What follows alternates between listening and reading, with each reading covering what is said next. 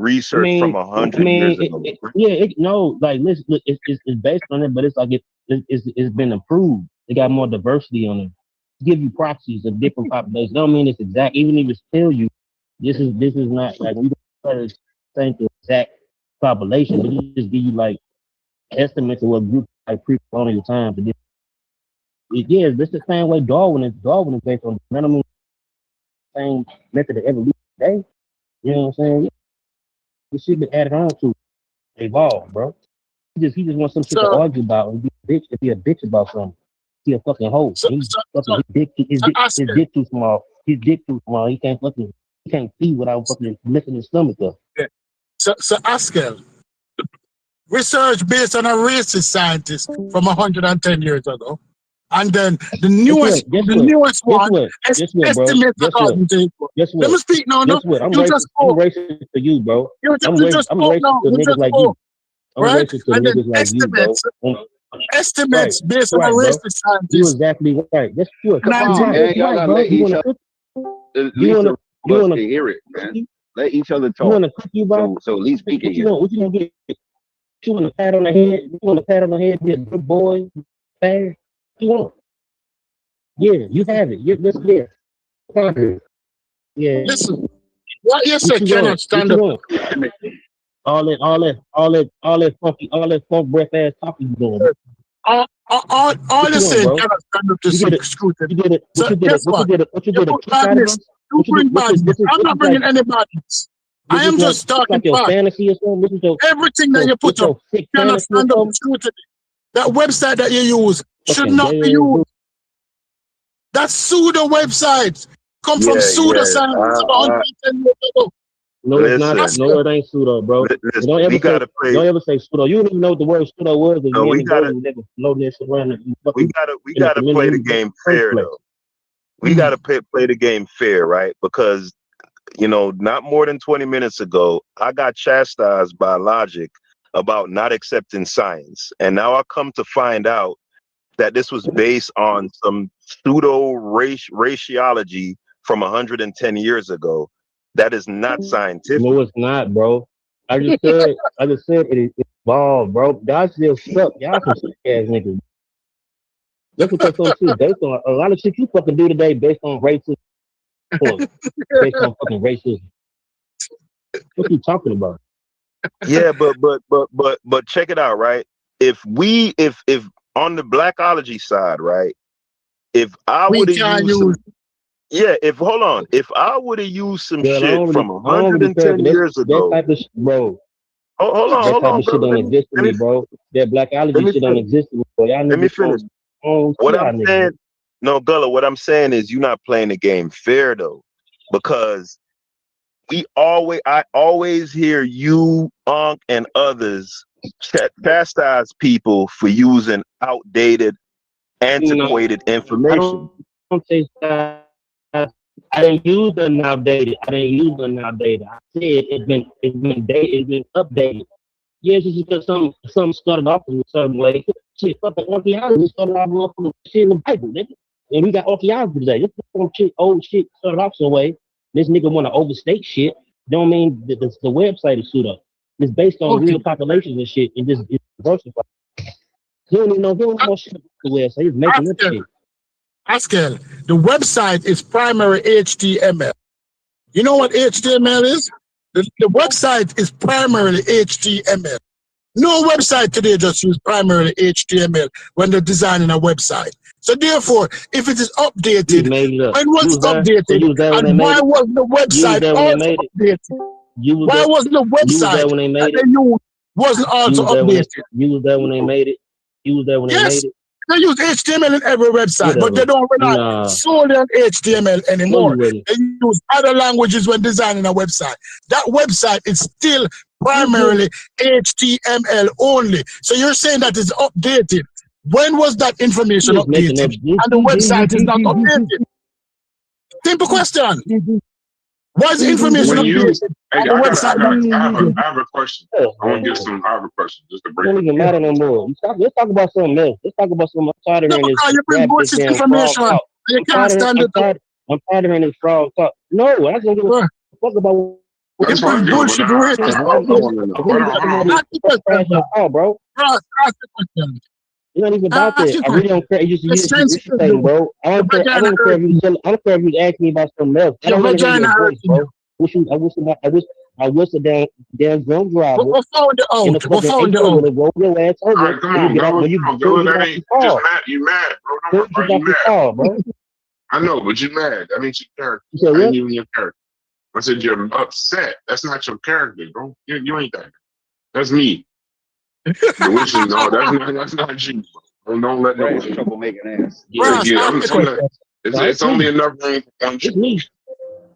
It's only me. Brass, ask the question. All right, Ask the so question, and bro. now I'm asking him as this is a serious question because I learned I could follow it. I know y'all keep saying it's old, but I could follow what he was saying. So, but my point is, when y'all trying to not critique, but you're saying that the information is old, right? But the updated information, is it different? Because I know y'all argue, but the Egypt argument, what's up, True? The Egypt argument is a lot of, with the thing from 1970, right? They was arguing something from UNESCO. That's from like the 70s. So if you're arguing that from the 70s, why is it so pertinent when y'all keep talking about the age of this? Because if the information is not different, it doesn't matter what you studied it, where you got it from. Right? Or wrong? Or am I saying that wrong? No, they rely on the same persons from 1919, 1921, 1931. And the latest information was from 1981. Baker. When we look into who Baker was, when we look into, can I speak? Can you ask him to allow me to speak, please, Brass? I hope you have a slow and suffering death from 1980, whatever the fuck. No. That ain't you. The information that he has, that he showed on that, the information that site has, even draw from this race is from 1981. Right? So, and when you look at who the people are who made these papers, most of them are old racist scientists, or old racist teachers. But he runs with the racist information and cannot accept that it may be wrong. I'm not saying that it's wrong. What we were saying.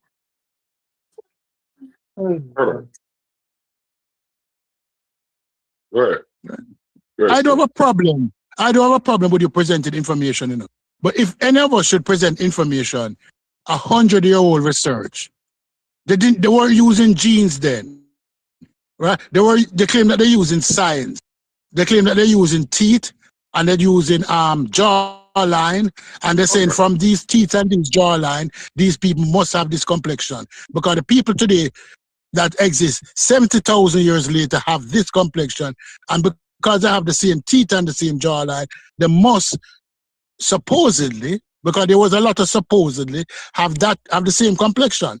So you go back to Africa of 70,000 years, and you bring up somebody that look like an African American with 20% admixture. You're bringing up people that look like, as I say, off the wall Michael Jackson. You're not bringing up any Wesley Snipes looking dude. And as you progress, you end up with, remember the time, Michael Jackson. I don't have a problem with the mixing, but when you go back to that thing that he presented and say, this is what they most likely look like, there was not a black face amongst them. But when we look at that time and look at that proportion of West North Africa, as he said, because we use a big area, you know, West North Africa, which is almost the size of the United States, the area that he used. And you say, the people of West North Africa is the origins of Egypt. When we know that, no, not all of West North Africa led to the origins of Egypt. It was in a specific area of the Nile Valley. Those people came from the Nile Valley. And he's saying that those people 70,000 years ago in the lower Nile Valley look like Jerry Curl, Michael Jackson. All right, so and then the last thing, and the other thing, he's talking about people coming back into Africa. At no time in his presentation, he mentioned migration within Africa. No, people was on the River Nile for 300,000 years. And you're telling me that nobody went back up into Egypt during the time then they were migrating out of Africa? Or during that time there was no intermigration? He has never mentioned intermigration once in his presentation. Because when I'm doing presentation, I do pros and cons. It's not migrating only into Africa. You had intermigration. Any common sense person will tell you that intermigration was taking place in Africa. We don't know how far it went, but we know that even with the Bantu expansion, intermigration was taking place in Africa. And they cover larger ground than Sudan to the Delta. But he makes no mention of black people. I'm using the word black as how Trump used black. He has no mention of black people migrating up the Nile or down the Nile. He's only saying Eurasian came into Egypt. Pascal, you here? Yeah, I'm here. Y'all got 60 minutes for me tonight to put this into something quick. Yeah, you know what I'm gonna do? I'm gonna start working on something, and then we'll set something. What time are you free? Tonight? It wouldn't be today. You ain't stupid. It wouldn't be today though. I got to put something together. Okay, so how long would it take though? Because remember, I want to go. I'm trying to get off the momentum of the show last night, so I don't want to put it out too far. Oh, I get what you're saying. Yeah, even if it's just a reaction, even if it's just a critique, it don't got to be. And then you can come with your own presentation. But I think outside of, hold on, let me take it over. And I don't want it to be like I'm not talking about skate and shit. This one, I'm.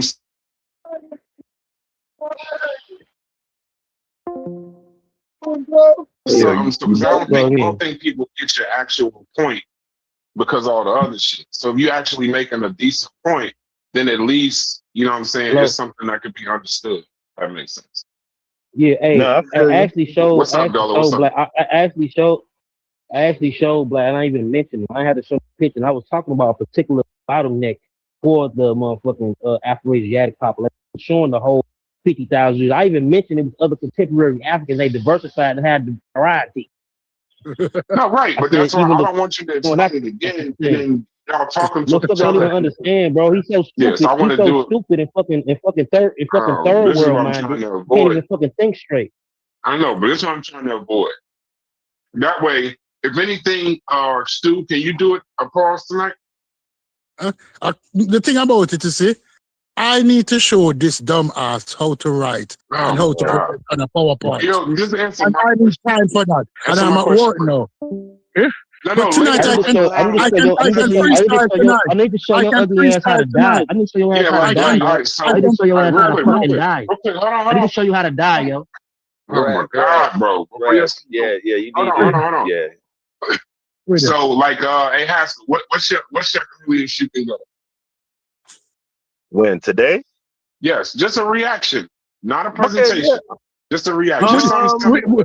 Will you be playing the video? You want to show somebody how to write, but you want to show somebody how to write, but you sitting up there with funky ass body odor, stinky ass. Hold on, Gullah, please. Hold on, Gullah. So, moderator, Brass or Chef? No, I can get it though. What I'm saying is, the only thing y'all really got to do is just watch some of the show throughout the day. Nah, for sure. We could do a reaction video whenever you want. Later today. Like, I guess we talking about what, like 6, 7 p.m. maybe? Yeah, like I said, I could go at 6, 7. I had 6, 7. That's cool. 8 o'clock. 8 o'clock. Okay, 8 o'clock. All right, I'll make some. Yeah. And it don't got to be a long show. It'll be y'all show, so y'all can just talk. We'll play clips from it. Yeah, you're just reacting and making your statement clear. Now, if you want to, when you make your statement, if you want me to pull something up, I can do that. Like, you could just tell me to go pull it up. Oh, for sure. Yeah, you know what? Hell yeah. That sounds good. Hell yeah. Yeah. Let's do it. That would be uninterrupted. It'll be just you. Maybe you, me, Chef, and TMI, whatever. But it'll probably just be me, you, and Chef. Like, whoever else want to come up. CPs. We need to get these Jamaicans on record. Of course. Y'all sound like hecklers right now. Of course. Of course, we love this. Tell Askel we thrive in this. We love this. The culture I come from, we love this. We love this. This is my favorite thing in the world. We love this. We enjoy this. Nah. Listen. I want to say that in a lot of ways, I've outgrown a lot of that. To be fair, but nobody You think you have asshole. You really think you? You just told a nigga last night you gonna punch him in his glasses. He bronze. Get the fuck out. No, but look, listen. This is what I'm saying. Listen, all I was saying, I wasn't making a threat like, yo, we could link up. I know I'm what you saying, I'm saying, listen, we're all middle-aged men, right? Mhm. And ain't none of us Anthony Joshua. Like, come on. But but I don't think that's what you were saying. Because see, I done watched it a bunch of times. I'm gonna see if you can walk with me on this. I think because I heard the nerd part. So I think he was trying to figure out why is we discussing gangster shit and we discussing some nerd shit. Right, that's It's what like I was saying. I'm on some nerd shit, just threatening type shit. So now I gotta, I gotta act like we ain't. But look, check it out, Brass. Check it out, Brass. Even if I'm a nerd, right? If a nigga constantly slapping me in the back of the head, poking his finger in my boy, like goddamn, like shit. At some point, you keep stuffing me in the locker. I'm gonna have a gun the next time you try to do this. You know what I mean? I might have to come back and shoot the school up or some shit. Yeah, that way. That's exactly why I'm. Oh man, we on YouTube. My bad. No, that is not exactly. They do anything. I appreciate, and I stand with TMI. Does not support police at all or school. Listen, actions. Brass, I don't agree with Askel. I get old now, so I fight a different way, but I still enjoy fighting. Stoopies love that ignorance. Stoopies love the ignorance, that right? shit. But I got old and I had to put it down. So when I find a different way to be ignorant, I love it. I love it. I tried in it when I was younger. Yeah, I'm trying to calm this shit down, but I'm getting hit all over the head like while I'm trying to like piece it out. Hey, I'm gonna get ready for the show at 8. I want to segue into something. Yeah. So, I'm about to admit something, and y'all just take it for whatever. It's Black History Month, and I have no idea what to do. I feel like I don't. I know this sounds crazy, but I can't think of any Black History Month content to do. I can't. I tried. Like I was like, okay, we can do something, and everything on any topic that I could think of, it all just seems like repetitive. It's like what I don't know what else I could say about Martin Luther King. I don't know. So I'm like, and I'm kind of uncomfortable that the first 4 days we've been talking about Egypt and morality and stuff like that, but I haven't even seen a lot of Black History content. I wonder if that's what other people are going through. But didn't Chef say he was gonna do something? Yeah, I know, but I'm talking about me. I'm saying like he's got his idea, but even Chef was about to put a show out. I think he was about to do something with like a white lady or something, and he pulled it back. No, he pulled it back. That was the thing he had on Madam O'Hare, but he pulled that back. We were working on that years ago. We just finally got that. Yeah, like I'm struggling with that. Ross, let me give you a topic. Let me give you a topic. Since you're strong in finance, can you do a presentation on Black people, the impact of Black people in the financial sector of the United States, how impactful we are? Okay, done. And because you're the finance, that's the strength. Yeah, and what we mean to America and the American economy, right? Yeah, from the slave ship to Wall Street. Okay, and that'll be the title of the show. Right. Yeah, because that will show the impact. Because many persons think that Black Americans didn't have a significant impact. It wasn't only physical, it was both mental, it was both financial. That would be a good show. Yeah, and since you know about finance. They play up the brute, they play up the beast of burden part of it. Yeah. and Yeah. completely leave out all the inventions and the innovations, the open heart surgery, the stoplight, the clock. Everything. That could be black people in industry. In general. Yeah. Yeah, Corey could the black people in industry because that down in line. But you the finance. Yeah. I did a show before on finance about black banking. I did a show on the other thing, and that was a pretty good one too. All right, I got you. Good night there. I'll stay in my lane then. But I want to see more Black History stuff. Hey, Brad, I have another idea, Brad. We need some more stuff like that. Go ahead, DQ. I had another idea for you. I did when the first Black History Month started. Just drop old shit that we did back in the gap. We all used to, well, I can't say we all, but majority of us stood on the front line, or we stood for a certain cause, or we was at a certain event, or we invoked a certain inspiration. Something. I know y'all got some throwback shit you did. I posted when I was vice president of my fraternity, and I had to speak against racial injustice on my campus. You still got that? Yeah, I posted in the chat. I posted again. It's shit that I know many people in this motherfucker that fought for. So it ain't got to be an outside person. Nigga, speak about some shit that you done did even for the advancement. I don't mind that, but you know, then DQ, do that presentation. This audience, we hesitate. DQ, do that presentation. Do that presentation for us in the channel, the one that you spoke on in college. That would be good. That's cool. That's cool. Yeah, that would be good. So link up and choose a day and do that presentation also. Yeah, let's keep the activity up. Does the Ansar community and like Dr. York, does that stuff count? I love this nigga, bro. I'm glad he's back. I'm glad my boy is back. That's my man right there. This nigga passed. This is why y'all niggas need to show. I'm telling you, y'all don't know, but like when you study like drama in school or something, you realize like they teach you about comedic timing and pregnant pauses and stuff like that. Y'all motherfuckers got that shit naturally. That shit is now y'all will naturally say that shit like at the right time. At the right time. I think, you know what I think Chef Bag might actually be? And I don't think he ever did it. I thought it was lame when the other dude was doing it, but I think Chef will probably do better. Chef should do reaction videos to these other guys' conscious community shows. Because one, they won't strike him. And he can like literally just react to these shows.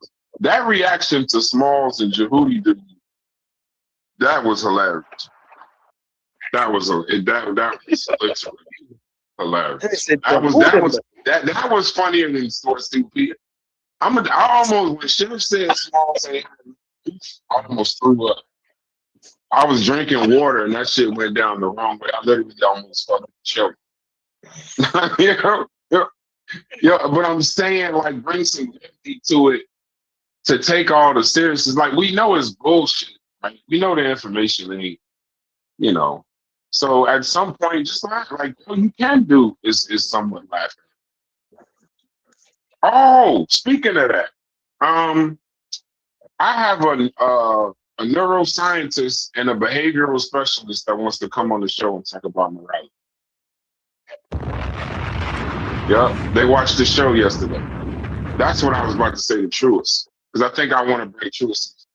Because there's a guy, like there's a lady and a guy, and they both watched the show. They're interested in like, and they said we wasn't that far off. That's crazy. That's like the second time in 2 days I'm hearing someone saying, even though y'all just having regular conversations. We ain't stupid. You be acting like we're not qualified. Yeah. Niggas ain't stupid. They said it, Chef. They was like, y'all not that far. Yeah, she said like y'all conclusions, the questions y'all was asking was saying a lot about what, like how good of an understanding you got of conversation, things like that.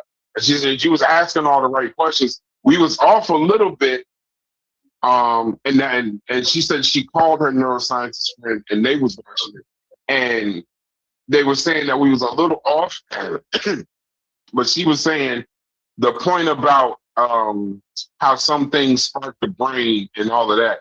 When I tell you they was clowning me about the 2 + 2 is 4, they was like, bro, how many times was you gonna say 2 + 2 is 4? Like, or 2 raps in one rap and then another one. She was like, yeah, she said it's not as deep as you think. I was like, okay. Yeah. And she tried to start explaining it to me, but then she was like, nah, I'm just doing it on the show. So she told me to call her after. She told me to call her after Black History Month. Brass, they catch you grasping that straw. They tell you that you were grasping that straw, Brass. I think she was saying you was trying to win. Because I know the lady, but I don't know the neuroscientist. But I know the lady. It's just she was like, you was trying to. She said you was trying to win, and she said you kept saying it over and over again. She's like, you know what? And you knew we didn't know no way around it. Yeah, I was holding on for dear life. I ain't gonna lie. Because you couldn't figure no way around it. No, I couldn't. There was nothing else I could say. It was like, it made sense. Nigga. 2 + 2 was 4, nigga. Just like, what? Yeah, just fight like that. But no, bro, Chef, you should do reactions, bro. Whatever show you do, you should start it off with just like a decent level of reactions. Because even if it ain't you, even if like you might want to prove actual point. But another thing is, you might get I don't think Chief X should get left out of the whole thing. Because after this shit with Reggie, I think that's how it's gonna end up. Everybody just gonna be talking to you left out. So maybe if you want to tell them, it's Switzerland. Like if you can talk to me, you know what I mean? Because now it's basically my is just talking about him. And he in the chat under another name, which is so lame. I mean, it is so lame. Bro, he be in the chat 3 times. He know he welcome, right? He know he welcome. Right. But you kind of know when you fucked up, right? So I think he deleted the Reggie video. You feel me? Like I don't think he should have deleted it though. I don't think he should have deleted it because that's how he felt. That's how he felt. He was drinking, and Reggie didn't deserve that. Reggie deserved to be made. The video didn't make Reggie look bad. It didn't. But the fact that you went with his family up because you lost the argument, that's crazy. You feel me? You can take the video. Wait. But when you take the video down, it's not like it didn't happen. Yeah, the video just ain't there. Look, it made Chief X look bad because he was, he took it there, and then you see him drinking on the thing too. So he was took drinking it down on the show. I didn't watch the show. He was drinking on the show. He thought his camera was down, and you see him. If I'm thinking about the same show, because no, that's a different show. That was on our show. Oh, no, that's different. Yeah. He was describing like a different show. But yeah, no, I mean, I'm not. He could, even if he took the video down. If y'all don't think that's how you feel about Reggie, like I hate really that he's not in the Discord now because he can at least explain himself. But if that's how you felt about Reggie, then that's how you feel about Reggie, bro. The truth and how people feel about each other gets us way further than trying to act like we trying to have a scholarly conversation. That's not a lot of times when you realize that we don't even know each other to really dislike each other like that. So it could also help you readjust. You feel me? That I really don't got a personal issue with this nigga. You feel me? But I think he really do. No, it's impossible. Bro, you can't say that, bro. You cannot say that, Chef. That's your nature. And that's how you deal with people, and that's your worldview. People hate people they've never met all the time. It happens every day, bro. We living in a different, what you saying, Chef, makes sense for when we was kids and life wasn't so digital, life wasn't so online. But now that life Yeah, is I'm a mainly witness. online, I'm a witness. I'm a witness to that right. I'm a witness to that right now. You hate that nigga, this nigga right here. yeah, I didn't want to say that. I was thinking it, but I ain't want to say it. But like, if you think if we took Gullah and Stu Peas and put them in the same place right Always now, remember that. it wouldn't be I love like, that dude. oh, you know, Because I that was love just retarded people. like they I need to love cool retarded off. people. I've always been there for retarded people. I love them. I love him. This on site. This on I site with me. love retarded people. Look at him. It's on Look at site him. with me. I'm gonna beat his ass. Like, This retarded. Hold on. Y'all still in the conversation. Y'all changing the live. conversation. We live, y'all. We live. Yeah, we live. We also live on YouTube. That's why I started running the conversation.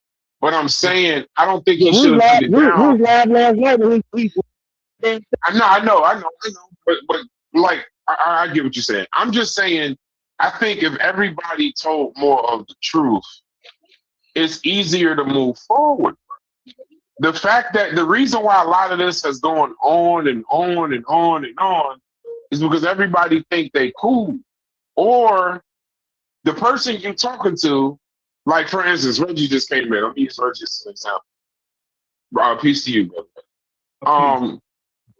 Reggie knows and feels like the majority of the people that he talked to on this subject are underqualified and uneducated to even have the conversation. But we're on YouTube, it's a panel, and people address him, and then he'll address them, and he ends up in conversations with people that you really shouldn't even have the conversation with. But it is what it is. But sometimes, Chef, you know this. You gotta tell them off like, yeah, nah. Like when you ask somebody, like they're telling you about the Bite of Benin, the Bite of Biafra, they're telling you about Bitterman and Black Bull, they're telling you all the Black Eat Japan, the shit that they say on the shows. And then you ask them, well, where's Egypt? And they're like, I don't know. I couldn't point it out. Then you know you ain't really supposed to be talking to them because it can only end in contention. So you have all right to say, like, you're not qualified, you're not educated. And that's not arrogant. That's not arrogant at all. So I'm saying online, y'all been talking for years. Chief X might really feel like that about Reggie. And that's what he wanted. He was saying things that he was like, I don't even think this is true. This is what I think. You ain't making that up. It's just not something you probably should say unless you just want to destroy friendship. Or maybe it ain't no friendship. You just, we just went through that, but you know what I'm saying? We just went through that where it was like, we took it there. This Discord and some people in it to other people and made a decision like, well, just, fuck it, let's get abducted. Like, it is what it is. If this is the turning point where you go your way and I go my way, then it is, good. At least we got an understanding that I don't like you, you don't like me, and then we good. Like that's a good place to be sometimes. That's a good place to be. I don't want nobody thinking I like them or I'm cool with them, and I'm not. If I'm not, then I'm just not. So yeah, I think that's how you felt. That's a long way to say. I think that's how you felt. And if you really feel like that, don't take it down. Because now, to me, when you take it down, that's when my spidey sense start tingling. And when people say it's just liquor, you damn near kind of confirming it. You know what I mean? Now you confirm it. Like, if you drink something, you don't get mad. So is that your real feelings or is that the alcohol? I think it's just real feeling. But I could be wrong. But y'all go ahead, bro. I ain't trying to. That was a long way to explain. I don't think he should have took it. I think as a grown man, he should have took it down. First off, he shouldn't have never did it. But yeah, wait. Okay, that's what he shouldn't have never did it in the first right. So, and if you do something that you shouldn't have did, it's never too late to take that shit back. You feel me? Or to try to repair what you did. Like I would never tell a person, you dig what I'm saying? It's too late to try to fix that. No, it's never too late to try to fix something. You know what I mean? Especially if you did it. If you cause somebody an injury, you dig what I'm saying? Then hmm I would never tell you don't try to, you know what I mean, make amends to that, right? Why would I do that, right? Whether it works or not doesn't matter, but it can work towards mending that shit, right? Or not making it worse if you keep it up. If you do a video and you put somebody's family up and you keep that shit up, then you're keeping the same energy up. You dig what I'm saying? Like Or you mean like how if you do a video with a cartoon of a nigga strangling a gorilla and confabulation, you keep that up if you yeah, mean it like or you don't mean it. but well, if you have the conversation, I think they meant Right, that shit. No, right. I So think then, they so then meant they not that. supposed to take it down. Yeah, but I'm saying I don't. If Chief X feel as though he was wrong for doing that, you saying he shouldn't take it down because I that's don't how think they he felt feel. like he was I wrong. I might hold on. I might not like a nigga, right? Uh-huh. But if I go and punch that nigga in his mouth, I'm wrong. You feel me? Just because I don't like him, don't mean that I'm not at fault for doing something wrong to a motherfucker. You don't got the right to do something to somebody because you don't like them. That's fucking crazy. You know how We many live in people America. would That be, sound like you. I don't even know what you saying. bro? Well, Are you Like serious? if you You don't, know how many people if you you don't like? hold on. If you think a motherfucker, no. If it's somebody you don't like, and in your heart you believe Stay away like from them. they are like yeah, but that don't always work when y'all in the same. Believe it or not, Black Egypt is a space. These 8 channels in this particular part of the conscious community overall, abroad, these 8 channels is its own ecospace. They're the reason why they got friction is because they really can't. It's like living in a one-bedroom efficiency. You're gonna end up bumping into the motherfucker if there's 2 people living there. So it's only like they all frequent the same places. If Reggie on Sonetta and Chief X go on Thursday, he say something, then he say something. The shit is like tennis. I'm saying if you actually feel that way, like for example, he takes the video down. Reggie, you in here. Chief X takes the video down. Do you believe he didn't mean everything he said in that video because he took the video down? he still believes what he believes, but Yeah. but the problem is, I just want to say a few words No, about go ahead. You can take it from me. Me and Chef will talk about that later. and I gotta and get ready for the show. yeah. Okay. So basically, okay, it's supposed to be an intellectual conversation, and he would he how can I say, he didn't take it out on Chef because Chef did most of the work. Chef tracked what he said. Chef showed that he was wrong. Chef did all of that, right? He tracked everything that the dude said. Okay, so what he does is he takes it out on a person who is professional. Not saying that Chef is not professional. He takes it out on a person and he brings my family into the conversation. He says that I'm not to father my son, right? Even if, even if perchance that is, and that's just hilarious. But but how does he know? So he's saying a lot of false, untruth things about me when the subject is about Black Egypt, right? And so the question is okay. So Brass, you've done a quick review on my son. So my son has political affiliations, Yeah, right? it's And official. my son, hopefully, he's gonna get hooded as a PhD in May, and Mm. he's defend after that, and he's gonna get a PhD in science, something that we talk about. My son is getting a PhD in science, right? hmm And this is something that him and his mother worked on.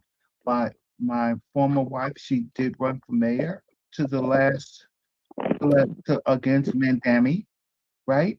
And then it's interesting that my that what it does is it takes people to look at my wife in a very negative way, right? That all of a sudden he's saying that my wife was not truthful to me, that my son is not our son, right? It's something that other people can use against me, but it has nothing to do with the intellectual argument, right? Then he calls me a child predator, and there's no basis in that, right?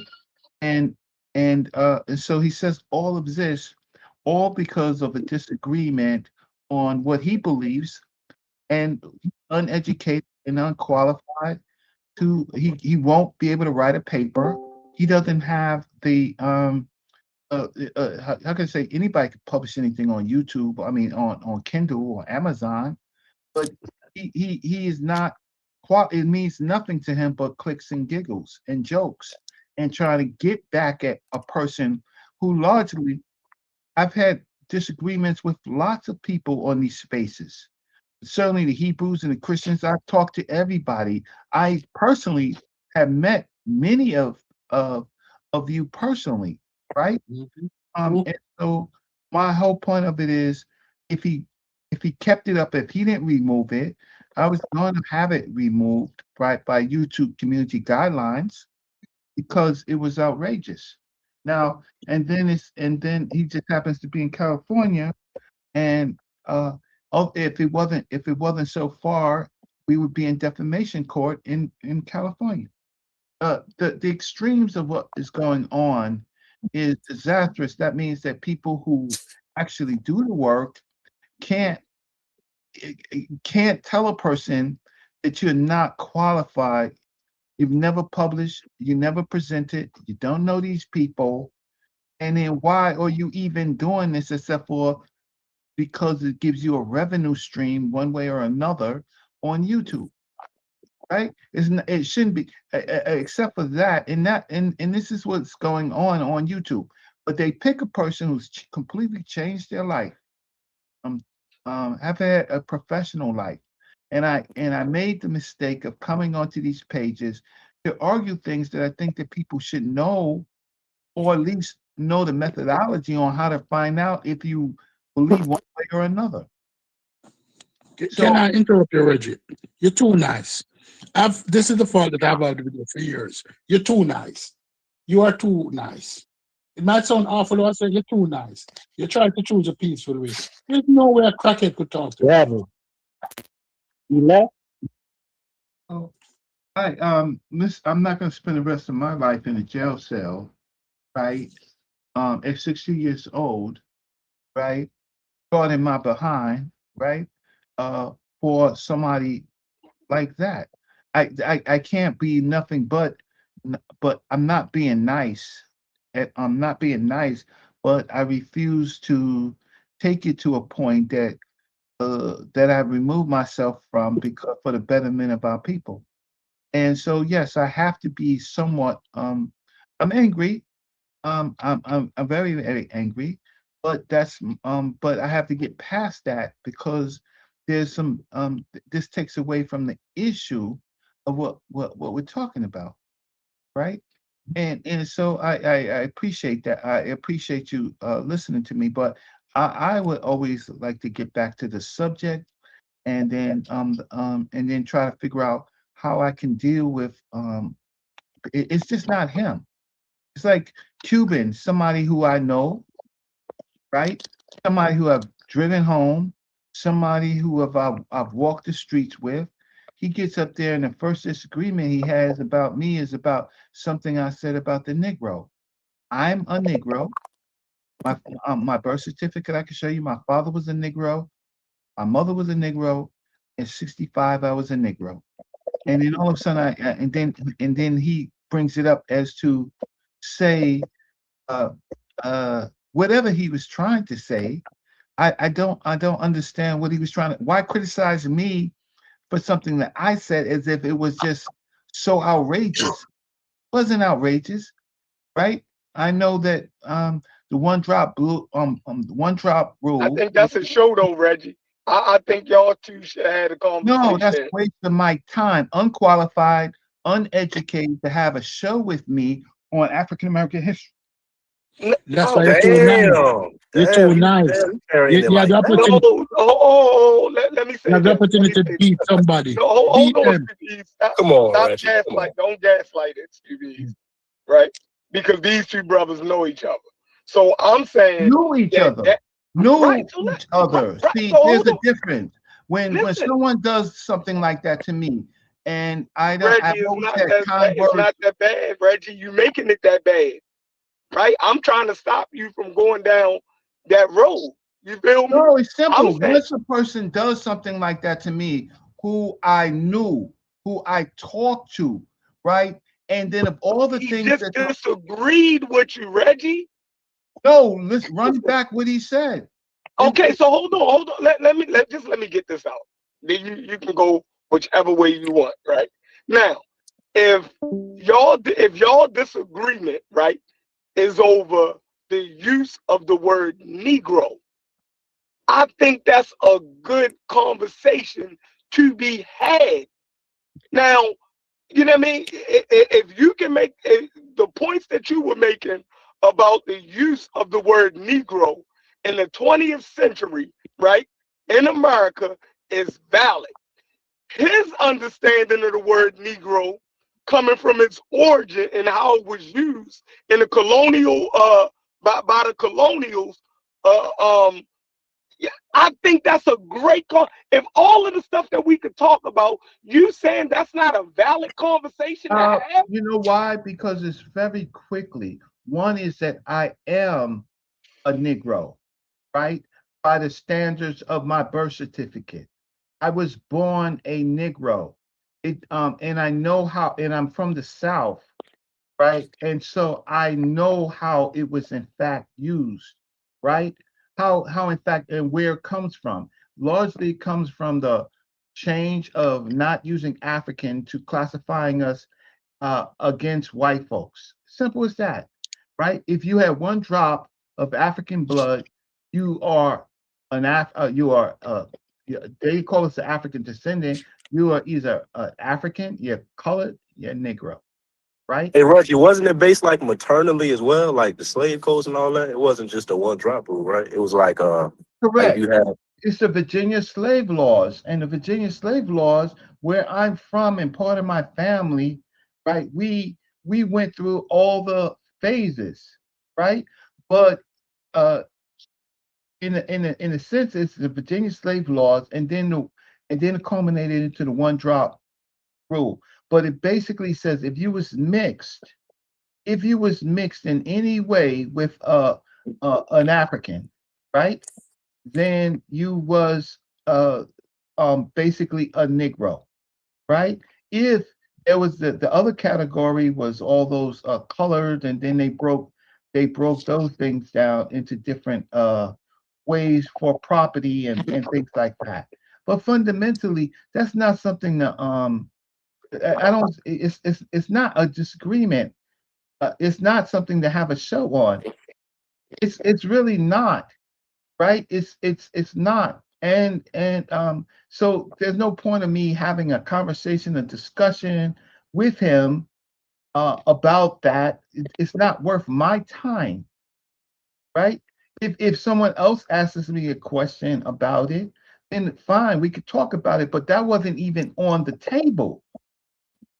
That wasn't even. Hey Reggie, y'all, you don't think it'll be informative if you do a complete show historically breaking down what Negro was and who like Diop and other scholars at that time thought were Negroes and how that transferred over to America and like the little you don't think that'll be informative? Well, I think that with the French Africans, their version of they remember that they went through their own situation in Europe. They didn't have the American slave laws. They had Yeah, their yeah. So let's stick with American slave laws, right? You know, like in Virginia, because I'm from here too. So you know, like the Melungeons that's in Virginia, that's like that mixed group of No, people. it wasn't just in Paris though. You got the Code du Nord in Louisiana, French territory in America. Like African American ain't the only African that I have here. Like I'm Afro American and Afro Cuban. Afro-Cubans went through it too, bro. Like in Spanish Americans, Colombia, black people are nigger.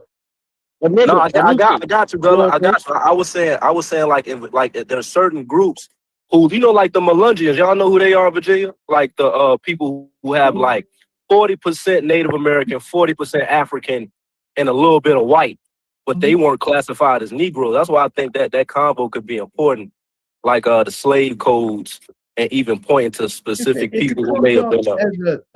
as a topic, as one of the big topics, but it was just an off remark. Had nothing to do with anybody was talking about. I made a quick remark that I thought covered dealing with mixtures, right? Because in the American slave laws, they were dealing with property and enslavement. And if in fact that you was mixed with African, you would be considered a Negro. And if you and by looking at a person's face and phenotypes, there are groups of people that could hide it. That was a category of colored. But when it came down to the laws, property, who could be a slave, right? That then the issue of Negro dealt directly with having some family relationships because they didn't do DNA at that time with an African person, right? And it's so it's What not type of African though? Because I think y'all can talk about even like the overlap or connection with like how Negro land and who those people during that time of scientific that's racism. true. I think y'all That's could talk about all that because they but won't that's just talk true. about any old African when they were saying That Negro but that's or you.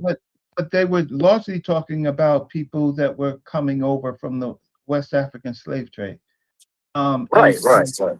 so it just if you was mixed with any of those groups of people, you would be a Negro for their slave laws. And so children born to parents who were related to the slave trade was converted to slavery for the most part. As and Virginia is an interesting place because that's where they began to encode the laws.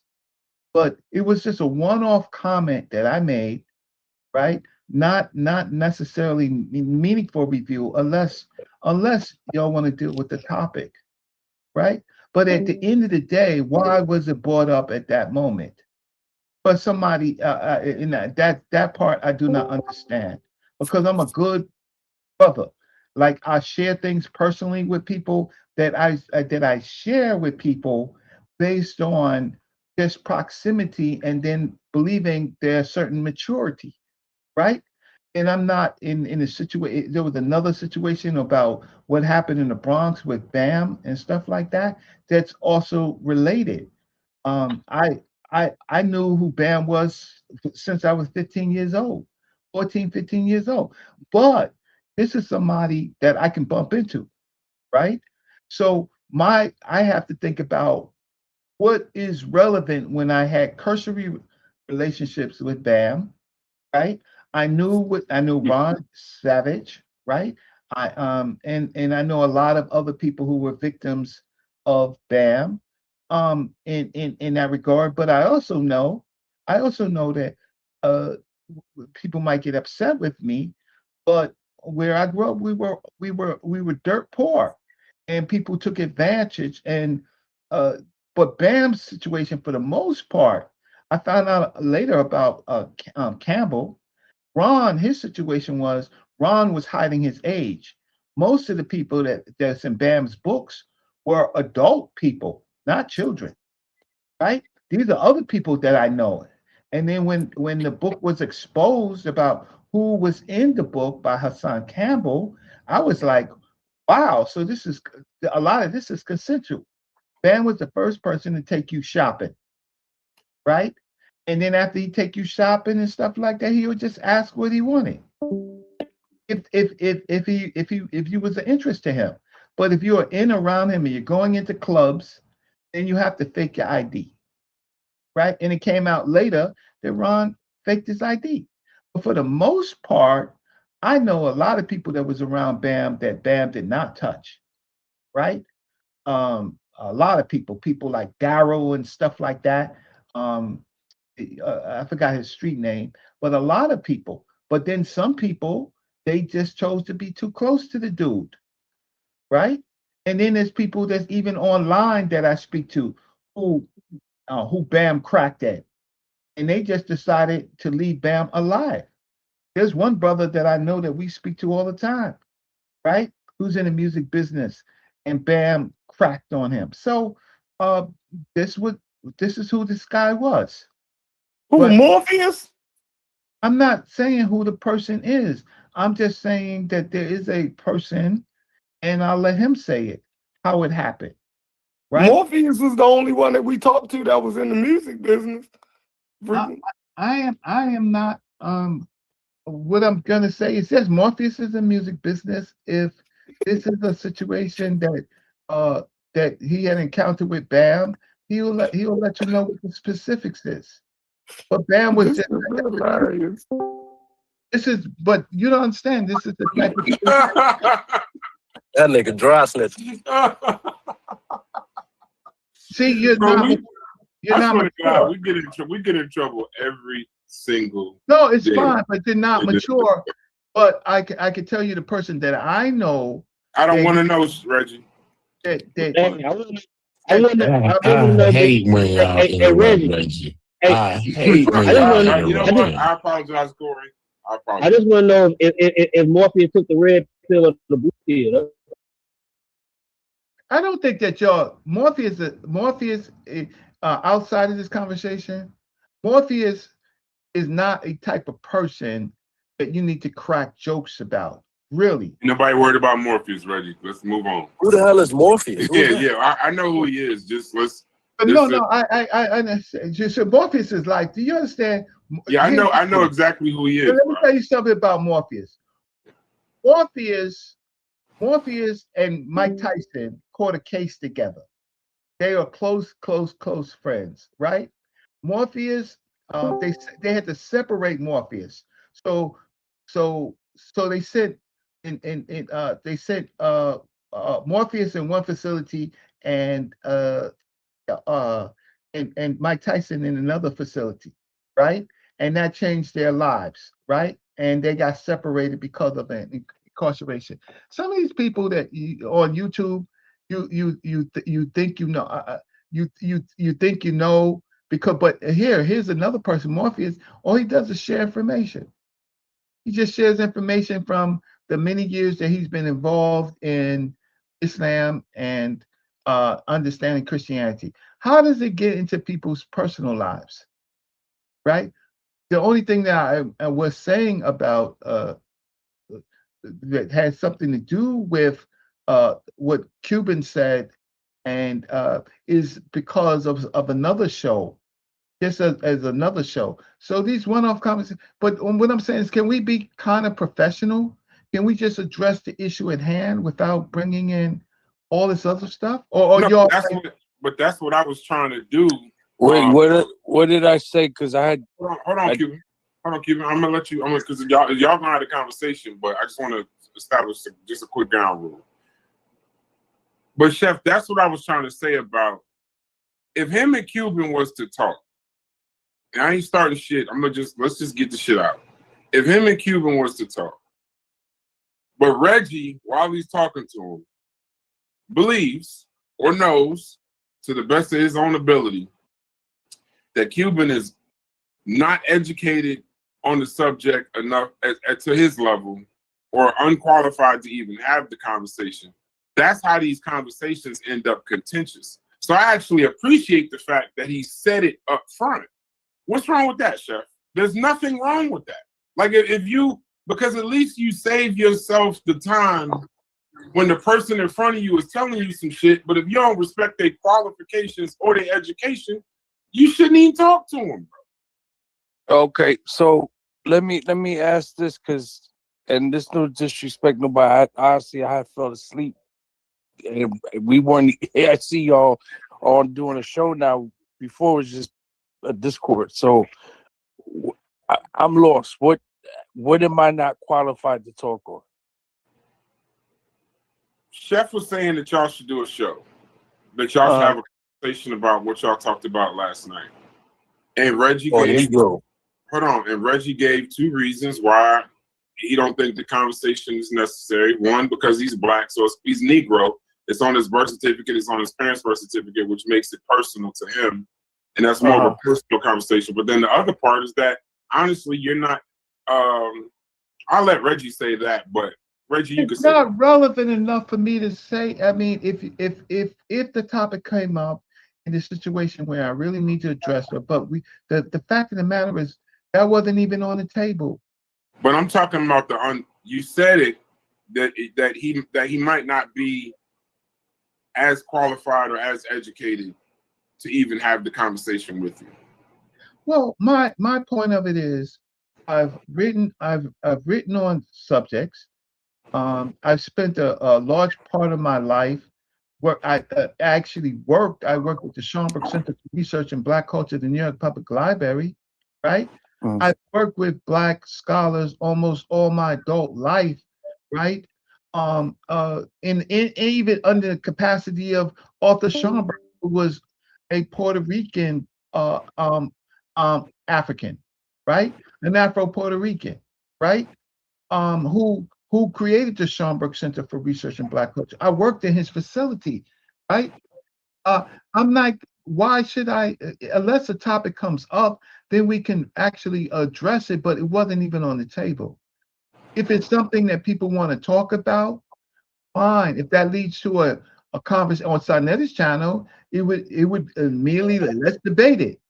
I'm like, first, before I debate something, if I debate something, it's like, who am I debating, or what is it to the person? What is the person has said enough about the subject that warrants me to have a debate with them, right?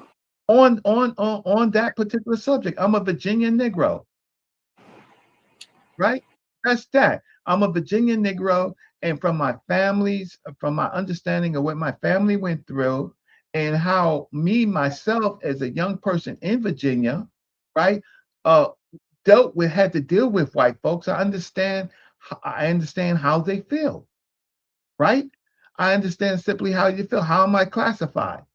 As soon as you're classified as a Negro, you're dirty, you're a criminal, you're subhuman, right? In the regular relationships with white folks in Virginia.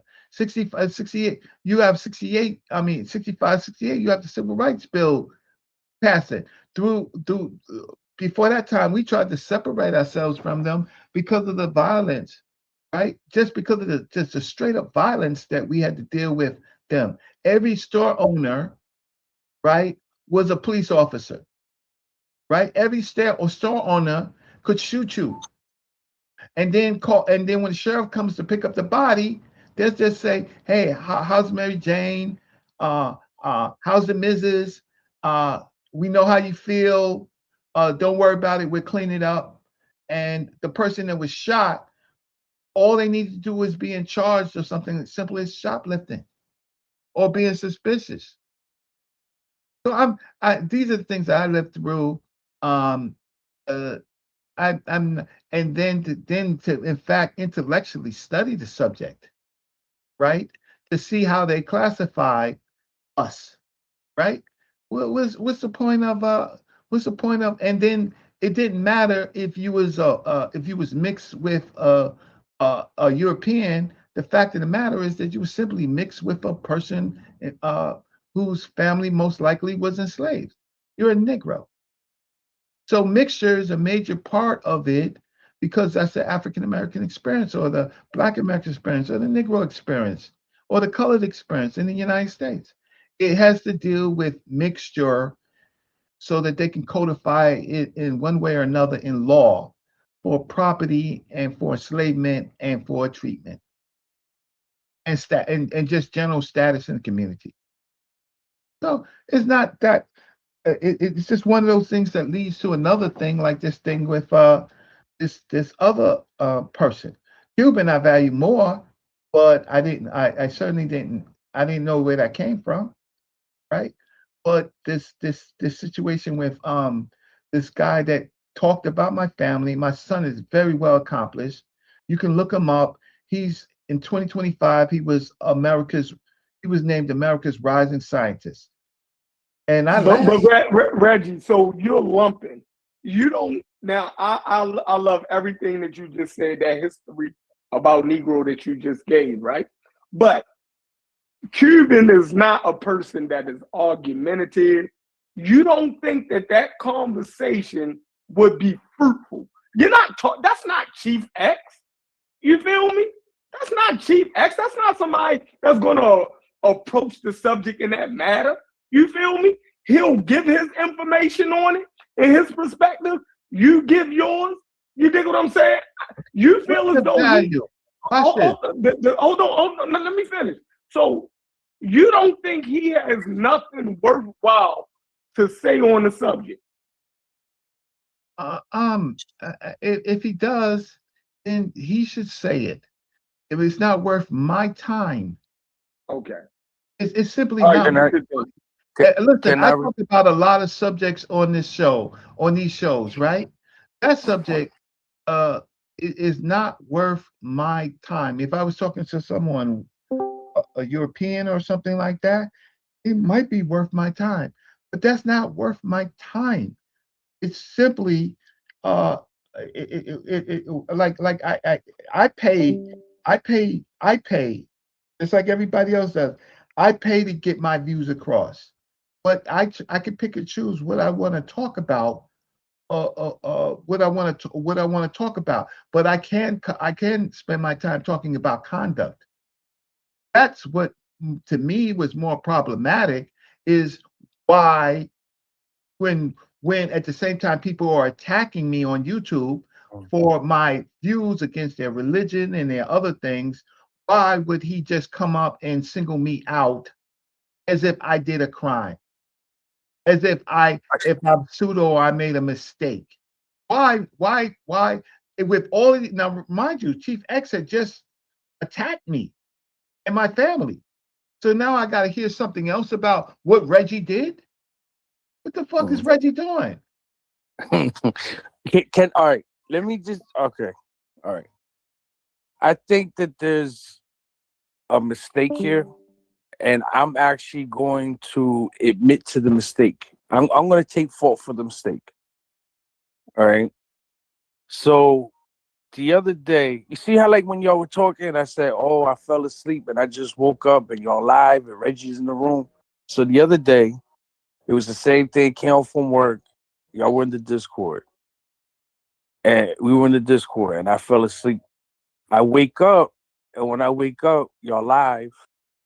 And I heard this is what I heard. As soon as I wake up, what I heard was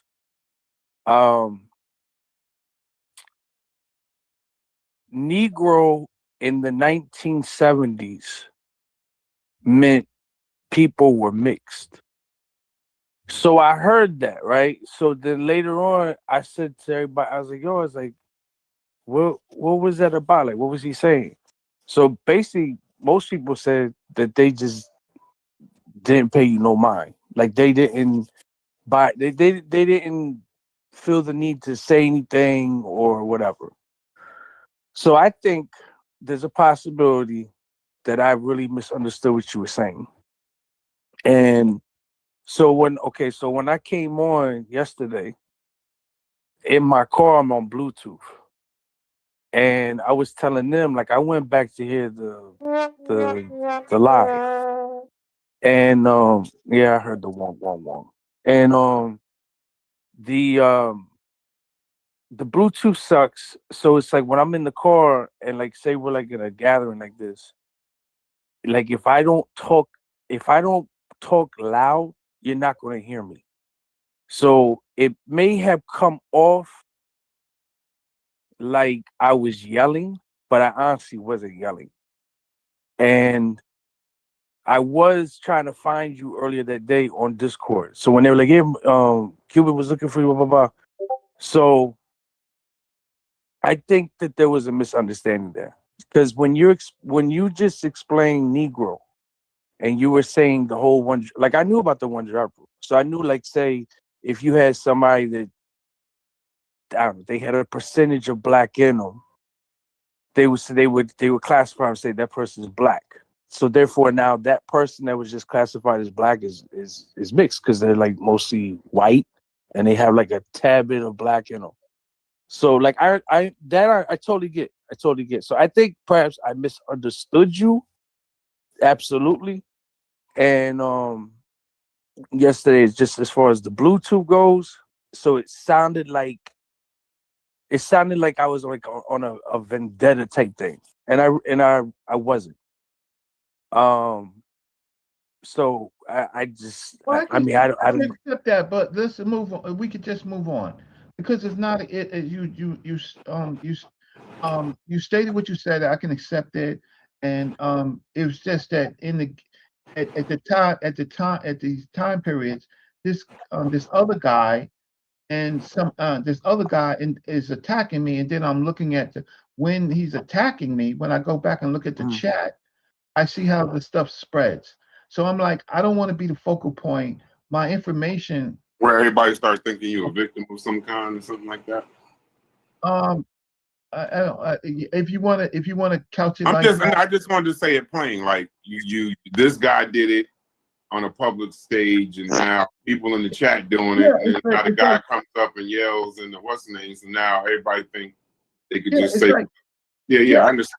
And all of this is to deal with my arguments, not me as a person. I get that. Like that, and that should be it in any way. If we're dealing with subject, we should be. We're not savages, right? So if it's worth our time to deal with the conversation, fine. But again, not directing this at all to Cuban, right? A lot of these subjects, a lot of people have not been in a research museum. I mean, a research library, right? Not been to a museum, right? The amount of books that they've read on the subject is limited. The amount of Googling is the majority of what we do, right? And so it's just this dilemma. So when I come on and there's a subject on that I'm interested in at least adding some information to, I think I try to add some information to, right? Or not. Like the situation with Professor Small and Introducci. I have some agreements, but a lot of disagreements. I know what they're trying to say, but the fact of the matter is, the simple thing is, ask them for a source of what they say.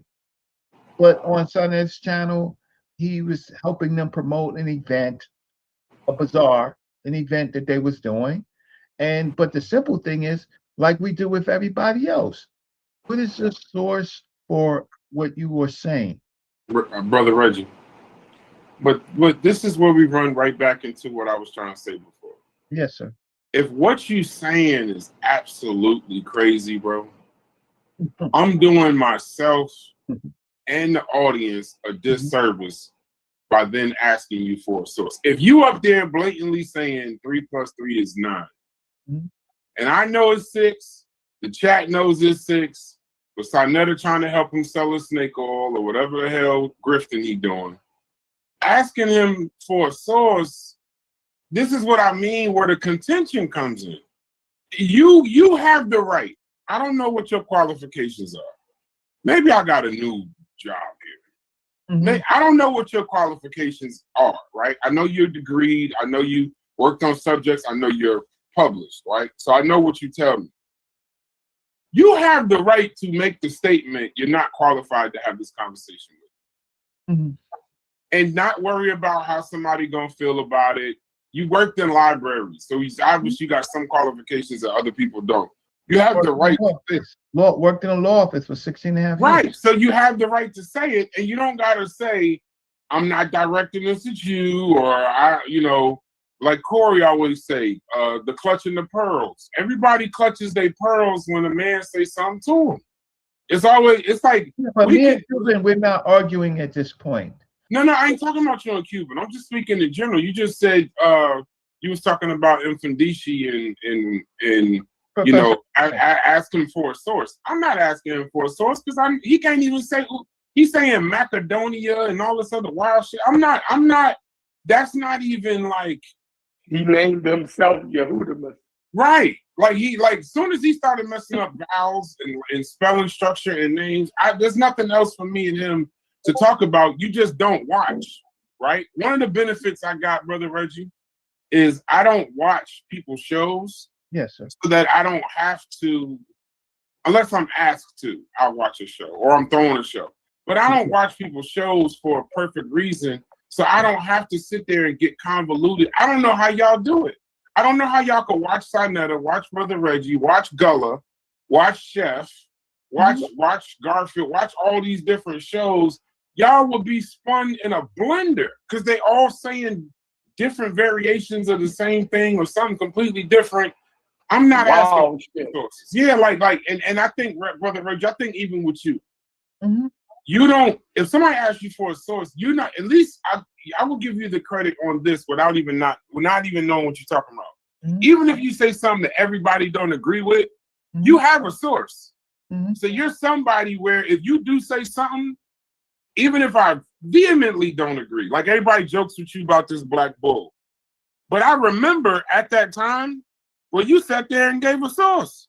You gave a source, information, explanation, how you got there, pictures, different stuff. So that right there, you different. But I'm saying some people you just don't gotta have a source. And I don't think, I'm not your management, but I don't think you should even have conversations with everybody. That's a fact. I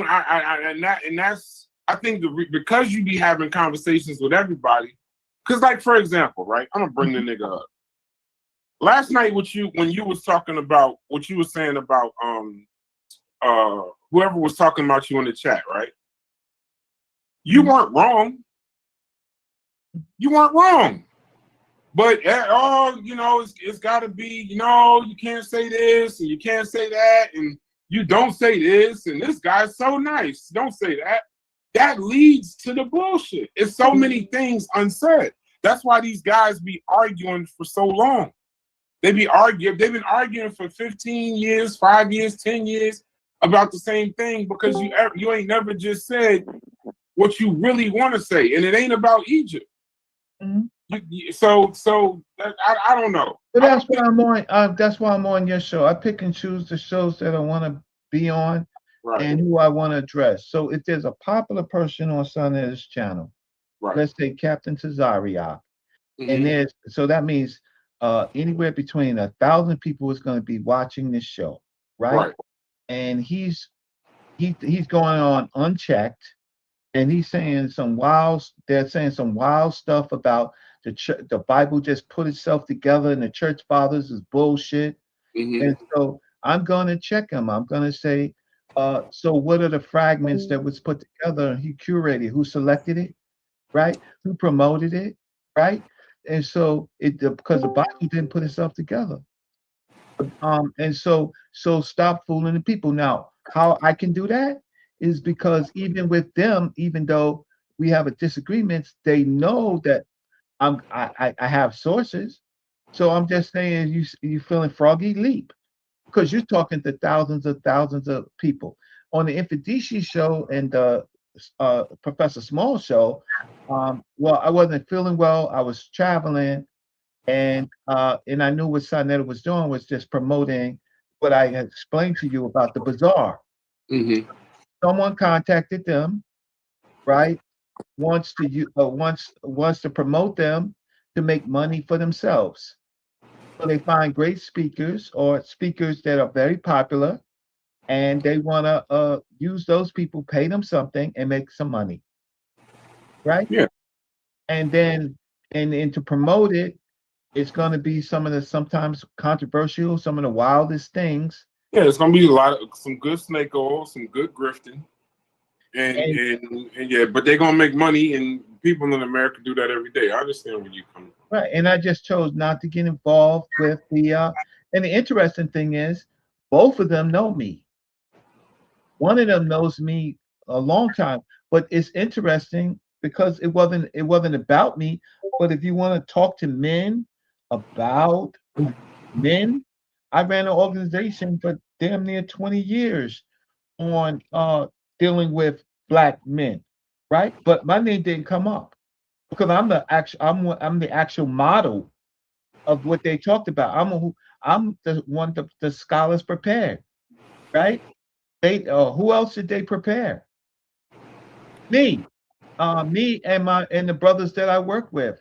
We were always at every meeting, every disagreement, every promotion, right? And we put our futures on the line for what their thoughts. That's all of them. So I'm smiling because then I'm like, well, if you're gonna talk about men, then talk about the men that you produced. This Infandishi guy, right? Well, Jehudimus. Jehudimus, right?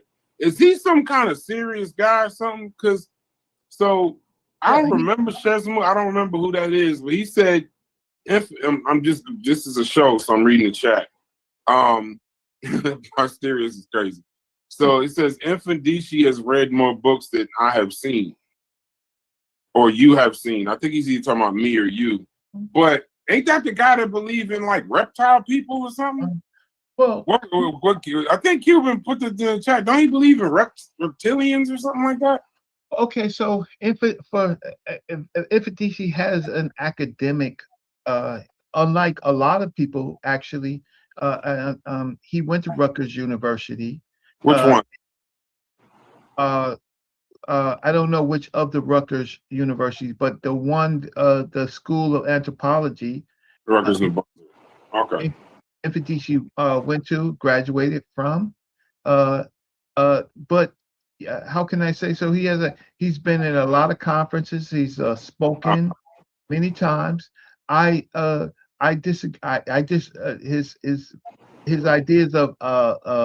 of reptilian aliens. I don't deal with that, but his meta necha is he studied under Dr. Richetti. I was in the first class. I didn't continue, and he was in the second class, and he continued his meta necha and his knowledge of ancient Egyptian writing is very good. But that's not what he was talking about. But his writing. If I have a question about grammar or something, and I need it quick, if I can't call other students of Dr. Richetti, I'll call Infandishi. His grammar is very good. I need you to teach me something about the conscious community when you're done. Sure. I need you to teach me something. So, yeah, sure. Can you teach me this real quick? In real life, you can have a doctorate, march for Martin Luther King, saved babies, and cured cancer. Yes, sir. But as soon as you start talking about reptilian people, we throw you away. So why in the conscious community would he even get the untruth? When I say he's talked about reptilian people, and it's not just you. I'm just using this example because this happens a lot to me. So Brad. Harden went to the Cavaliers. Yeah, and AD went to the Wizards. Y'all are religious. Y'all are religious. Y'all oh my God, bro. That means LeBron going back home, so I'm glad about that. It's about to get traded to Dallas. Wait, if AD went to the Wizards, what did the Mavericks get in return? Probably. Ooh, that's a parking good spot. Probably. Y'all got no shame in your game. No, we don't. I think they might get Giannis. Yeah, they might get Giannis. I think Memphis trying to get Giannis. That's the only reason to move Jaren Jackson. No, but you're talking to a bunch of guys during the trade deadline. My bad, Randy. No, it's fine because you're talking about your religion. You're talking about wizards. You know, you're talking about. I like that. I like how you did that. I ain't gonna lie. Hey, Reggie, that was good. That was a good spin. That was real. I like that spin. I like that. That man said, y'all talk about wizards and hornets and shit. and you blaming him for reptilians? Exactly. But yeah, no. But listen to what I'm saying though. But sports is that's an American way of life. We all do it. Sports gambling is damn near religion now. But my question, teach me this. So in real life, if me and you were at a rally, right, of political rally of some any kind, and they were introducing the guy, and the question on the floor was, this guy believes in reptile people, in reptile aliens. Mm-hmm. The person, when they introduced him, Mm-hmm. when they started talking about all of his qualifications, all of his education, what he knows, what he specializes in the real world, we go back to, yeah, but he believes in reptilian people and aliens. We should, you tend to get ostracized from the community per se. Why in the conscious community can a person talk about reptile aliens as people? Say like the most outlandish, crazy things, and then, but then somehow still remain credible, deemed as like someone, like a source of information. Outside, other than just this person is now crazy, we got to put him in this box. Okay. For example, I could pull up a video where I could show that there was UFO conference and Minister Louis Farrakhan and his and members of his organization was at the front seat of that conference. Okay. Right. I can in the Nation of Islam, Elijah Muhammad is in the spaceship. Okay. But Infadishi Jehudi Mas, Infadishi is a title, by the way. It's a title. And Jehudi Mas is his is the name that means born of Tahuti, right? Whatever that, right? And so that's his name when he teaches Medu Neter and other stuff. How can we do this? Is because first of all, he's in a different generation. Both him and Professor Small is 80 years old. So you have they could tell you about different time periods. So it's like me talking to Mr. Louis Farrakhan or anybody else. I know that they have these thoughts. I have to just pick and choose why I'm dealing with them, what the subject at hand is. But I'm not going to throw them. Not going to throw them away. I'm just not going to engage like you wouldn't in that necessary conversation. Okay. Malcolm was a pimp. Malcolm X dated white women, but we black. I'm not. But his other part of his life is extraordinary. So they're promoting an event, and the people that will go to the event will listen to them based on their own particular purposes. Some of the people want to get photo ops and get close to them to say that I knew this person in my lifetime. A lot of that stuff goes on. A lot of fanboy stuff goes on to say that, oh, he was my teacher. Okay. And a lot of that stuff goes on. I had a big argument with somebody in the conscious community at the time talking about Professor Small as my mentor. I'm like, no, well, online on a phone call, right? And I'm like, I talked to Professor Small, and he says, well, I can't tell a person that they're not my student. I said, okay, so anybody can just walk up to you and engage you in a phone call, and that's just, yeah, because I'm teaching them. And I'm like, okay. If that's your merit of being a teacher or a mentor to someone, okay, that's fine. I'm 60 years old. I'm not trying to hear any of that stuff, right? But and it's like Sarasun Seti, how I had a problem with Sarasun Seti. He was saying that he was Dr. Ben's student. I took Dr. Yosef Ben Jokanan to a lecture of Sarasun Seti, and Dr. Ben cursed me the hell out. That's not my student, right? He's Azra Kwesi's student, right? He's learned some things. He went on a couple of trips with me, with Azra Kwesi and myself, but Dr. Ben does not consider him a student. And that became a real big, if y'all don't remember, that became a real big issue where I was like ostracized, right? Because I was going against SETI. And then SETI then comes up and says the MetaNet has not been deciphered and all this stuff. And that's not something that Dr. Ben taught, right? And so I get into a lot of trouble. So so your answer, my answer to you in the conscious community, that's what it is, the conscious community, or this is not necessarily academic. You guys, what you do is you push back on a lot of stuff, so I appreciate it. And sometimes I come out okay, sometimes I don't, dealing with y'all, because you're professionals, right? You're professionals in your own life, and you engaging in this because you're concerned that our people engage in things that are outrageous. So I come on your channel, and I hope sometimes, Brass, that Sheffrin's different. Y'all niggas is crazy, out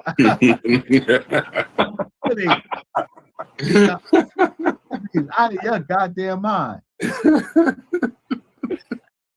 And then that was a perfect rendition. That was perfect. What Chef, what did you want me and Reggie to talk about? Nothing. You're not qualified. Yeah. Now that we know that you're not qualified. Yeah, now that we know that you're not qualified, it doesn't matter. Can't even speak on the word. Yeah, you're underqualified and uneducated to talk about the subject. Well, he's honest because he told you how in fact he came to making that comment, and I just think I want to leave it alone. No, I think Reggie, that's not really about you. That's really more for me. If I am going to be forced to listen to these conversations, it's going to have to be just a little bit more truth that's going to come from me. And for me, when I know a lot of this is unnecessary conversations lead to contention. You know what I mean? How Reggie, if you walked around the Bronx and you left out your door and you just started talking to every single person you saw, like this ain't the South, this is the Northeast. If you just started talking to everybody you saw and tried to have conversations, eventually you're gonna get into a fight with somebody.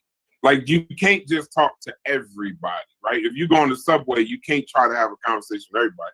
So when I see that the person is they think they unqualified, it happened with Dude and Corey last night, right? It seemed like when you just say it out loud, right? It's not the air of, well, I wonder what he thinks about him or he thinks about him. To be quite honest, I don't think I say this to Corey all the time. People actually be talking to Corey like they think he's stupid or something. Like he don't he's just a drunk that don't know nothing. If you actually listen to what he's saying, you will probably have a good conversation. But you go into it with these preconceived notions. So it makes more sense to just say that that's what you think and then don't engage in the conversation. You save yourself a lot of time. But how can Cuban be unqualified, but Infudi should go to anthropology school and talk about reptilians, and he qualified? But wait a second, what would because I have no hard time if I'm not qualified, what would the conversation be about? Yeah, I don't know, but you're not qualified and uneducated to have it. Infudi, but I had a question. I had a question last night. Wait a second. Hold on. Wait. Before we get there, I'm really not trying to talk. I just trying to get an understanding. Chef, what was the conversation you wanted me and Reggie to have? The Negro conversation. Okay, so if you're talking about race, you're talking about social constructs of race. Not trying to toot my own horn, and I know a lot of people don't watch my channel, but I'm like one of the only few people that has the conversation that talks about it. But what he's saying is not that he's not saying that you are unqualified and uneducated on the subject. He's saying if I'm sitting in front of you, Rush, mute your mic so I won't hear your shit. He's saying that if I'm standing in order for me to have that conversation, the person in front of me would at least have to be as qualified or close to qualified and as educated as I am on the subject. other than that, it's not a fruitful conversation for him. It's a waste of time. Okay, so now in defense of my intelligence, okay, I try to defend myself here. You can, but I mean that's how you feel. It ain't gonna change. I'm not turning the conversation away. I'm not big. I don't care about debates. I like having conversations and coming to an understanding. Now, but I would say this, Reggie. Since I've met you, seeing conversations in physical, in person, to conversations I see you had online with people, bro, you've talked to Slee Stacks. You've talked to, bro. You've talked to people like, okay, you can read Metanetta, but then you're having conversation with people who's trying to tell you what Metanetta says and they can't read it. And you've had infinite conversations with people like that. So I don't know if that's a passive aggressive insult towards me. I don't know how to take that. I'm not mad at you. It is. He don't got no respect. Yeah, it's okay, because I will say this, Reggie. Last night you revealed something. And what you revealed was, now this part I did get upset at you about. I did raise my voice. That was intentionally raising your voice at you. Was when you said you made a comment saying I was disrespecting Black Americans, and that wasn't true at all. And then you said, I'm not going to have somebody like you, a non-African American, telling me about my people. And I wasn't trying to, that's not what I was trying to do, but let's just say that that was the case. So would you say that a professor in history cannot speak on African studies if they are not West Central African?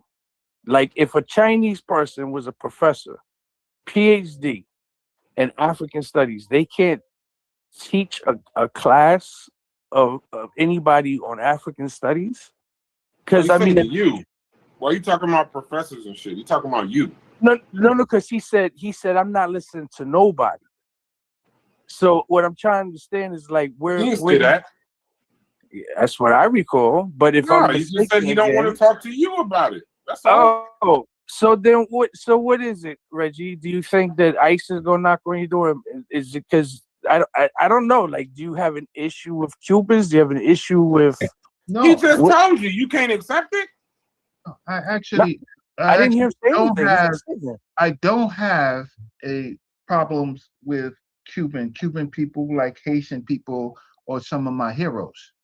However, that's in the context of their work. And the issue was that I so confused why you made me the first person that you brought up, right? And so I was talking about you when I said Cuban. I wasn't talking about the great Cuban people. Not all of them are great, but Cuban people. You. I would say a lot of us and went through the same horrors in the Western Hemisphere. Yeah, I know, Corey. I felt you right there, Paul. Y'all is nuts. I got that. I swear y'all nuts. I swear to God, y'all I got that right there. I ain't gonna lie to you. I caught that. So I'm gonna say something.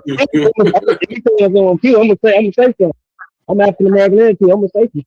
No, it ain't got nothing to do with you, go or something. So Arthur Schomburg or Turo Schomburg. Wait, Reggie, I hate to cut you off. Before you go into this, can you just answer Cubans? Do you have a problem repeating that he's underqualified and uneducated to speak, bro? Do you have a problem saying that?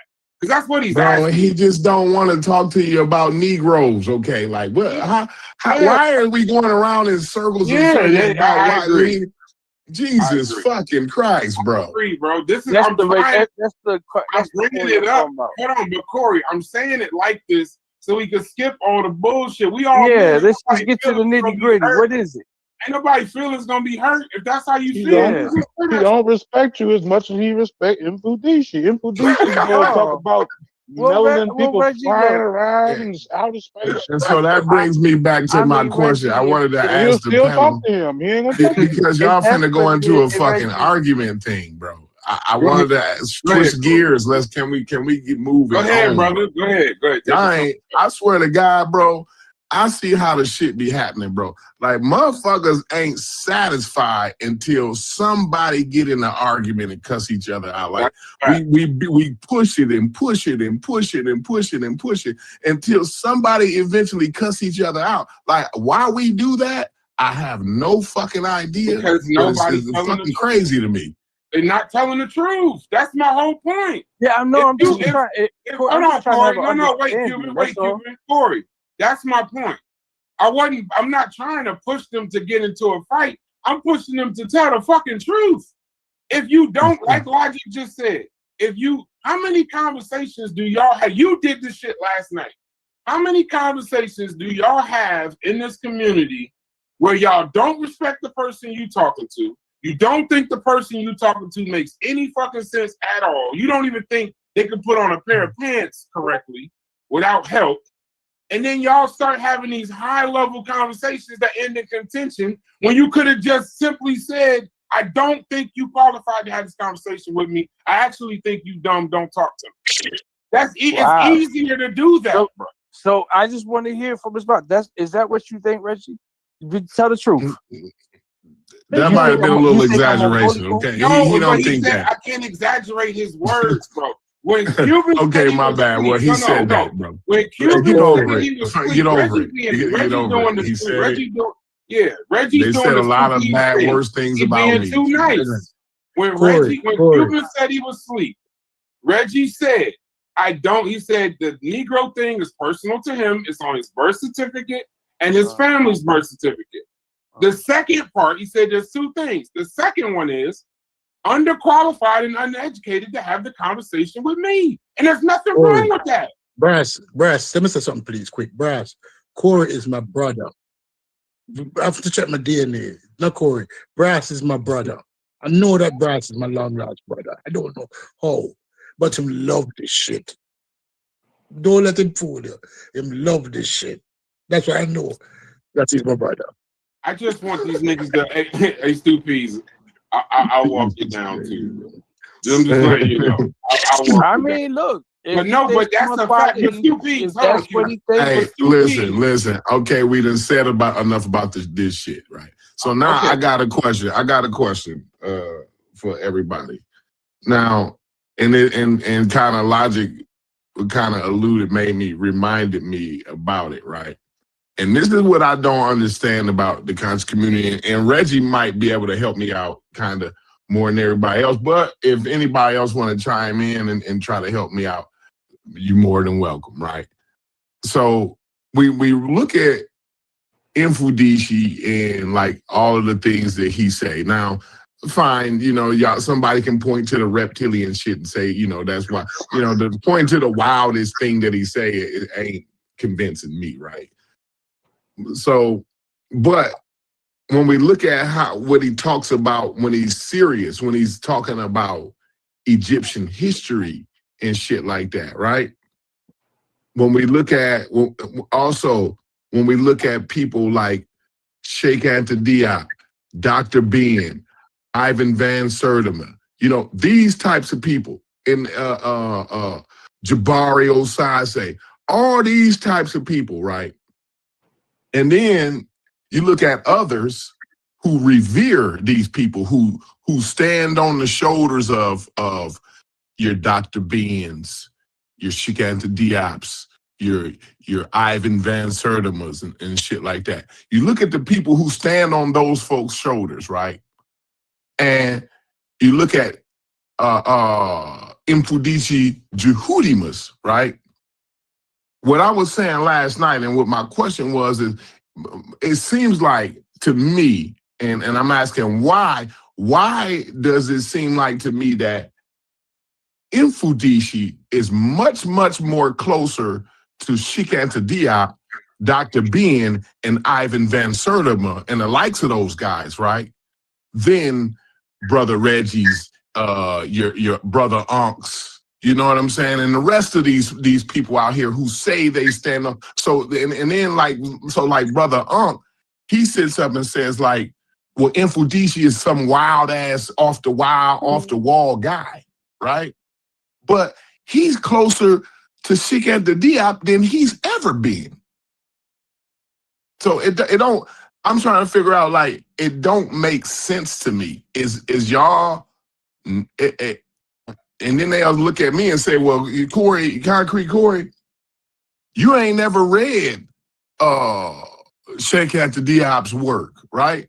But then when I do read some of the work and I see the things that he's saying, it lines up more with Infudisi than whatever you niggas is talking about.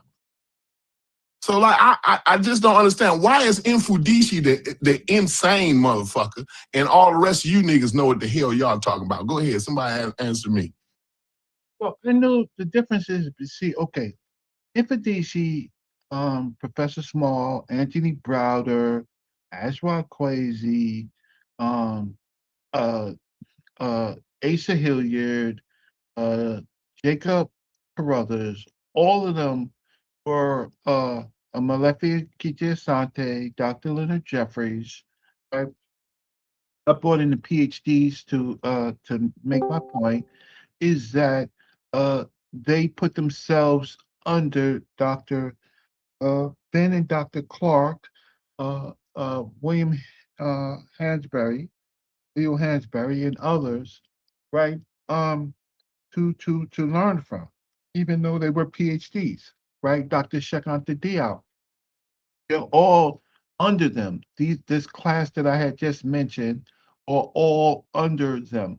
I happen to have been around to see the dynamics between Dr. Clark and Dr.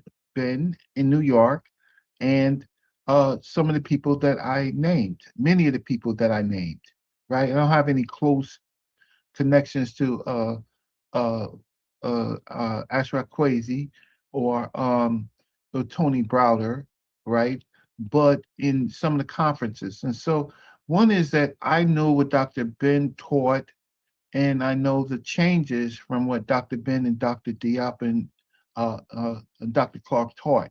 Why? Because I was there when sometimes they were learning themselves, right? Now, Dr. Ben and Infudisi Jahudimas, right? Infudisi, I know where they disagreed. I know that I know that Dr. Ben would just say, listen, Infudisi, like, first of all, when they were talking, the big elders was talking, nobody was talking. So all these great charismatic leaders, they was in a room with their mouths zipped shut, just like everybody else, right? They weren't talking. Now, they had times when they was with them to talk. Some of the things, many of the places I was not personally there, but some of the times I was in fact there. So they had particular guidelines. Now they're very charismatic people, but I was there when I heard the great teachers talk, and their mouths were zipped shut. Now they may not like it, but I'm telling the truth, right? Because they was learning when I was learning. They had some things that age group, because they were older, knew more than me, because I was certainly 22, 23, 24. So now, so Corey, the issue is when they're talking. Okay, so Infudisi says that he's in a situation that everybody in Africa, he didn't qualify himself, but we're Black Africans. That's his personal stance. That's his work. That's what he teaches on. Okay. Well, he's not in your age group. He's not even in your But Reggie, and I apologize, Reggie. But what I'm saying is, Sheikh Anta Diop was talking about the West African connection, right?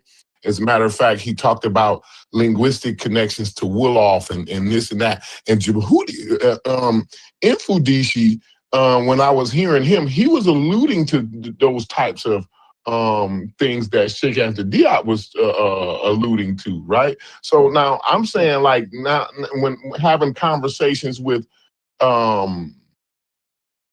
like, we'll just use Brother Unk as an example. Having conversations with Brother Unk and Smash and you and all of these other guys, right? That, you know, like, Infudishi's the wild guy, but Sheikh Anta Diop is the genius guy, right? But Infudishi's saying what Sheikh Anta Diop is saying, but then Infudishi's wild as fuck. It don't make sense to me. Because I know it ain't nothing but push. Go ahead, It Reggie. does. I'm sorry, I apologize. Go It ahead. does. Because what Dr. Diop was saying, he actually wrote about it. You can track whether you believe he's crazy or not based on his specific writings. Infedici is talking about his statements, what he believes, how he sees the work, right? I can read Dr. But I'm saying, though, he's closer to Sheikh Anta Diop than the other guys that I mentioned, right? Actually, in some regards, yes. In some regards, no, because Diop didn't say. Diop, how can I say? Diop talked about specific connections, largely based on linguistics, right? And Dr. Obenga, right? Dr. Theophilo Obenga, specific, very specific examples, right? And so that's the difference. That's the difference between the two.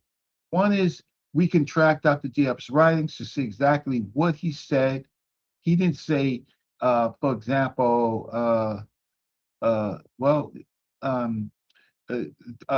okay. So when it comes to Rwanda and Infedici's talking about the Great Lakes, and then he says, Dr. Ben said, we come from the mountains of the moon where God happy dwells. I actually talked to Dr. Ben about that. Right? And I know where Dr. Ben said that he got it from.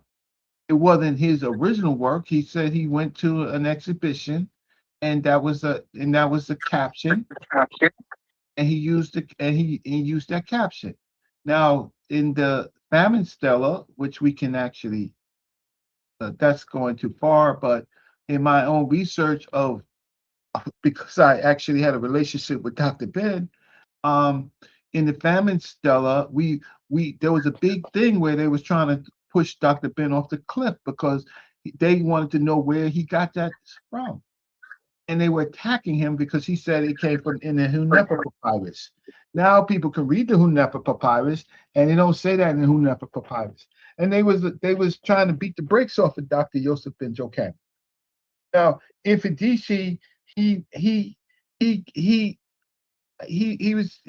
come on, he's doing an event. He's doing an event, and that doesn't excuse him for not being that doesn't completely excuse him for not qualifying what he's saying. It's because if he he's read the Famine Stella, he's actually translated the Famine Stella, right?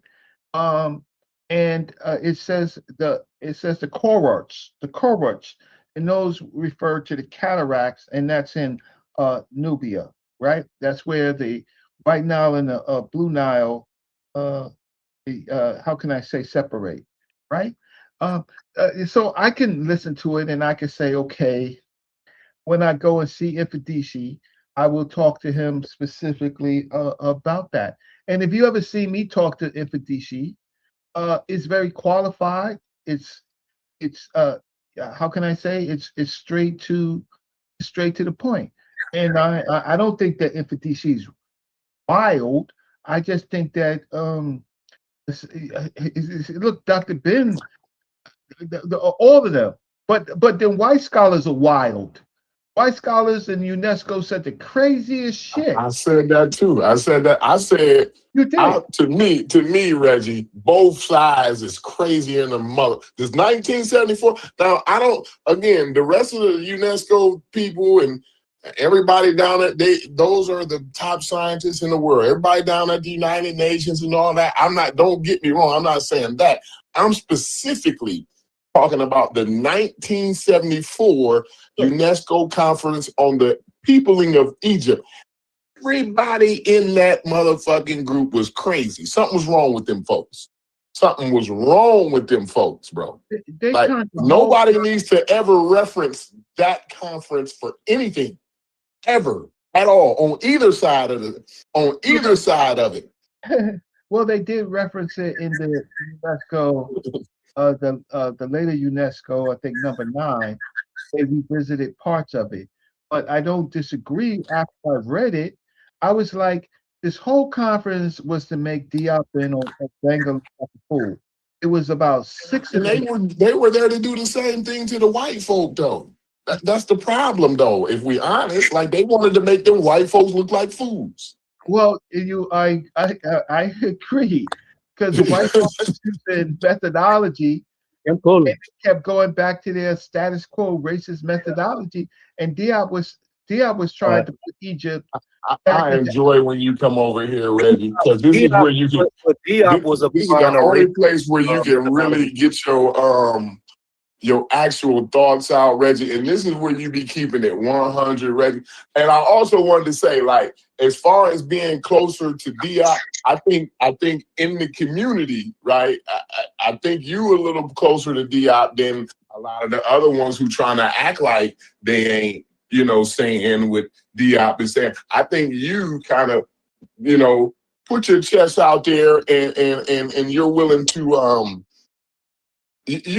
to sacrifice yourself for what you believe. You know what I'm saying? Like, you don't care what we think.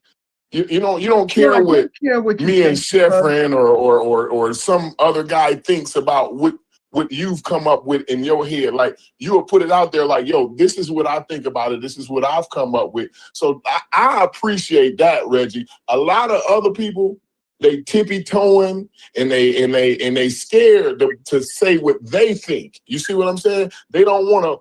They want to say, well, this is what I'm only reading what somebody else wrote. I don't have no thoughts on it, but I'm sticking my chest out and arguing with every motherfucker that I come in contact with about the subject matter. But I'm not saying nothing. This ain't none of my opinion. You see what I'm saying? But Reggie, you do that, and I just want to say I appreciate that from you because and also because Reggie, you are elder in this community, and I appreciate you. And I again, I give you a lot of shit. We do that with one another, but I just want you to know, like, I value you in this community. Well, I do. If nobody else does, I do. Hey, Corey. Great Corey. conversations. Hold on, brother Reggie. Y'all Captain. Hey, Corey. I almost. I mean, like, I was 2 seconds. I'm a little dehydrated, but one single tear almost ran down my motherfucking cheek. It welled it up. It didn't drip. It welded up. It didn't drip. It dried up before it got to my cheekbone. But goddamn, that's the most I've ever heard from you. But go ahead, brother. Go ahead. No, I just wanted to give Brother Reggie his flowers because he do come over here and, like, he shares things that, like, we need to hear, the community need to hear, and you know what I'm saying? And he's actually, he don't have to do it. He don't have to, you know what I'm saying? And I just appreciate him doing it, though. Yeah, So the issue is, look, I used to listen to Dr. Diop and Dr. Jeffries like almost every Friday night, right, as they corresponded over the phone, where you had to place a call. Right, you had in the 80s, you had to place a call. You had to call the operator and tell the operator to dial Africa, and then it would have this funny ring, ring, ring as they were kind of like plugging things. Right, it wasn't all digital. You actually had to place a call, and switchboard shit. Switchboard shit, and I was on my way to meet Dr. Diop in '86. But we were going in July, and he died in somewhere in February early, maybe March, but January, February, he died. And then I ended up working on his book, Civilization of Barbarism, on the translation team. So I have yeah. So I actually have unlike a lot of people, a real connection to his work. But I can also see where in UNESCO he made some mistakes, and he opened himself up for this attack for them to make it racial when he was simply saying what the Egyptians called one one aspect. He was simply saying what the Egyptians called themselves and called themselves, not based on called themselves, right? Now, and he was doing a linguistic analysis on based on this word Kemet that we have been arguing with, but we stopped arguing about the word Kemet, and then now it's just Black Egypt. But what Diop says and what the community is saying sometimes is totally different because they hadn't read. I can listen to somebody and figure out if they've actually read the work, and most people have not read the work, and that's that, and that's that, and the rest of it is just for other people clicks and giggles and them making themselves more important when they weren't even they weren't in the history of it. And then I have to go to some of my they're not all older than me, but I have to go to these conferences. I go to these conferences where some of the people with PhDs, and I have to say, what are you talking about? Like, and they literally have to hear me. They literally have to hear me. Y'all don't have to hear me, but they literally have to hear me, right? So, like people got upset with me. I asked Dr. Cambone a question, and people are like, "Why am I attacking Dr. Cambone? I'm not attacking Dr. Cambone. He's a PhD. I'm asking a very specific question about something that I have a disagreement with. I believe that these people were cattle cultures in their earliest form, and uh, yeah, they were cattle cultures, and they were herds. It wasn't about race, but it was maybe herds is a proto race. But I also heard Dr. Diop say that the ancient Egyptians called themselves Kemet and not the Nubians, and it wasn't about race; it was about culture, right? And so, but the Europeans spun this to make it all racial, and it was 1974, right? And they hadn't fixed themselves. Now, when people go back and reread this 74, they say what you say, Corey. They was wild. They said one thing and did another thing. It's like oh, Europeans in America, white folks in America. They talk about justice. They talk about all of these the Constitution, and they violated every chance they fucking get. But they couch it. So they was wild, and I'm for Diop and Obenga to go into that wild ass conference, and their whole point of it is just putting really conference was the peopling of the Nile Valley, right? And the decipherment of the Marug script. They were talking. They were supposed to be talking about all the different peoples, so they wasn't talking about race. But the wild ass Europeans was making the Egyptian Semitic and all this shit like that, right? Using their high level BS. Okay, enough of that. Is there something else we want to talk about? Because Yeah, just real quickly, I'm curious. I think Corey kind of touched on it, but didn't really directly ask the question because this is logic. Yeah. Hey, logic. Yeah, there's a lot. Yeah, go ahead. But as if Cuban wasn't Yeah, Reggie thinks. How do you feel comfortable with maintaining your intellectual respect for Mfudishi, who talks about melanin people flying reptilians, but you don't have intellectual respect for what he's saying, and he's at least a little bit more grounded in his argument than Mfudishi. I don't talk to Ifedisi about that. But you talk to him at all. You will have intellectual conversations with him, right? But not about that. I don't talk to Ifedisi Jehudi Mas about that. I simply don't talk to him about that. Right? That's like I would not talk to the Nation of Islam about that. That's just I don't talk to him about that, but I will talk to him about his strengths, which is in the literature and the writing and the grammar rules. I'll talk to him about that. Doesn't mean just because you disagree with one thing doesn't mean that you have a total disagreement with. I don't have a total disagreement with Cuban. We just stated out on this show what our disagreements were, and that's that. All right. It's like you talking to me. I'm wild. I'm really wild. I believe that Diop said that Kemet is the strongest term for black in their language. I have no reason to hold back that I feel as if some of the stuff that you say are incredible claims, right? And the way that we describe that here in this environment is we say you are wild. Now, in that same regard, though, I don't lose some sort of like intellectual respect for you, as if we can't delve into the conversation and maybe like navigate the nuances together. And I point out specifically where what I'm saying, where what I'm hearing you say, what I think is wild. So it wouldn't disqualify you. So I'm not. So maybe we just look at it differently, but I'm not necessarily looking to disqualify you. If I'm interested in the information and conversation, have the information and conversation with you, regardless of how I feel about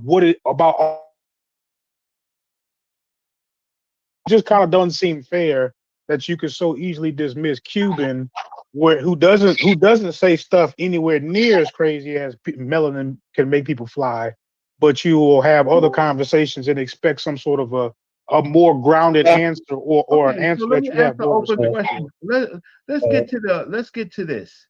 Let's ask. I'm gonna ask an open-ended question. Who in this community do you use the word intellectual? What are the requirements of being an intellectual? At least be able to articulate your thought and maybe have some grounding for your premise as far as some sort of basis on where you're getting this information from. That's a pretty basic way to describe. Let's have an intellectual conversation. Let's take all of your intuition out of it, and you tell me where you're getting this information from, and let's discuss. Okay, so that's intellectual. That's being intellectual in the conscious community, right? Okay, so that's fine. Is it important enough for you to write, to publish, right? To explain in something that is permanent, or is it just conversation for YouTube? Because that's well, to answer your question, that can't be important to me because I'm not having a conversation in academic circumstances. You're trying to apply some sort of it must meet this academic rigor in order for me to respect it, but then I wouldn't talk to anybody at all. I mean, what's the percentage of people that I know in my real life that have written papers on anything, more or less the subject we're talking? Yeah, so so that's the point. So we use words very generally. So where I could find lots of points where the stuff is not intellectual. But it's being couched as being intellectual. It's being couched. Now, most of the time, what you do is you're a smart dude, but a lot of times you use that's why your name is Logic, right? So you are couching arguments, maybe for general understanding, which you do, right? But intellectually, says reads and writes extensively, often publishing essays, books, or commentaries. Very few people do this in the community. I would say Smash Rockwell Smash Rockwell has published his ideas. It's permanent, right? Critically examines, accepted, believes in this and institutions. I do think you do that part, right? Um, tries to influence public understanding or policy through argument and evidence. I think partially, I don't know if people really can understand how to use proper evidence, right? Works with concepts rather than mainly with manual or routine tasks. That so uh, uh, most people are just doing for YouTube content. So the intellectual stuff that we claim is really in a gray area. It's really in a gray area. I don't think it is so much, right? I think that you know what, I'm not even going to make that, right? So what I'm saying, if you write a scholastic paper, you are clearly not attempting to levy a response from Pan African James, right? You're hoping Anita Baker or one of those ladies, one of those intellectual scholastic figures makes a reply or comment on the paper that you've written. But when we're just having a conversation, right? You wouldn't speak to any of us looking for a response from one of those scholastic figures. And that's all we're doing is having intellectual conversation. You have an avenue to speak to those people. As you say, if you can write a paper, you can levy the field or whatnot, right? But we get on here and just have conversations. We do actually do more. So ain't nobody gonna tell Gullah to mute his mic.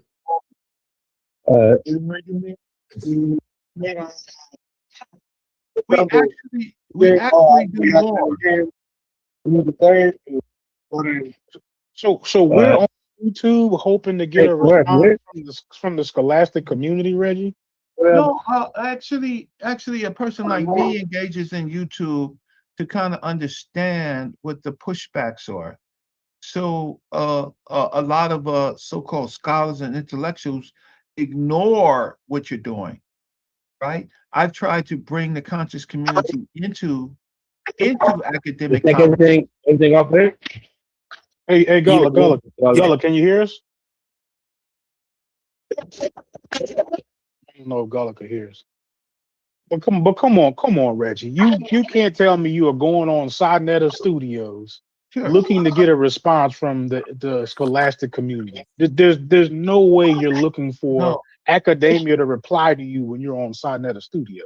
Well, actually, the funny thing is, I've tried to market Sonetta Studios to some of the professors and stuff, people that I know. So I've engaged with Dr. Issa. I tried to engage with Dr. Salam Faraji. Why would you do that? Why? Because they're educators. And why would you even introduce them to that world? Like, that don't even make sense. Oh, because there's a whole generation of people who, and then there are a few in this generation that if you expose them to correct methodology and correct research, it could, you have to think about your future. You have to think about the future of our people. YouTube has become the de facto encyclopedia of how our people think. And then I meet people like Jojo Capone, who is how can I say, he's a celebrity, right? And every once in a while I meet people like them from another different world.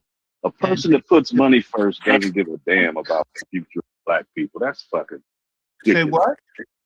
A person that puts money first doesn't give a damn about the future of Black people. And who are you talking about? I'm talking about some motherfucking nigga. Oh, okay. Well, you're free to go and tell him to his face on his channel. I'm not going to talk about a person per se in the back. I'm not going to do that. You're free to. He's coming on tonight, tomorrow night, the night after night. So based on what you said, you think it's fair and appropriate to try to couch Sinetta Studios is an academic environment, but a conversation with Cuban, it just simply falls short of the rigor that you're expecting. That's what you're saying. That's not what I said. But I said based on that particular subject, for example, if he was teaching about Cuban life, culture, origins, things like that, then I would say I need to learn. If he was talking about the different spiritual traditions and stuff, all the things that Cuban knows, I'll just sit back and listen and learn, and maybe ask some questions based on what I'm learning, because I'll be ignorant to Cuban's knowledge of his world, which he has a very vast world. But he don't know nothing. Hold up, Brass. I'm gonna just say my last. I'm gonna just say my last talk your comment. shit. I'm out the way. No, I'm gonna just say my last comment because we're starting to go round and round, bro. I'm gonna just say, man, I find it very disrespectful, not just to Cuban, but to me. I think to all of us, the fact that you would kind of like try to some sort of a way paint a conversation with Pan African The James. brother said that he was sleeping. I'm not mad. I'm just responding to what you're saying. You don't have to be upset. I'm just saying it sounds a little belittling. Is there something wrong with what you heard about how he got into this conversation? I mean, did you hear that part? I heard it. Yeah. Do you sleep? But just because I said that doesn't mean that I don't know about the subject. Do you also go to sleep? I mean, is the fact that he was asleep, does that offend you? That he was asleep? No, it was the fact that with the rest of the stuff that he had actually said, right? And I said it was really non-issue. It's a non-issue. We can move on.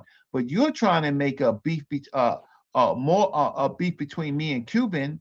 I'm not trying to make a beef. I'm simply saying that if you can talk to Pan African James, if you can qualify Pan African James's comments on anything, you should be able to talk to Cuban. You know, it's funny. I mean, I'm not just resting. I actually ran Pan African James's stuff. Actually, I had him send it to me in writing. He asked me, Reggie, can you look at my work? And I didn't want to look at it because that's not my subject. But I actually went and ran it through ChatGPT and Perplexity, right? And so what point of Pan African James's work are you? Oh, hell no. Oh, hell no. Don't even go down that rabbit hole, bro. I just can't bring myself to even consider the academic rigor of Pan African James. I just can't do it. and the fact that you could even consider whatever he wrote down is coherent enough for you to take all them extra steps, but you can't have a conversation with Cuban. I mean, I think that you're belittling. I think that you're being very, very polite while belittling him at the same all right, time. Now, Logic. I don't want to talk to you anymore about this subject. You made your point. And I'm gonna be nice, brother Reggie. Right? I'm gonna be nice, brother Reggie, and I'm gonna say I don't want to talk about this subject with brother Cuban's comments anymore. And I really appreciate brother Reggie, though, how do you feel about your president, right, being found in the Epstein's files over 2,000 times? How do you feel about that, Reggie? Now, do you know there's allegations out there that, and this is just allegations now, right? Now, but mind you, when the incident happened, the girl was 13, right? And then when she told the FBI, she was like in her 20s or something. I think right now she in her 40s or something right now, right? But did you know that the president, Donald Trump, was getting a blowjob from a girl who says, now I have no clue. Now this girl says, not don't listen to me, right? And again, I would say these little bitches is lying on my president, right? But I don't know. That's y'all. You know, y'all can. Everybody got their own opinion about it, right? Now, she say He likes to get a blowjob from her when she was 13, while he watched other people have sex with other 13-year-olds. As a matter of fact, one day she was giving him a blowjob and it got a little toothy, so he slapped the bitch, right? Now, I'm trying to figure out, is it cool? Is it all right for the president to be slapping bitches for giving toothy blowjobs? Is that something that he should be picked up for? Should we say the president can't be charged? Should we bring up Joe Biden to change the subject? How you feel about that? I think, me personally, Reggie, I think they lying on him. I think they lying on President Trump. What you think, Reggie? Look, presidents in the United States have absolute power. And he, out of his own mouth, says that he can walk up to a girl and grab her lower parts. Out of his own mouth. Right. I'm from New York. He's part of that circle, right? That they have absolute power and they can do with people less than what they want, right? And there are other people that just make you just simply disappear, right? When I was growing up, there was what you call chicken. There's this concept of chickens. Chickens were young white guys who, in the village, they would turn out in Lower Manhattan. They would turn out and they would sell. They would sell them. They would sell these young boys. They would groom them and sell them, and that was a big part of New York City, right? The 42nd Street is not the 42nd Street that y'all see. The 42nd Street was the slut, was a whole slut street of porn, and porn and prostitution, and most of the people with money and stuff like that, they were part of that. Donald Trump is this is a product of, he wasn't the president of the United States at that time when this was happening. He was part of this young white influence that they could just do anything to anybody, right? So I don't the particular allegations, I don't know, but I know he was convicted in civil court, at least, of raping a woman, right? But there are in his Epstein files, there are lots and lots of people who was a part of this this whole stuff, right? Even black celebrities. So I just know that it's and then you have this dude Diddy, right? And in his parties, what they leave out often is all of the rich white folks that were part of his parties, right? Who was paying premium, and then there was people from the Arab Emirates and princes and stuff like that. I just know that, listen, starting with George Washington, who had a history of selling child slaves, Thomas Jefferson and Sally Hemings, right? People with absolute power do a lot of different things. So I don't. Absolute power absolutely corrupts. Yes. Yeah, I believe every bit of that. Did it. Yeah. And they talk about how, and the things, and it's wild because they go to these like poor European countries, these little poor European like towns and countries and shit that you hardly even hear about, you know what I'm saying? Somewhere over in Siberia or some wild place we don't like know San about. Diego, in San Diego, Wisconsin, and shit. A lot of these charges now, based on what they saying, is in the United States. Yeah, but I was saying that is true. But what I was saying is they go over to these poor countries and they snatch these little girls off the streets and shit too. So like they got a lot of information about that, which is pretty wild, because then at that point these girls are slaves. They snatch them off the streets at 10 years old, 11 years old, and You know, they trafficking them, and you know what I mean, and it's just a bunch of wild, crazy shit. And then you know the details. Even Bill Gates. Now, you know this nigga, right? This nigga so wild. Like he had to, like, I don't know where he came up with this idea, but that was a wild ass idea, bro. Like this nigga, he goes to one of these sex parties and shit, and Bill Gates. you know, Bill Gates, yeah. He goes to one of these sex parties, and he wind up having sex with one of these young girls, and they give him an STD, right? So he know he done gave Melinda Gates the damn STD. So he trying to get Jeffrey Epstein to mail him, you know, some pills so he can slip them in his drink. You know, to get rid of the STD. You know, the pills to get rid of the STD or whatever. He trying to slip them in her drink and shit without her knowing and shit. And so, well, anyway, long story short, she ended up finding out about the bullshit. She ended up divorcing him. But she did a whole little interview about Bill Gates and shit. And she found out. That's how they know about them picking up girls from these poor countries and shit like that. This is how they found that shit out. Because this nigga, I don't know why they ain't went and picked these folks up.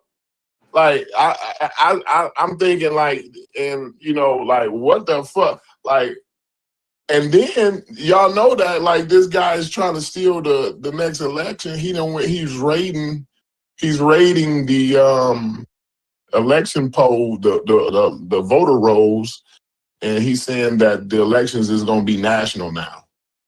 They're not gonna be the state to state thing. He won a national election because he can't trust states. Georgia, the Republican Party. Excuse me, Corey. The head of the Republican Party. I don't know if it was Speaker Johnson. I think it was. Yeah, Speaker Johnson. I said that's bullshit. They ain't gonna do no shit like that. No, he ain't. He always say, well, we ain't. Well, you know, we got to do this and that, until Donald Trump called his ass up, and then he say, okay, yes, sir. So you know, we ain't thinking about Speaker Johnson. Speaker Johnson got the biggest, wettest pussy in America. Like, no, ain't nobody thinking about it. Ain't nobody. Everybody knows he's just a big, wet pussy sitting up there doing the bidding of Donald Trump. Is there any possibility Trump can be a VP or vice president to any candidate? I don't think so. But I don't think he would ever even, that's not even in his calculations. He ain't thinking about being no VP or vice president. He's thinking what if it's the only way he could try to sneak back in the executive branch? Y'all think he trying to do this legally or something? Like he trying to find some type of legal loophole for him to get back in office? Is that what y'all thinking? He might not have the choice. No, he not trying to do this legally, bro. We all know he's not gonna. We know he's not gonna try. He tried not to the last time, but I'm saying right, like legally, and then again, he know where he fucked up at last time. Y'all absolutely have to realize that this man is not gonna make the same mistakes as he made last time. If y'all thinking that he might be stupid, but the people behind him that's gonna do, because he's not gonna do a damn thing but sit up and talk shit, run his fucking mouth, right? But if y'all think the people behind him hadn't learned where they fucked up at last time, y'all are highly mistaken in wishful. I know. I might be sounding like it was constitutionally, and no. Usually, your presidential eligibility is interpreted as your vice president eligibility too. So if he was to do it, he's used up his eligibility with these if he finishes this term with these 8 years. But they have looked into it. But all the interpretations they've gotten of the Constitution is that your vice president eligibility and your president eligibility are pretty much the same. Thank you, Brass. Thanks for clearing that up. Wait 1 second. 1 second, Brass. Thank you so very much. I appreciate you. Thank you. Okay. Appreciate you, bro. Yeah, no, thank you for clearing that up, Brass, because my conspiratorial mind was thinking there could be a world where he was VP, something happens to the president, and then here he is right back in office as president. Yeah, but it's like an implausible conversation. So, like Corey, if he was to do it, even though it only explicitly states the president, that's theoretical. Politically, vice president and president, if it's argued, it would be something that would have to go to the Supreme Court. And most people agree. Vice president, president, we don't need you in office for 16 years, no matter how it plays. Anyone in office, somebody, even if you're great, it runs in line with each other. But he could, if he pushed, it could be an argument, but I don't. Like Corey said, I agree. Well, shit. How many years was Biden in office between his vice presidency and presidency? 8 years or 12? Was it 12? He did 12 years. He did 12 years. He did 12. Yeah, he ain't do 8 and 4. Yeah. Well, Trump is going to extend his presidency because during this time there's going to be a major war that breaks out and between the United States and Iran or somewhere else, and he's going to extend his presidency just like Giuliani tried to extend his mayorship during 9/11. So there's different ways in which he for him, he wants to extend it, but the problem is, will he outlive it with his health situation? But he has to stay in office as long because once he leaves, then it opens up for the cover-ups of a lot of people that was involved in making what Donald Trump has made happen, and they're culpable. So we'll see, and in the meantime, we need to focus on it and then try to survive, because there is going to be a fallout that's going to affect us, because you know, America is based on survival. There's a group of people who first thought that he was going to clean up America and make it very, very white. And what Trump unfortunately miscalculated was that it turned against him, and white folks started. All you need is 1 or 2, 5, 10 white folks to die in this melee, and the sentiment turns and says, well, then we thought it was for someone else.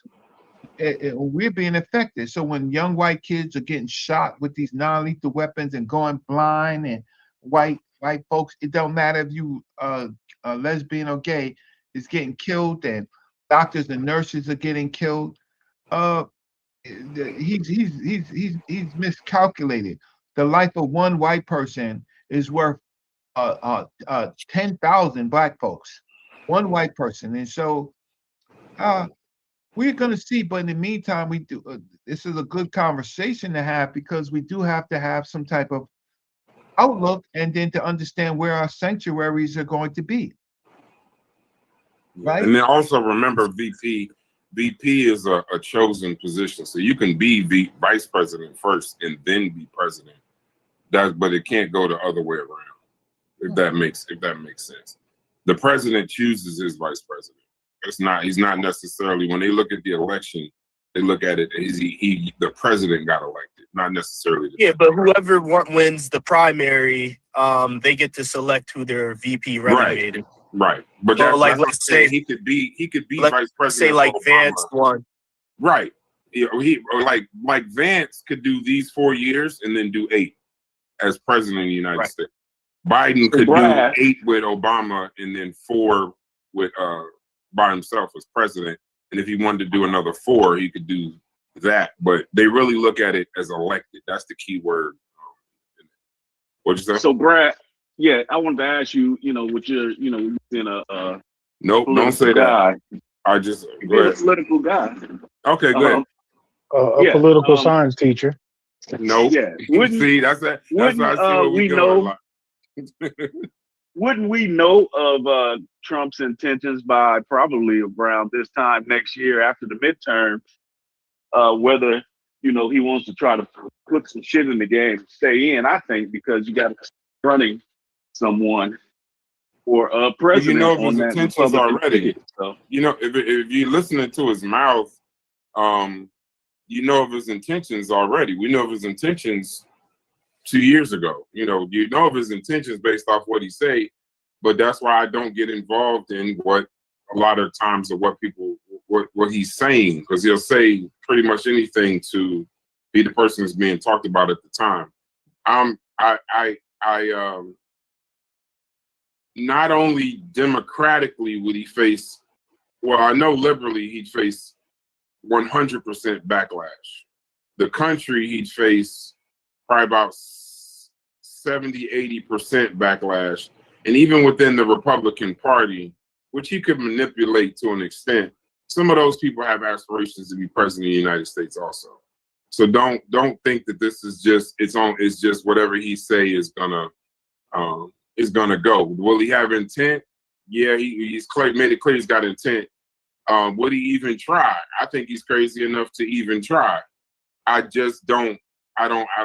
It's not something that I see as possible. But And so what I would say too, like, not only look at all those things that Brad said, and I absolutely agree with most of what Brad said. But you got to look at what's going on now. Like, so if y'all in Fulton County, right? He just went and picked up y'all voter rolls. Now it's an investigation going on, and so, like, you know, all you got to do is just put, you know, all you got to do is just put out a bunch of bullshit about the Fulton County voter roll. Well, we don't know about this, and there's questions about that, and this is, and then and now he won 13. He done requested the same thing from 13 other states. Like, you know what I'm saying? Like, we want y'all voter rolls, and they sending them into him, right? And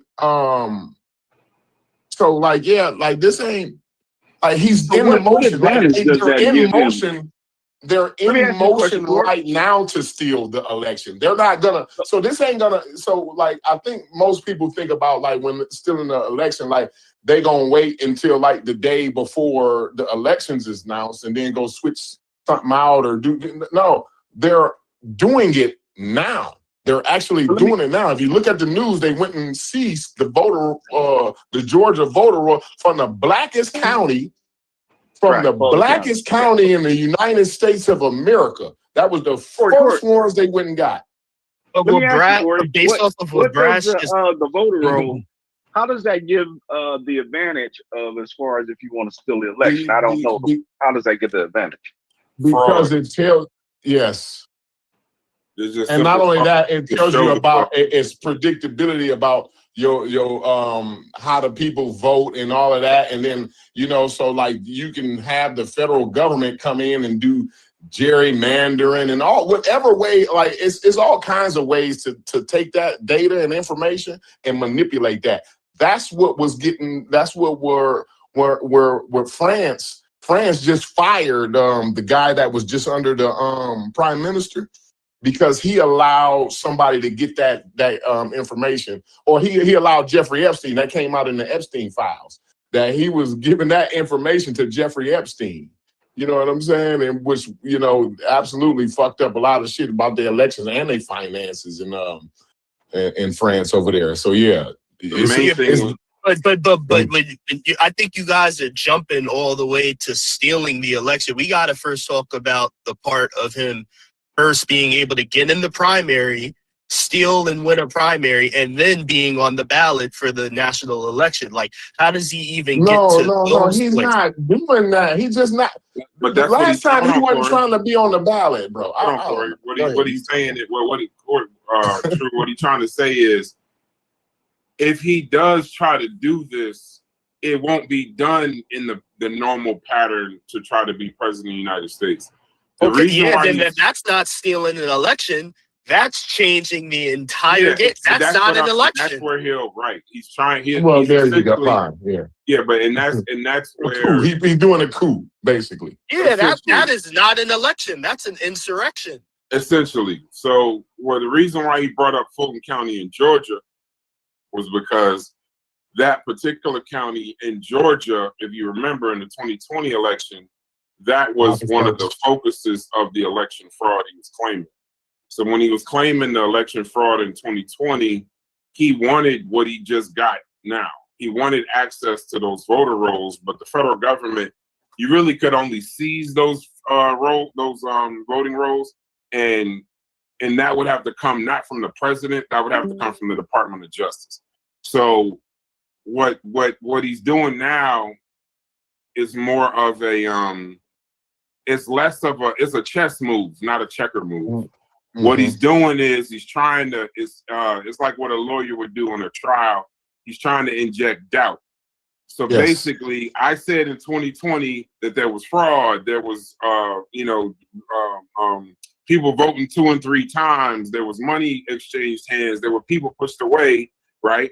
And then the DOJ did an investigation. The FBI did an investigation, and they found that there was nothing. So they upheld the 2020 election. What he's trying to do is that if he can now go back and seize these voter rolls, and somehow the FBI or the Department of Justice put it in the American people's mind that he was in fact correct in 2020, what that does, just the thought is that the government tried to keep him from being president of the United States in 2020, and now you can't even trust them. And what he's saying them is like liberal. So he's trying to basically paint the whole election system as a as fraudulent. You can't, not that you can't trust him or you can't trust the Democrats, you can't trust the election system. And even when they investigate it and say that nothing happened, well, here, this happened. So now you can't even trust the FBI. You can't trust the Department of Justice, which will then open it up to, we don't even need an election. I'm going to just keep it going. Because I'm the one that they lied about in 2020. Absolutely. And so that will remove, so that's how you make the jump from fuck the primaries, fuck all this other stuff, because that don't work. It's fraudulent. See what happened in 2020? And you could trust me, and so. And even like all of this raising doubt.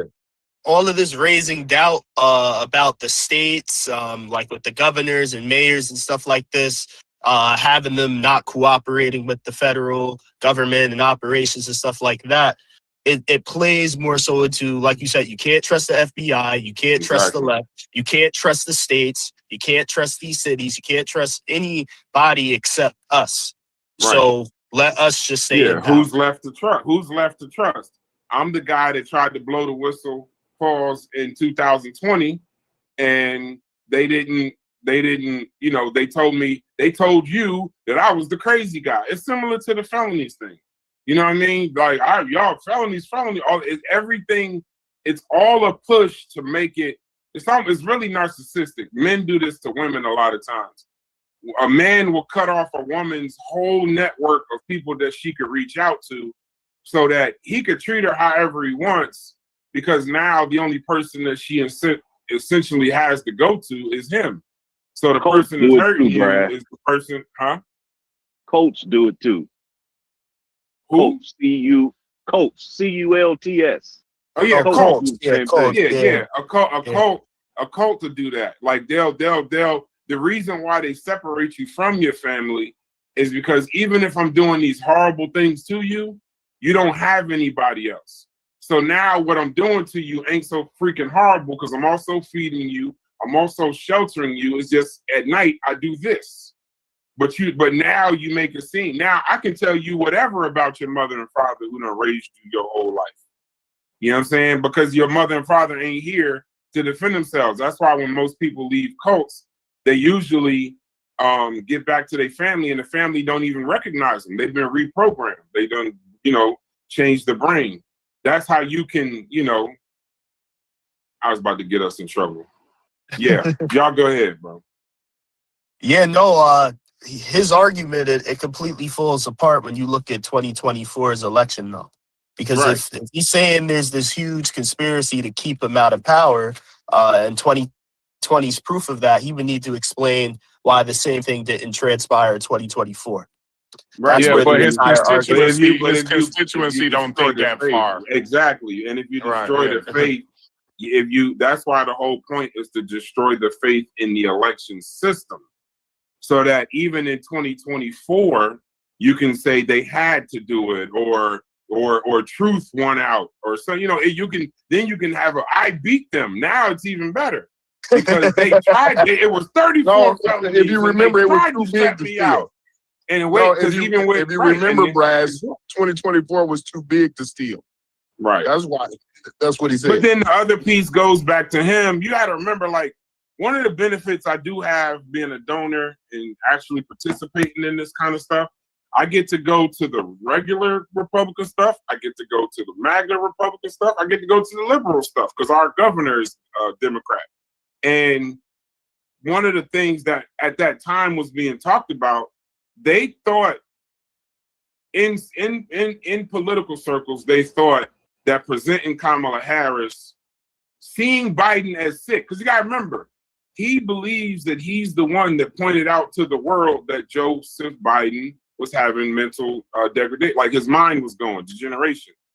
And that debate and those comments and how that was placed, and then Biden dropping out, it almost really destroyed the Democratic Party's chance of having a president, at least in 2024, because it was almost deemed as, well, Trump saw that she was what's wrong with Kamala? And now anything he says about her, you got to kind of, you know, as far as the world looks at it, you got to kind of look at her as like that's their last ditch effort to protect some form of a regime of some kind.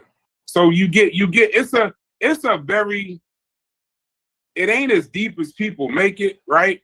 These are things that human beings and people do all the time, but it is diabolical because there's so much at risk now, right? There's so much at risk then, but now you would literally, the Constitution would be toilet paper if this was to take place. And if the Constitution gets I believe our democracy, yeah. I believe the midterms, the midterms, I believe this. Come November, Super Tuesday, right? I believe that's going to determine whether we have a democracy or not. What happens during that time, what happens during the midterm elections, all of that, leading up to Super Tuesday and all of that, I think that's what's going to determine whether we have a democracy or not. So I just want to say, like, everybody, let's keep a close eye on this, because this is not typical. Don't keep a close eye on it. Vote. Yeah, that too. Vote. But you want to be, what I mean is be informed, right? Understand what's going on. Understand the ins and outs of Congress. You know, understand the ins and outs of what your local government can do about certain things to kind of insulate your county, your city, your state from some of the fraudulent things that might be going on. Like, so that, like, stay informed, stay aware, keep a perky ear. You know what I'm saying? Because that's how, being informed is how you make good decisions. You know what I'm saying? Informed, like, yeah, and participation. Absolutely. Definitely participate. That go without saying. Remember, most elections, if you study political elections, most people get elected based on lack of participation more than participation. So the people that stay home affect elections a lot more than even the people that go to the polls. Now, I know that doesn't sound like it makes sense, but most people that are complaining about 80 million eligible million eligible voters stayed home. Only 70-something million decided to vote. You know what I'm saying? Like, so Kamala got 70-something, Trump got 70-something, but the 80-something stayed home. But go ahead. So they affect the lack of participation affects it a lot more. And the crazy part is the people that don't participate complain the loudest. And that's kind of what I was even saying earlier, like to Reggie. I have a lot of political conversations with people, but even I've had to temper it down a lot because I'm talking to people that didn't vote. And it's not that I don't care what you think. It's just, if you care enough to have this much passion about me or the political process or candidates, where was this political passion when you were sitting on your ass watching everybody else participate? That's correct. So I don't everybody's opinion to me ain't the same. And I know, opinions are like assholes is too easy of a statement, but everybody's opinion isn't the same. That's what I was trying to say to you earlier. There's nothing wrong with you just saying, like, nah. I have conversations about money all the time with like the people I'm in business with. But anytime I bring up money any other time, it's like offensive. But I also, and this is not arrogant, it's just the truth. Broke people are intimidated by money. They don't even understand the concept. Like they look at another person's success as their failure. And once you kind of grasp that, or even Reggie and Corey and Truist or anybody listening on the show, sometimes you got to realize and you got to tell people like, yo, my time is valuable, bro. Like yeah. I am gifting you with my time, and as you are gifting me with yours. If you're wasting my time, then I mean, let's not do this again. Let's not meet at the same back channel, same back time. You know, let's just me and you. It could be in a room full of 30 people. How about me and you just don't talk? I think the shows will go fine. If you just pick 5, 6, 7 people that you just don't converse with, the show will go on. I can leave this Discord in the middle of 80 people talking. Y'all not gonna all just leave. No. You know, the conversations will go on, and then you pick and choose. You know, your time is important, bro. Also, your mental health is important.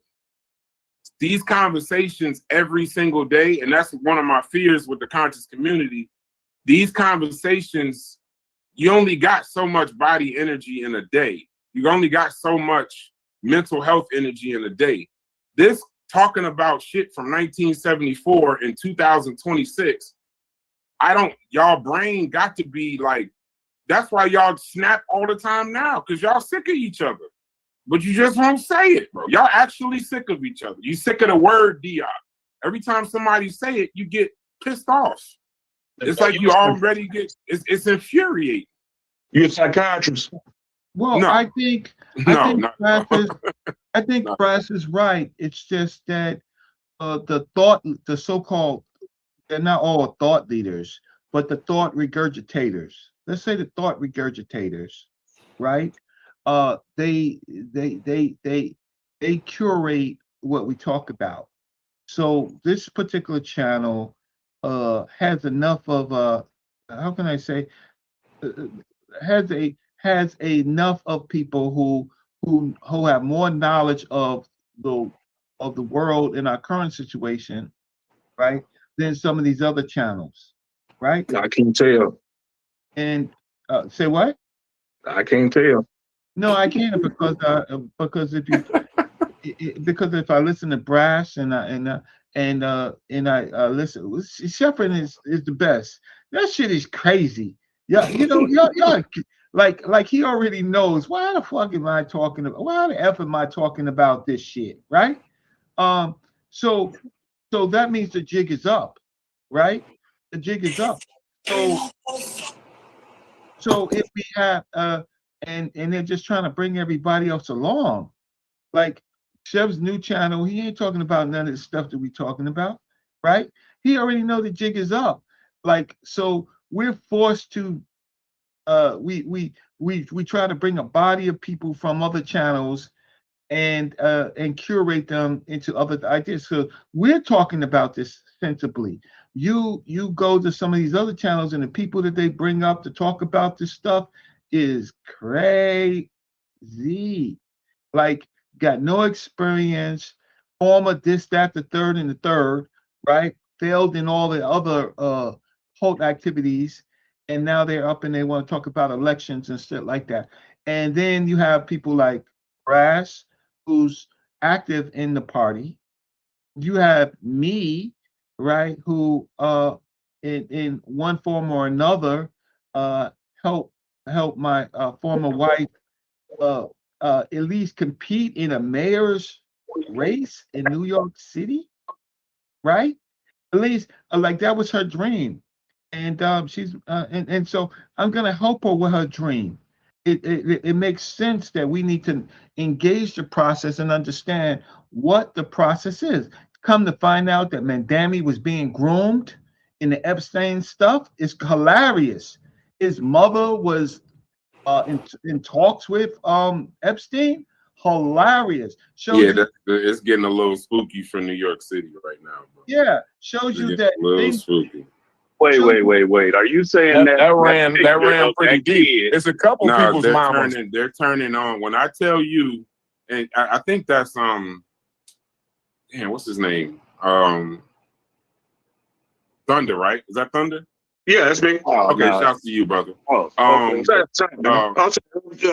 is Devin. Whoever don't know, my name is Devin. So okay, shouts to you. I'm glad you joined the Discord. The thing with, and I told you it's gonna happen, Corey. I'll accept your apology later. What I told you, people will vote for socialism, but socialism in voting is fun. Socialism in practice is not so much fun, bro. I told you, New York City, it was going to rebel. It sounds good. Free MTA and free this and free. It sounds amazing. The things you got to do to put it in place, New York City's gonna rebel. His approval rating, he ain't even been in office a month, maybe a little bit over a month. When I tell you his approval rating in New York City right now, they would get rid of him right now if they could. Right now. I'm gonna tell you.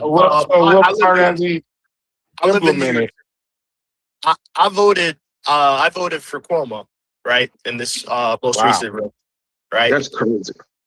When it comes to conversations I'm having with all these crazy neo-progressive, socialist minded younger people in my generation, I'm telling them exactly what you just said. They don't really understand how communism and socialism works. And I'm under the impression by the end of Mamdani's term, he's going to look more and more like Cuomo, because he's going to realize he has one of two options. He's either going to have to stand 10 toes down on everything he promised, and he'll end up getting nothing done, because even Kathy Hochul has told him she's not going for much of the things he ran on. Or he'll realize he has to come halfway and realize there's certain things that's not even in his scope to do as mayor, right? And he'll look more like Cuomo at the end of his term. He's already meeting with Trump and all these kind of things. He's already walking back a lot of the things he said. So realistically, I think he would have to kind of by the end, like you said, by the end of his term, he's gonna have to kind of come halfway. I think that's the only way you kind of get anything done in politics, right? It's kind of like compromising on things. That's what he's chastising Cuomo the whole election for doing. Let Thunder get in there. Let Thunder get in there after that. Oh, sorry. And so by him, kind of compromising just to get some things done, I don't think that kind of says anything about it. I just think, and the fact of the matter is, it's not that his ideas are bad ideas and they won't work. It's the fact of the matter is the system like is built to the point where they just is so much pushback and so much fight that if he does stand 10 toes down, like you said, he won't get anything done, and then it won't look bad. That doesn't say anything about the policies and how if those policies were actually implemented, how those things would actually affect the people that it was supposed to affect. How it's supposed to make America. Let Thunder get in. Let Thunder get in there, Truist, and then we'll do it back and forth. If I could, I want to jump on, man. I forgot about the Discord. I don't think I've ever been on it. So, listen, man. Y'all with these conspiracy theories, Corey, you going ham with your conspiracies. Listen, as a conservative, bro, if you live in Atlanta and you know for a fact them people was throwing ballots away, it was several investigations. I mean, we could share it, but it's several investigations. Several people came out and said, that they was trashing ballots from certain districts and stuff like that. This is known. This has already been testified. Everybody know this. They just had to pay them black women $100-something million for lying like that. But go ahead. Well, okay, that's fine. So when you go into that, and then you say he trying to steal the election because he trying to win. Listen, man, the only reason that happened, it's only one reason, is when Fulton County came out and admitted that they fucked up 315,000 votes. They did not get the signatures from the poll workers, and those 315,000 votes should not have even been allowed, right? That is what gave them. That's when you got. That's when probable cause. Hold on, relax. Let him finish, Corey. Let him finish. Hold on. So, that is what gave the DOJ probable cause. Then they would go to a grand jury, and then they say, "Okay, cool, you can do it." Before that, they couldn't do it. They probably always wanted to do it, but they never had probable cause. That's what gave them probable cause. When Fulton County had to admit on the congressional Georgia congressional floor that is what happened. All right. Two. I still okay when you come to Ma'am Donnie and all this stuff. I don't know how y'all still even voting Democrat at this point, but that's whatever. I want that New York to go through everything they need to go through consistently. I want them. I think it came out the other day. He was on an interview and he said that New York was $17 billion. New York City was $17 billion in the hole, right? That's before he even walked in the door. So when you combine 17 billies, that whatever the last man, the black guy that y'all didn't vote for, by the way, Eric Adams, the one that no black people voted for. That's a whole nother story. Now, he ran that bill up, didn't tell none of y'all. Took Ma'am Donnie to come out and say, hey, man, we 17 billion. So now combine the 17 billion y'all already in to the deficits and the debts you got to go in to get these free buses, these government ran grocery stores, these government ran housing. When you hold on one second, brother. I ain't even spoke yet. Hold on. When all that happened, and that 17 turned to 27, and then 37, and then 47, and then y'all gonna wind up with the. I mean, you already in debt from the these pensions y'all paying out every month. I mean, it's a mess. And then when you come to places like Georgia, Florida, that's actually well ran, and we running budget surpluses every year. I mean, they giving us refunds because they taking in too much money. And then now they talking about doing what? Doing a income tax. I'm sorry, not state income tax. The property tax. That's how much money we making. We making so much money by in 2032, we gonna do away with the property tax. And I'm a homeowner. I'm a multiple homeowner. So that's gonna benefit everything that's happening in New York, and we see what happened in Virginia now. If y'all paying attention to Virginia said they voted for some moderates, whoever, right?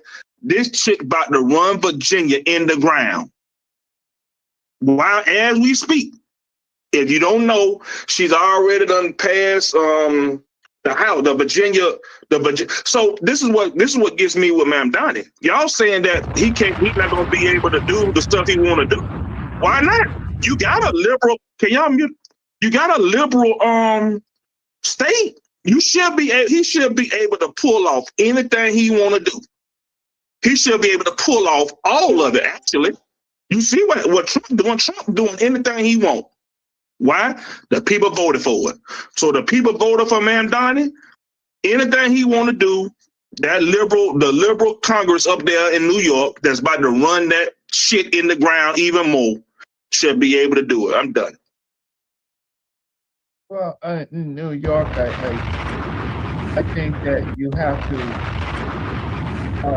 understand that Talk to him, son. the mayor is a figurehead in New York City. People, the rich families still run New York. Bloomberg absolutely is very quiet, but New York, Bloomberg runs New York. Man, Yeah, but we talk about them budgets, Dredgy. well, okay, so all some of that stuff is illusion. It's just wash money, right? New York, New York may be on depth on paper, but New York has an international economy, right? It's just what they seem to say that they give New York, but New York is run by rich families, by donors, right? By people with incredible amount of property. Just the property in New York, right? Property owners in New York, they have so much say so. Mandami right now, most of his policies or just paper policies, he's looking more like a, a, a regular Democratic mayor, right? And the reason why he's in there so the stealing can continue. No matter what he says, a lot of New York's budget is how can I say it's corrupted. It's corrupted, and so and so I wouldn't look at New York. I wouldn't compare New York to any other place. Can I add a piece to that when you're done, Reggie? To that Yeah. budget part when you're done. Yeah. I wouldn't. People can raise in New York. The people that run the property, they can raise billions overnight. $17 billion in debt don't mean shit to New York, right? I would say don't compare New York to any other place, but that's where the biggest steal is happening, and it's not about. It seems to regular people, Democratic or Republican, but that's not. Look, what I found out and working on this, I've worked on several campaigns. I worked on Patrick DeLisa's campaign against Congress, Richard Torres. I worked on his campaign as city council. I worked on Dr. Bartholomew's campaign. New York is just to be a candidate in New York, before it all starts, you have to show up with $180,000. And when you and just to basically advertise yourself as the mayor. Otherwise, you're blocked out of debates, you're blocked out of everything because the rich, the people with pockets, they're gonna make sure that you owe them. I'll stop. I'm listening. I want to listen to. Yeah, I just want to add a piece on the budget in New York. New York is, for say, Reggie's correct, is very unique in how it runs. New York, that deficit. New York got into trouble when COVID happened. When COVID happened, they received a lot of federal money. If you weren't in the East Coast, you didn't see New York. Times Square was empty before the rest of the world was like, well, not the rest of the world, the rest of the United States was kind of like paying attention. Like we were over here where you couldn't even go into the city from New Jersey. So if you picture New York City, that's what we're talking about, not New York State, we're talking about New York City. That pandemic money funded a whole bunch of programs, and it was a lot of money. They focused on payrolls, they focused on social services, different things like that. But when that money ran out, they kept the programs, and they don't. And that money, it created like a bit of an issue. You kind of like outgrew the tax revenue that was coming in. Now I live in Bergen County. No, brother, y'all gave away all that money to them damn illegal aliens too. I was getting to them and all that stuff. I was getting to that, Thunder. I live in Bergen County. People out here understand, say whatever you want about New Jersey. It's cheaper we're so close to New York that it's cheaper to live in New Jersey and just commute to New York. Now, people will live in New York City for status, but it costs a lot of money, but it's some high earners that can afford it. Well, when those high earners, New York really depends on a few high earners, a few meaning like 100. I'm not talking about like one or two, but a few high earners and a few very strong businesses. Well, when those businesses move out because they don't agree with the administration, and when those high earners start moving and you remove their tax revenue, then now New York is in a situation that now when those wobble, the whole budget is going to be an issue. Then you got the asylum seekers. I'm doing that because it's 2 Ps. So when you got the asylum seekers, they had no idea, on top of having these issues from that COVID money, now you add in this asylum seeker challenge. And they just threw money at it, money they didn't have. And it blew a hole in whatever projections you was going to do to get out of it. It blew a hole in all of that. Now, you can deal with pension things and bonds and all that, whatever you want to do. But where Mamdani runs into his issue is, at this point, now that he's in office, in practice, it looks like he don't understand math. No. And when you run your election on this energy of like a protest, of a revolution, and I'm gonna do this and I'm gonna do this, and then you get in office and you realize you can't, which people was trying to tell him the whole time. Now these people that he riled up and thinking that it's about to be this big change, now when he starts governing their expectations, he looks crazy. Well, in fairness, that's the thing. That's the thing, Brass. Right. The people, and even the people he was running against, like Cuomo, were telling him he was going to have to tamper his expectations. There's certain things that he can't do as mayor, right? And the people that supported him anyways. And those same people, you think they're gonna be like, oh, what happened? No, they're gonna act like everything is fine. They're not gonna change their minds. They're gonna still support him. They're gonna still support him regardless. Right. So Even in New if York City, hold on. Let me finish this point though. But in New York City, go ahead, Richard. No, I'm just saying that's delusional. The rich in New York, they did not want Cuomo, right? They did not want Cuomo. They seen Cuomo's mathematics. So it wasn't about, forget the people that say you come out to vote. All of that stuff is really votes are bought in New York. Just running a campaign just to get on the docket, right? You literally have to pay if you're not popular. Like Mamdani wasn't popular. You need donor money to pay people to get out there. You're brand new, and he was running against Cuomo and Adams, and I know because I worked on Dr. Bartholomew's campaign. Right, we did it on our bootstraps. We actually had to literally go out there 6 a.m. and get votes from people who didn't know us, didn't know Mamdani, knocking on doors and shoveling snow. That's exactly. But Richard, in all fairness, man, Mamdani with these pipe dreams that he was selling everybody, he could have probably did it.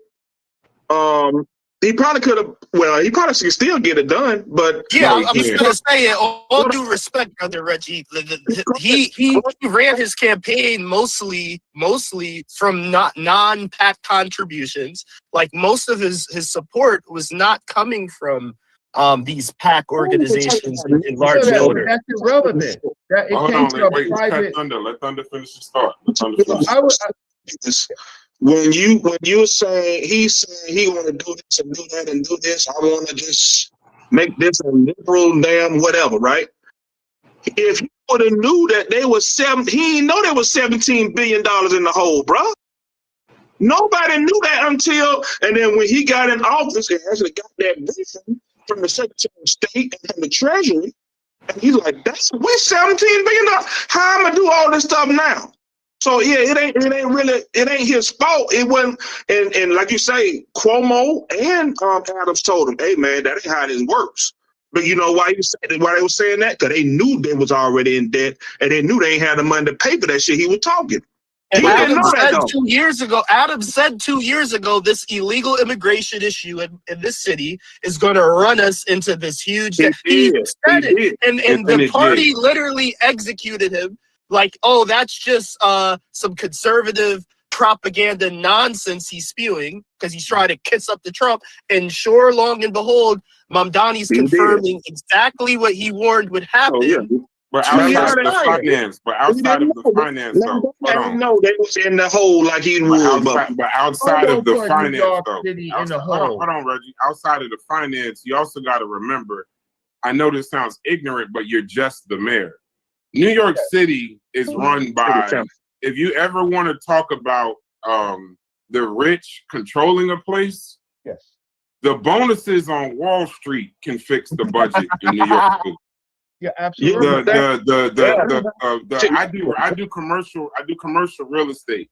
New York City is almost impossible for like a small person like me to try to even get involved in it. But then I was even getting offers on empty office buildings because like a company, look it up, MACK-CALI, the Mack-Cali buildings.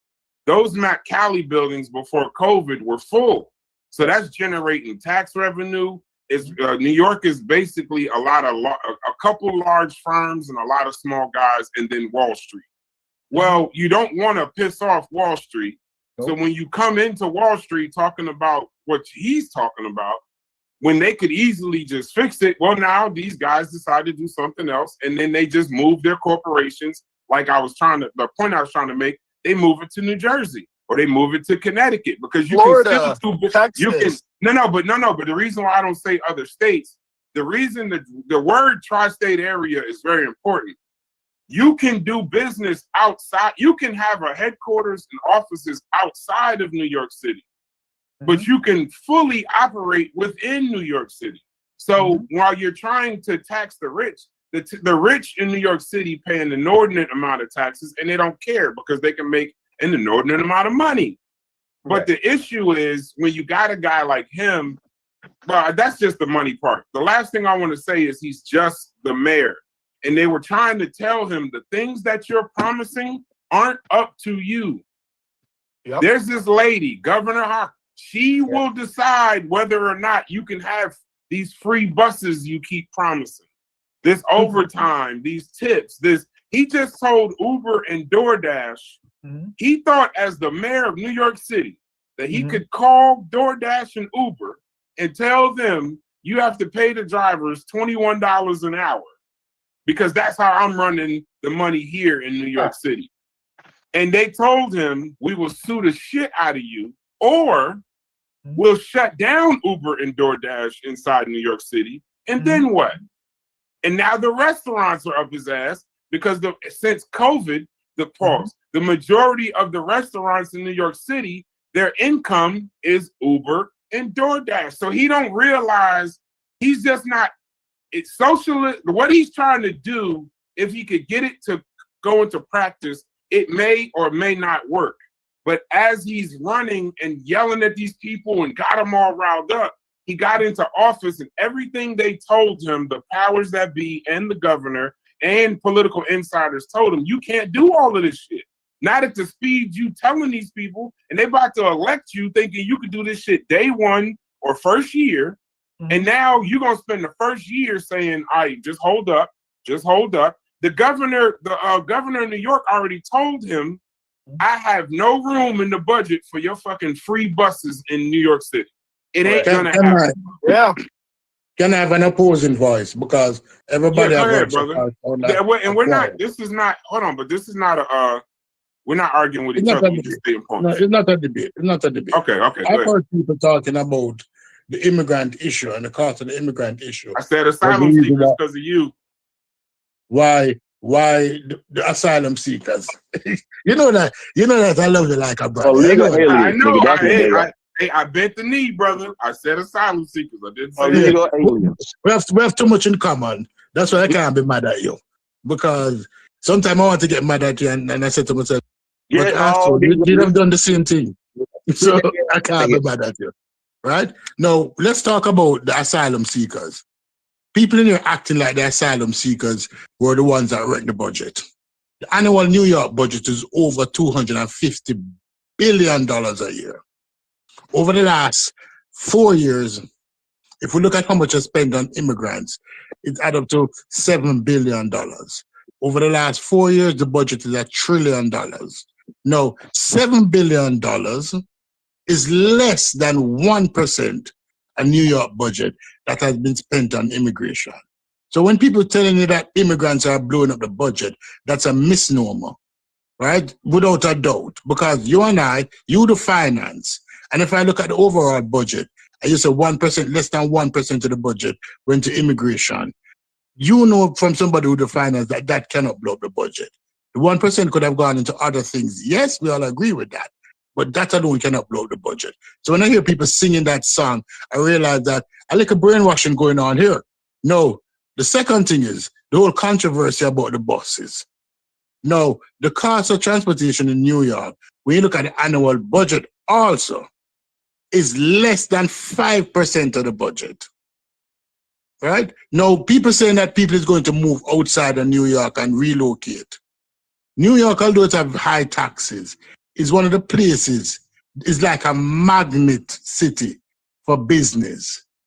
And it carries a status with it. That's why businesses at New York attract businesses. Remember when all of those businesses left California and went to Texas? I know all of them in California scratching their head saying, woe me, woe me, woe me.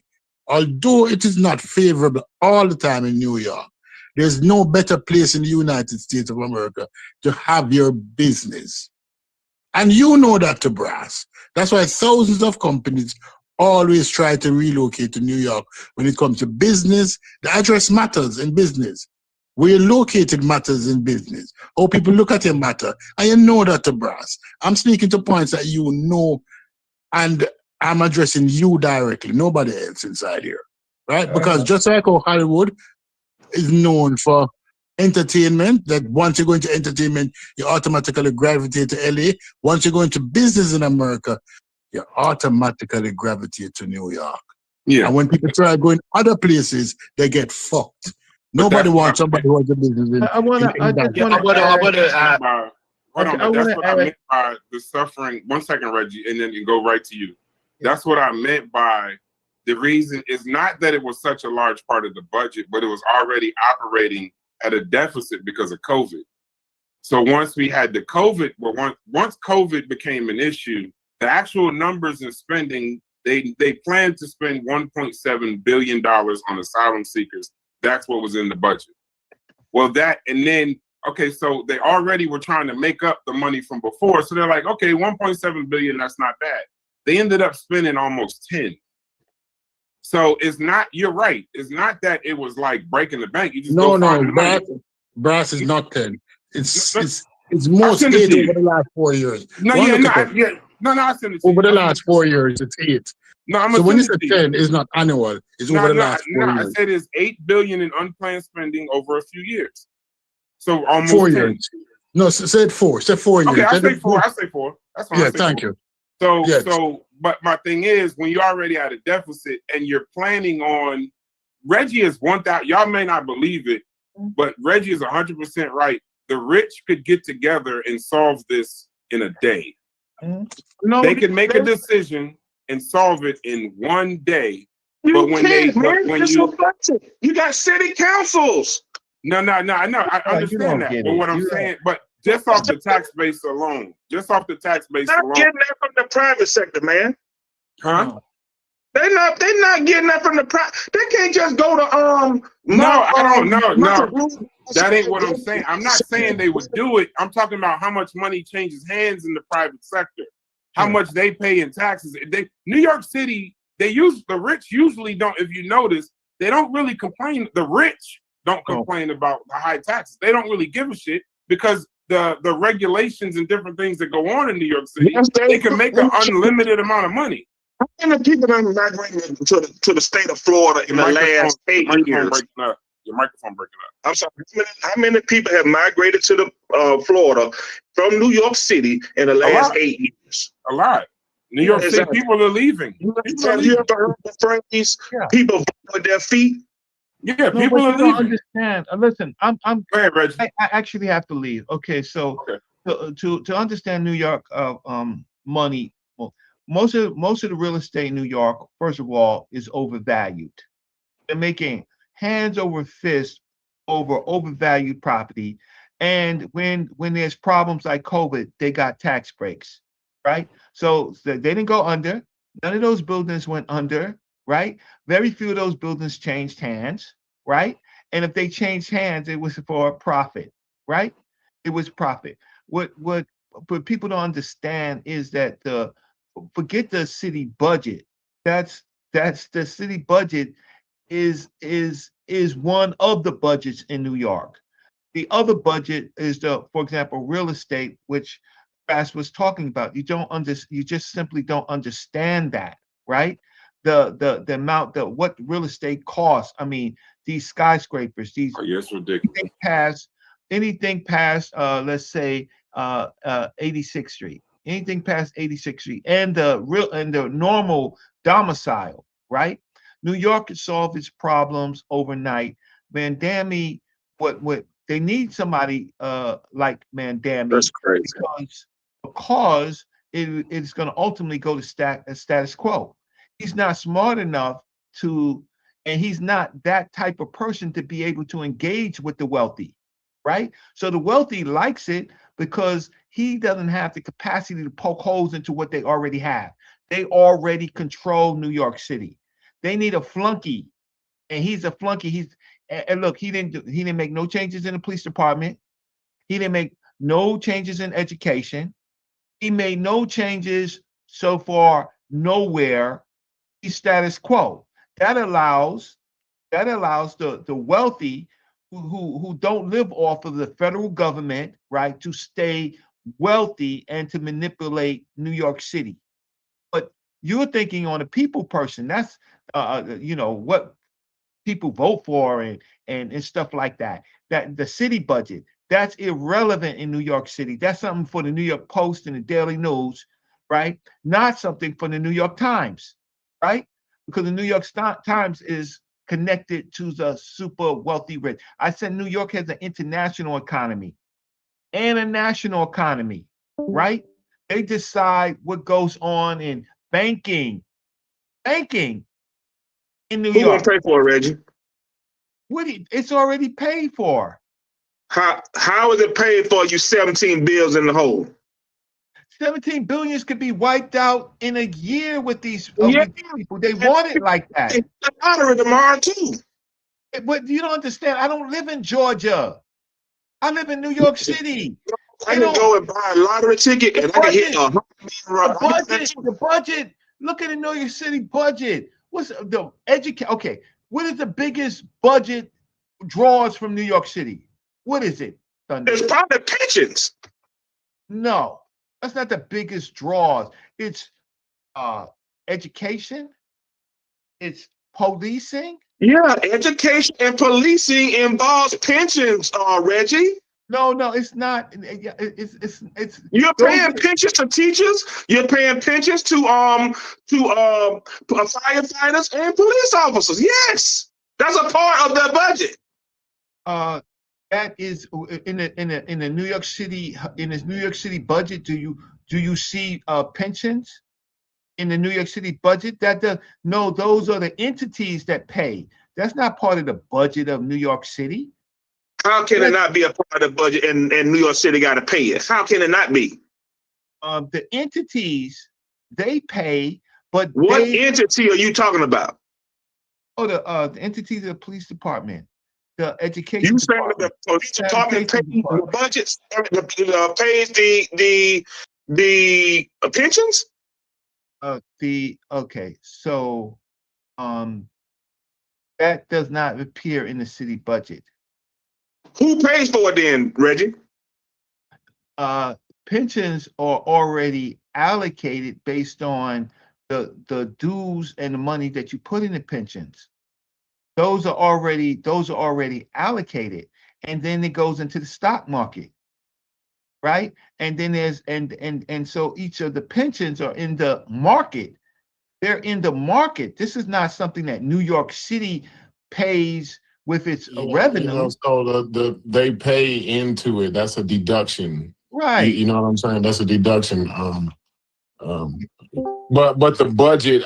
So y'all kind of talking a passage. It's not an argument. You know what I'm saying? Like the police department does have a budget, right? Yes. And so that's what Reggie's saying. You know what I'm saying? Like And how that works is those people get a payroll check, right? And that's a deduction on their payroll check. That pension money is put into a pool with their union members, right? And then they put that into the stock market. They get a return on that based on how well it does in the stock market. That doesn't affect the whole. That's New York. Yeah, but that's not a big deal in New York City. New York City's 5 major pension funds manage over $294 billion in assets for roughly 750,000 active and retired employees as of mid-2025.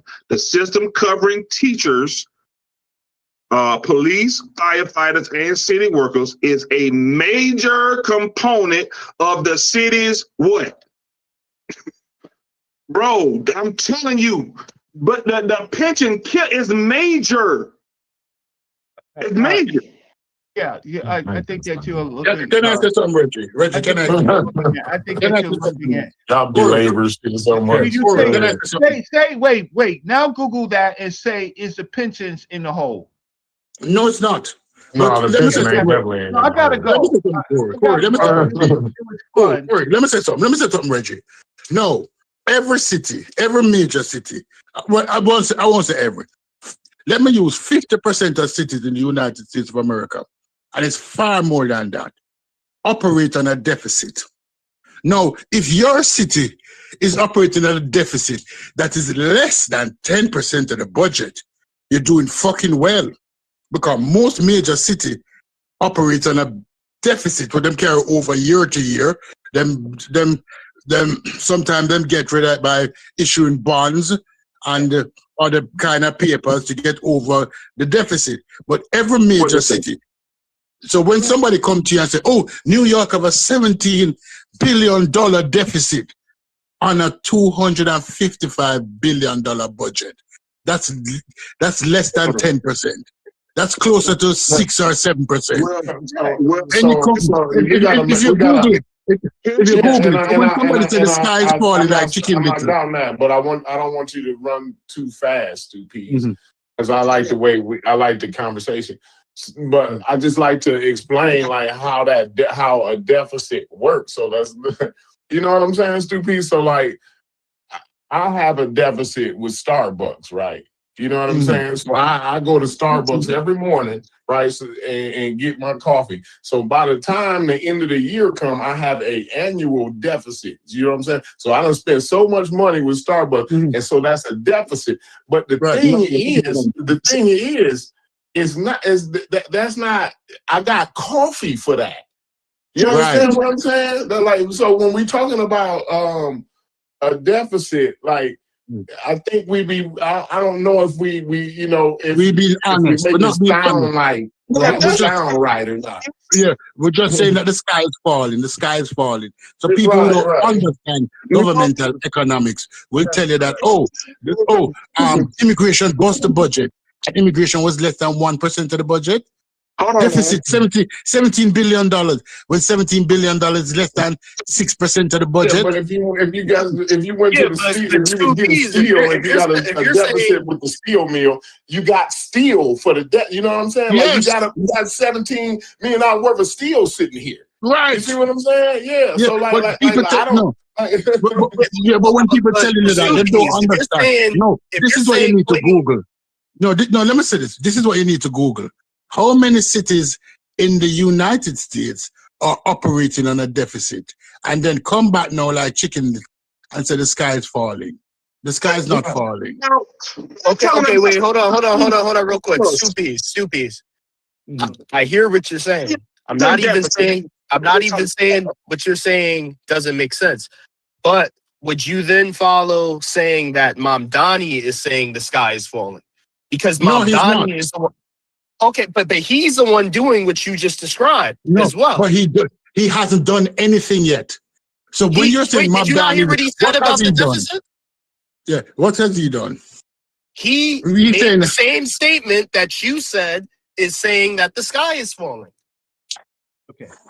New York City's real estate. I don't know, I'm but confused to answer that question. One last thing, and I'm gonna get out of here. Let me just say this one last thing, and I'm gonna get out of here. Y'all let- if he's saying that he's being melodramatic, Let Reggie go, man. Let me just say this one thing. New York City's own real estate holdings, right? Still talking about damn real estate. Hundreds of billions of dollars. He's still talking about real estate, and we talking about a deficit. We're talking about debt. No, you don't know how to cure deficit. A deficit is not the same thing as debt. It's not. That's what I'm saying. it's not. Wrong. Fast. New York City's own real estate holdings. I'm not talking about the private. I'm talking about the public. Is worth over hundreds of billions of dollars. $17 billion ain't shit for New York City. Right. So what you gonna do? I'm leaving. Don't. Sell it to the private sector? No, I really got to do a chore. Lease it. They already lease it. Oh, listen, I'm here what Reggie's saying. I heard what Stoopies is saying. You guys are saying people are raising false alarms. It's nothing to worry about. I'm saying if that is true, why is Mom Donnie raising an alarm about it?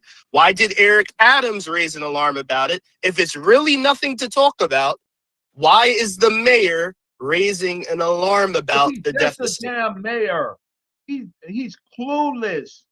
Adams is All right. clueless. I'll tell you what. He's a Let- former. let me say this. Officer. He's clueless, and he was stealing himself. He came into Griff, New York, right? Mandami's new. He doesn't understand the value of New York City's own real estate that they own. They can cure. The deficit is on the books, but it can be cured. Y'all have a nice day. Yeah. No, man, don't leave yet. Don't leave yet. No, Because I gotta like. go. Oh, you have to go. All right, big up yourself. Hey, thanks, No. thanks, two P's. At least you're Yeah. rational. God damn it. All right. All right. What happened with deficit? I hope politicians use deficit. The word deficit is a scare tactics to ordinary people. It's real. Ain't no scare tactic. It is real, but it is a scare. Two things can be true. But go ahead.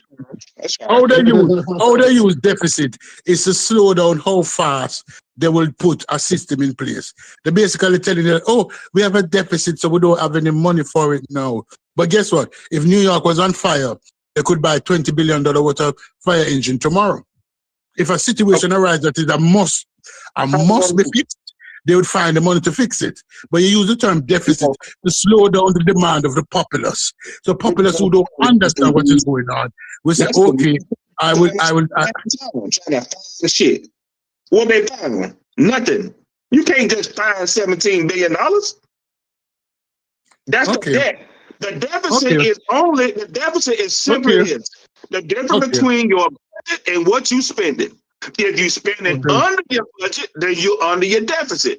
Your deficit should be shrinking. If you're spending over your over your budget, your deficit is going to increase. It's simple. It's not something. No. Somebody telling you that government operate like a corner shop.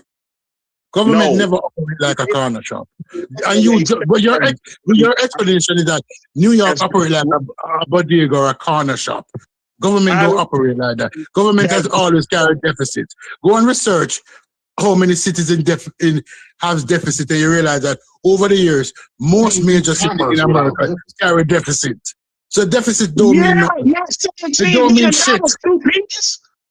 $17 billion don't mean shit when your budget is $250 billion. Yes, it does. You talking about No, it doesn't. It doesn't. It's like saying somebody spent 10% of them pay. Okay. So to Reggie's point, because most of what Reggie was saying is that the top we got a bunch of houses. That means we got no debt. The top people in this city could pay to crush this deficit, and that's precisely what Mamdani is trying to do by raising taxes on that same group of people. Yeah. That's how he wants to attack this deficit. So I hear what Reggie's saying. But Mamdani's way of doing what Reggie's saying is by raising you though. He ain't raising taxes on you. He's raising taxes on the uber wealthy. You see what I'm saying? And this is why this is the thing. This is why I don't be understanding how I love the conversation, but like the way we be having the conversation is crazy to me, right? Because it's almost like it's we apologists for billionaires and trillionaires, right? Beautiful.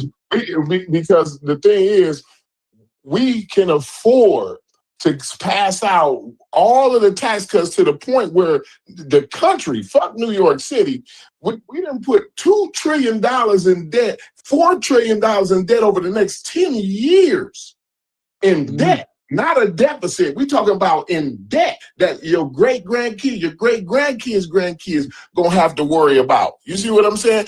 Over giving tax breaks to those same uber rich. But when we say give a tax break to the working class, it's like, oh, it's all these excuses about whether the rich person is gonna move out of the city and whoop-de-whoop. It's like, bro, New York is the goddamn World Trade Center. It's the damn World Trade Center. I don't understand what y'all talking about. Corey, but he's not giving tax breaks to the middle and lower class. No, you'll reap those in different ways. So you don't have to do it directly from a tax break, right? But you can make things affordable, which will reduce transportation into those working class. Okay, Corey, have you ever looked at it from this perspective? Did you hold on? I just wanted you to know, because you seem like you was upset about how his idea is to redistribute the wealth, right? No. What I was trying to hold on, real quick. Do you understand that in the past few decades that they done redistributed $50 to $80 trillion from the working class to the uber rich? Do you understand that? Nobody's complaining about that, or ain't nobody making excuses about the working man who's been stolen from for the past 40 years, and they done stole $80 trillion out of the working man's pocket to put in these uber rich motherfuckers. And so now we is talking, making all these excuses. Oh, they gonna move out. Oh, you can't do that. Not moving, going nowhere. But you can take from the working man for 40 years. $80 trillion. Shit, concrete. How about if you're having a nuanced conversation and you understand that both is wrong? No, not wrong. You're not wrong. No, you're not wrong. You're not wrong. Corey, let me say this to Corey. Corey, let me say this. Corey, let me say this to you. Well, I think the perspective that really makes they gonna leave, fool. They coming to New York. They coming to Florida. Why no, they're not. No, they're not. No, they're not. Damn lie. No, they're not. If you have these large businesses that employ millions of New Yorkers leave out the city, right? They can afford to move their families to Florida, to Texas, to New Jersey, elsewhere. The people that had to work at these corporations that aren't going to be here anymore, that had to work at these large businesses that aren't going to be here anymore, what's going to happen to those people? The people that can't believe that. Do you believe that? They done got y'all scared to death. These niggas is scared to death. No, Corey, let me say this. Well, what if Massa leave? Yeah, the plantation. What if Massa back up the plantation? What's we going to do? Massa leave? If we make them pay their fair share, they gonna leave and take all their money with them, and we gonna be poor. How you think they business run off the backs and the intellectual property of you and me, nigga? That's how they don't get it. They take their asses out of the country if they want to move somewhere. Send them the intellectual property and the sweat and tears from the American worker is who was how they got city when its main source of revenue leaves. Control, goddammit. Corey need a bomb. Corey need Listen, Kevin, reality check. They come to No, you niggas is apologizing for somebody who ain't gonna do nothing but make your life miserable. Yeah, but we're not having an emotional argument. We're talking about the logistics of it. These are the people that fund the city. What happens to the city when the people that contribute to the you talking about, Tor? We're talking money. You're giving an appeal to an emotion, having a logistical conversation. I understand about the money. That's what I'm talking about too. I'm talking about the $80 trillion that was stolen from the goddamn working man. That's what I'm talking about. I'm not worrying about whether these niggas moving somewhere. You got to. Yeah, but you don't get that take money their back. motherfucking asses on then. You don't get that money and pay what they owe on the way out. You don't get the money back by raising taxes on them. That's not how you get the money back. Because I can get my coffee. I don't need to get my coffee from Starbucks. I can get my coffee from the old Mexican lady at the guy on the corner with the stand. If he move his ass out of here, you know what she gonna do? She gonna make millions of dollars. Because if Starbucks take his ass out of here, everybody's still gonna want some goddamn coffee, and they gonna go to that old lady. Having some sort Like of they've been doing before Starbucks came to town. Having an emotional conversation. In reality, you're not gonna do that. You're gonna want to go to Starbucks. No, I'm not. No, Corey is talking common sense and y'all done ran. Starbucks done ran the old lady out of town. Starbucks done ran her ass out of town. That's why I go to Starbucks. Okay, they done made sure that it's more convenient for me to go to them instead of the old lady. They use their $1 billion because niggas like you who say, well, what about if the billionaires have to pay a little bit more money and they move her ass out of there? How many ticket salaries that Mexican lady gonna pay for? Exactly, nigga. What did you say? They done failed for these big corporations' propaganda, Corey. They are peddling the big corporations' propaganda. You know what? Y'all should go to Congress. That way, y'all could have got the goddamn Citizens United passed. Yeah, I think they would. Y'all better lawyers than with the motherfucking billionaires to begin with. That old ass Mexican lady gonna pay for. How many? No, I know how many. Listen, how many was gonna pay for it? How many? What is she paying for it? Teachers' salaries is that old ass Mexican lady that you gonna give your salaries don't got nothing to do with her. And because all of the people that are gonna lose their job from Starbucks moving out, is she gonna employ all those people? No, they're gonna get if the corporations move out, right? Because if you notice, it was way more in the 90s. You had way these more. Niggas saying if Starbucks move out your town, it's the death of your town. Listen, y'all ask a question, but then y'all gonna just talk all over. Yeah, I'm sorry, y'all. Take the emotion out of it. Hey, Corey. The irony of all of this is that now it's you talking to a whole bunch of conservatives versus me talking to a whole bunch of liberals. They ain't even conservatives, though. They're not even conservatives. I'm just telling you that. I'm just sitting back listening because I don't want to pile on. Hey, welcome to my Corey handling both of them dudes. Yeah, Corey welcome handling to my existence, man. Welcome to my. Look, how many people know somebody that works at Starbucks? Me? Because you go there. I'm saying in your regular circle, does anybody in your circle work at Starbucks? Nah, I'm a grown man. I don't know nobody work at Starbucks. Exactly. So that shit is not going to kill the goddamn economy nowhere. But most of the other men, it's actually going to make the economy better. They work for some kind of corporation. Better. It might not work for what happens is, listen, this is what happens when Starbucks and Walmarts and them move the fuck out, right? it gives the opportunity for more small businesses to come in, right? And then those small businesses keep their money in the community. They're more likely to keep the money. The small business owner, the coffee lady and shit like that, she's more likely to put an addition on her house, and their neighbors and shit have their own small businesses and shit, and they more and the property value goes up. But when Starbucks, he send his money out of, he don't build no fucking house. He's an international. He ain't got no allegiance to no country. He's a international guy.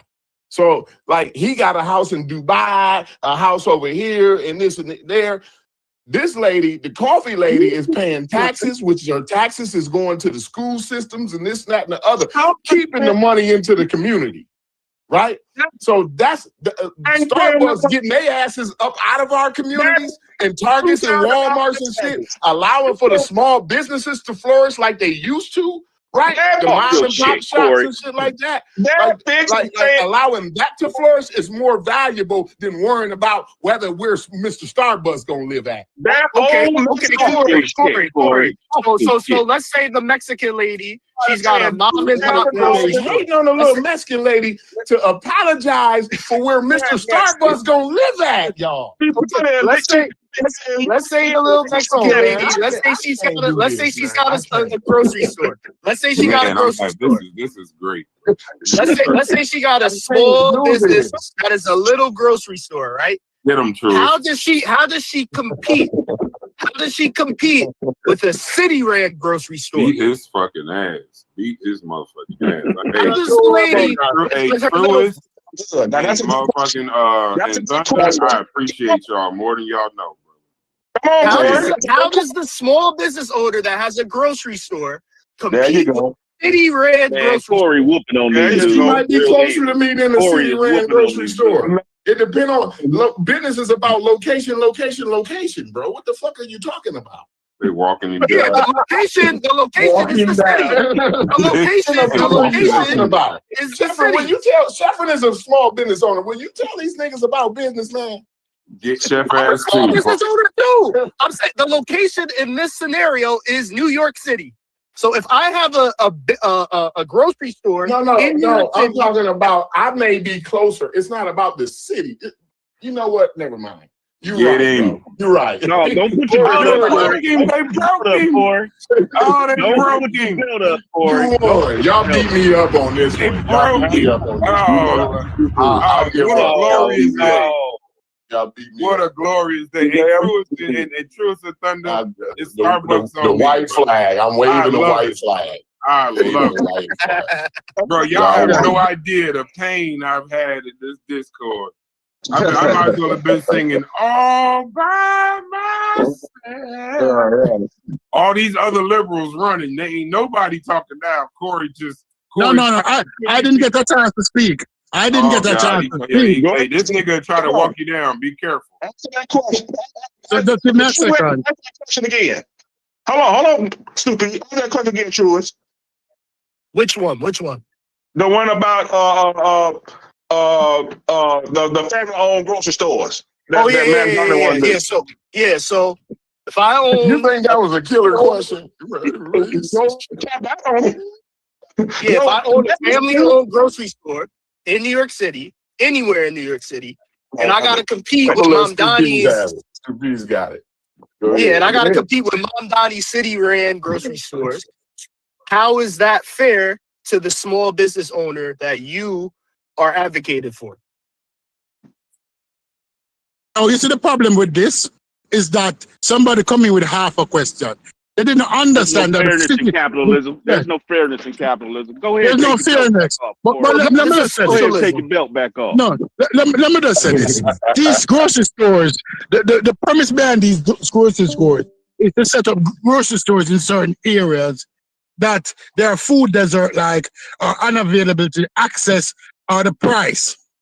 Right? No, when I look in my community has no grandma, grandpa grocery store. Matter of fact, I don't know which community anymore have a grandma and grandpa grocery store. Because my community have Whole Foods, Aldi's, Publix, what the next one is? Whole Food, Aldi's, Publix, Sprouts. It's those grocery stores in my community. Right? There's no grandma and grandpa. So when somebody talking about, what about grandma and grandpa? Show me the grandma and grandpa in your community before you make that statement. Because very few grandma and grandpa grocery store exist anymore. Walmart killed them 25 years ago. So who you worrying about? You worrying about Walmart? Who you worrying about? You worrying about Aldi's? The German chains? You think you answer his question? No, my question is that he has a non-question because there's no grandma and grandpa grocery stores to worry about. Why are you worrying about grocery stores? How many grandma and grandpa grocery stores are there? So in order to answer the question, so in order to answer the question, you have to deny not only that they exist, but you also have to deny the ability for someone to want one. What if someone wants to start a small business grocery store? So since you don't want to acknowledge they exist, let's say a person wants to start one, but they have to fight with a city ran grocery store. If they want to, they can't fight because they got to fight because the corporations done made that unavailable. Not the city grocery store. Not the city grocery store. Why? Like, is you kidding me here, bro? Lies. Is you living in reality or what? Watch this right here. I'm going to show you right now. Well, let me source up right quick. Well, how to do the camera? Where my camera at? No, Yeah, here we he's go. saying that in order for grandmama, she would have to compete with the city. There's no way she's competing with the city grocery store. She's gonna be competing with Walmarts and Targets. Aldi's and Targets. She's not gonna be competing with no motherfucking city grocery store. What reality is I'm gonna tell you, in New York City, there aren't. Wait, hold up. In New York City, there aren't many Walmarts. Fine, it's a Target's, it's a Whole Foods. There's not many it's Targets a Trader in the hood. Joe's. There's not It's a too many Trader Targets. Joe's, and that's where the food deserts is at. That he just There brought are up. not too many Targets in the That's hood. where you said. Hold on. You said they don't have those in the hood. That's where the food. That's called a food desert, and that's where the goddamn city grocery store would be at. Okay, so if grandma wants to open up a mom and pop grocery store in Brownsville, she's gonna have to compete with the city red grocery store in Brownsville. That's fine. Competition is good. That's good. Okay, so you think that's good? The store not there. Grandma hasn't opened one yet. So while we're talking about a situation, grandma she ain't even able to open one, period. Because again, even if that's true, even if that scenario true, she wouldn't be really competing. Even if the thing is that it ain't no Targets in the hood, that is still that the fact of the matter is she's still competing with those big box stores. Because it ain't no way it's about the pricing too. It ain't no way she could outprice them. There's no way she can outprice the city. No, hold on, man. That ain't necessarily true. I mean, I don't know. The city has infinite amount of funding. No, they don't. They don't have any. Oh my God, Corey. is allocated. In comparison to a small business owner, I think you just saying things. You know, I'm not gonna argue because now you're just saying things to rebut what I'm saying. You ain't even serious. Corey. Can I ask you a question, Corey? What is Thunder trying to share here? There's a grocery store right here in Atlanta, Georgia, locally owned. And they are in the Little Five Points area. If you know anything about Atlanta, Georgia, you know what Little Five Points is. That grocery store has been there probably 60, 70 years. It's competing against all of the big boys. And I didn't say there were none at all. But you do know they dying though, right? So you gonna sit there and act like mom and pop's grocery stores haven't been dying in the last 25 years? You gonna sit there and act like that? That's fine, because if we just having a gotcha conversation, that's one thing. But if we having an honest conversation, that's another thing. Thunder. Yeah, no. So that's why I was talking about if someone wanted to. If I'm someone that wants to start a small business, I shouldn't have to compete with the city to a small business. I should have to Listen, compete with other yeah, business fine. owners. Fine. Okay, you win. You shouldn't. So we shouldn't have. So right now, that Granny ain't no Granny's trying to open up no fucking grocery store right now. But so we shouldn't open up a city grocery store just in case Granny try to open up one. Thank you. That is capitalism. Now, if you want socialism, no. If we're gonna have a free market, if we're gonna have a free market, see, the thing is, we get tied up in these boxes, right? So now, when he says, when you talk about adding social programs, right, you have to do strictly socialism. Everything has to be socialism. You can't just add social programs within the capitalist system. We can't have a real conversation. Corey, let me cut you off. We ain't never having a real conversation. Yeah, Corey, let me cut you for a second. Only poor people worry about socialism. Rich white farmers don't worry about socialism when they get into $25 billion. Businesses don't worry about socialism when they get Mark Zuckerberg. Mark Zuckerberg don't worry about socialism. You're right. Small business owners. When it's one of them. Poor people. Hold on. Small business owners, and then you can have it right back. Hear me out real quick. Don't have a problem with socialism as long as it's going to those guys too. So when we bailing out the banks, right? When we giving Elon Musk unlimited amount of money to shoot rockets up into the ozone layer, fucking up our environment and shit right there. When we pass out all this money to Raytheon, who we don't even know how much money we've been giving Raytheon. They don't even know how many $1 trillion we've been giving them. When we pass out all that money, they don't got a problem with socialism then that way.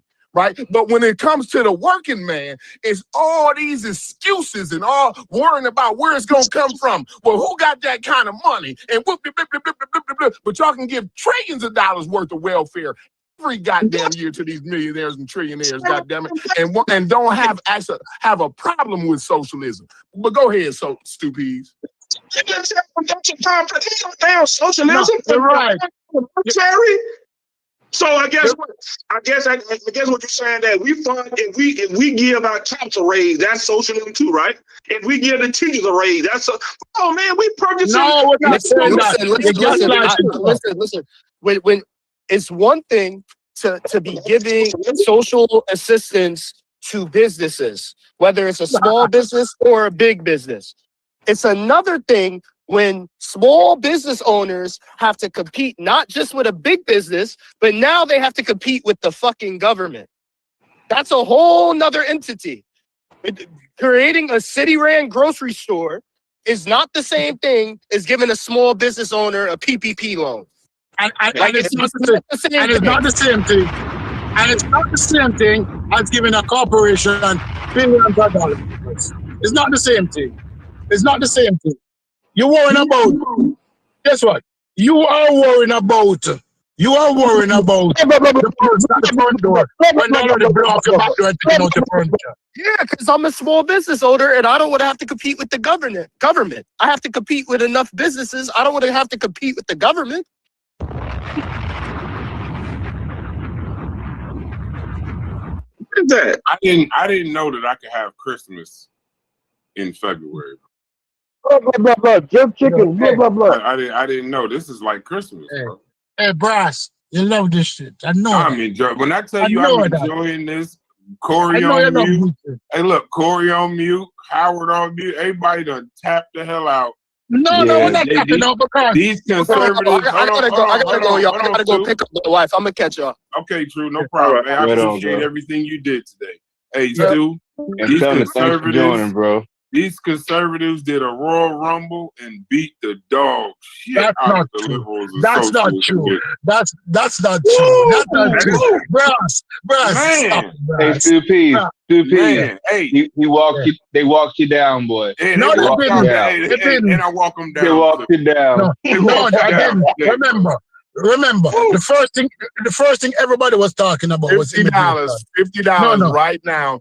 That No ain't one, enough money. no one on the panel can tell me the best point they made. That ain't enough No one on the money. panel can tell me the best point they made. $50 right now. It ain't enough money, go. I mean, $50 right now.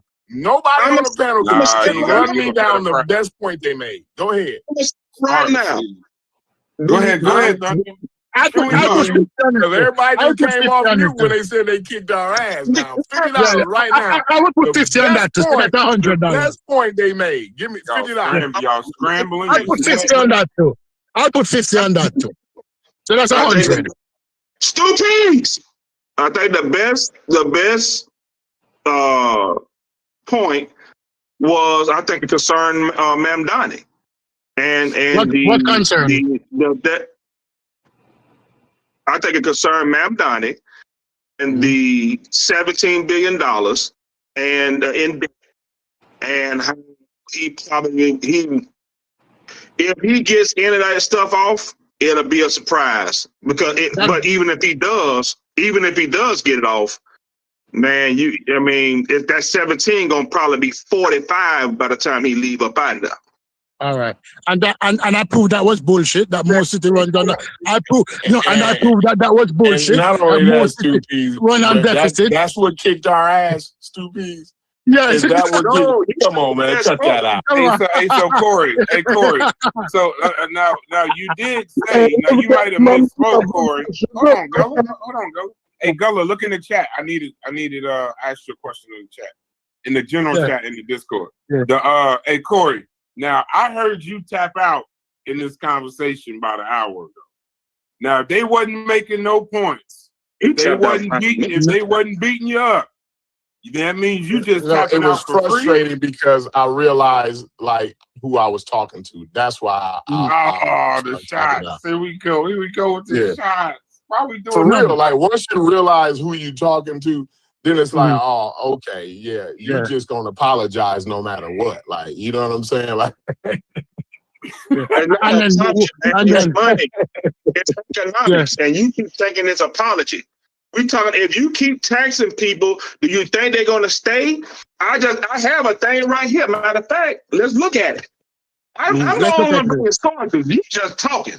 You remember what the taxes was back when they was taxing, they was doing way more. They was taxing 90% after a certain amount. 91% under Yes. JSK, 91%. And the economy was booming. They was making money and the working man was making money. That's where the middle class was created. But then they said, you know what? We ain't satisfied with that. We want all the motherfucking money. So then they commenced to stealing $80 trillion from the working man. And we came up and we tried to get this American thing working together. The businesses and the working man we all got the same interest. It's in my interest to make a quality product for your business so that people can buy that product, right? From your business if I'm a worker, right? But you ain't keeping up your end of the deal, right? Because the American worker has never been more productive in any other time in history than right now, but yet they get paid less than what they did than what their parents made. Yes. So the productivity of the American worker has been going up and up and up and up and up. But the pay that the American worker has been getting for his intellectual. And y'all want to tell me because he said, well, I got questions about Zoran Mamdani? What are y'all talking about here, bro? What are you talking about here, really, for real? Is we having a real conversation or is we just trying to get Stu Pease and Corey? Because if that's the case, then y'all might have got me. Y'all might have got me. Because they're making silly points. When somebody come and talk about deficit and talk about immigration, when a budget is so big, it's Let me read this real quick, man. Let me read this right quick and y'all can talk. All right. While specific real-time numbers fluctuate, thousands of millionaires have left NYC in recent years, notably during the pandemic. Why? Over 2,000 in 2020, though many have also moved to NYC, with net changes varying yearly and sometimes showing a return of the wealthy post-pandemic. Though high income earners are generally leaving the state at higher rates than the general population. Let me say it again. High income earners are generally leaving the state at higher rates than the general population, often for lower tax states like Florida, with significant income tax dollars leaving with them. See, that's source. I'm sourcing up. I just sourced up the whole premise. And I don't understand how that's even relevant. I don't even understand how that's relevant. Can I address But that? did you know real quick, and then I'm finna go on mute because I gotta go, y'all. I gotta go real quick. But I'm glad to have a conversation with y'all today. But I want to say, Thunder, did you know during the pandemic that corporations reported record profits during that time? So I just want you to know, like, so every time us as working people, every time, hold on, because I'm finna go. I'm about to go. Every time us as working people, right, do bad and get fucked over, the billionaires and trillionaires get richer and richer and richer and richer and richer. So I don't give a fuck where they move to. Peace to y'all, bro. Thank you. And let me second Corey. People acting like when billionaires. One down, one to go. No, people acting brass. You know this for a fact because I love addressing you. Although you don't have to answer. Billionaires have multiple locations where they live. So them relocating to Florida don't mean that they actually gave up their houses in New York. And you know that the brass, they must be in the brass know that they still have the houses in New York. Them relocating meaning nothing. Right? They're not moving the businesses from New York. They're not moving the businesses down to Florida. Go and research how many businesses actually move to Florida versus people who move to Florida. So when you bring up that, when you chat GTP that, now the next thing you need to chat GTP is how many of them ran back after 3 years. We live in Florida and we have seen it. We've seen that after the pandemic, 2022, there was an influx of immigrants. And as soon as 2025 landed, so many of them moved back because the economy of Florida is not conducive to what they want. The jobs pay less and the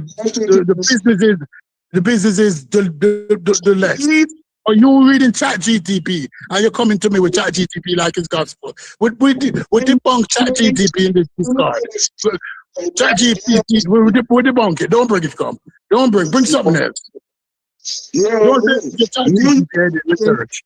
Seeing significant business departures with nearly 5,000 businesses closing or leaving in spring of 2025 alone. A sharp decline indicating an economic slowdown following earlier losses of thousands during the pandemic and ongoing moves by financial firms. 1,000 new businesses also start. The net loss highlights challenges from high taxes and costs, though economic hub with strong credit. Now, I told you, I'm sourcing up today. Y'all niggas is talking. Y'all talking. What was that last sentence you read? Hey, are we going to talk about what the What mayor was that of last Phoenix is sentence you doing read, next? Dylan? The last sentence, I didn't hear that last sentence. Okay, Yeah, I didn't hear that last sentence. While thousands of new businesses also start, the net loss highlights challenges from high taxes and costs, though the city remains a major economic hub with strong credit. Oh, thank you. That last sentence, I didn't. Yeah. Okay. Gotcha. That's the last. Okay, you talking about the last?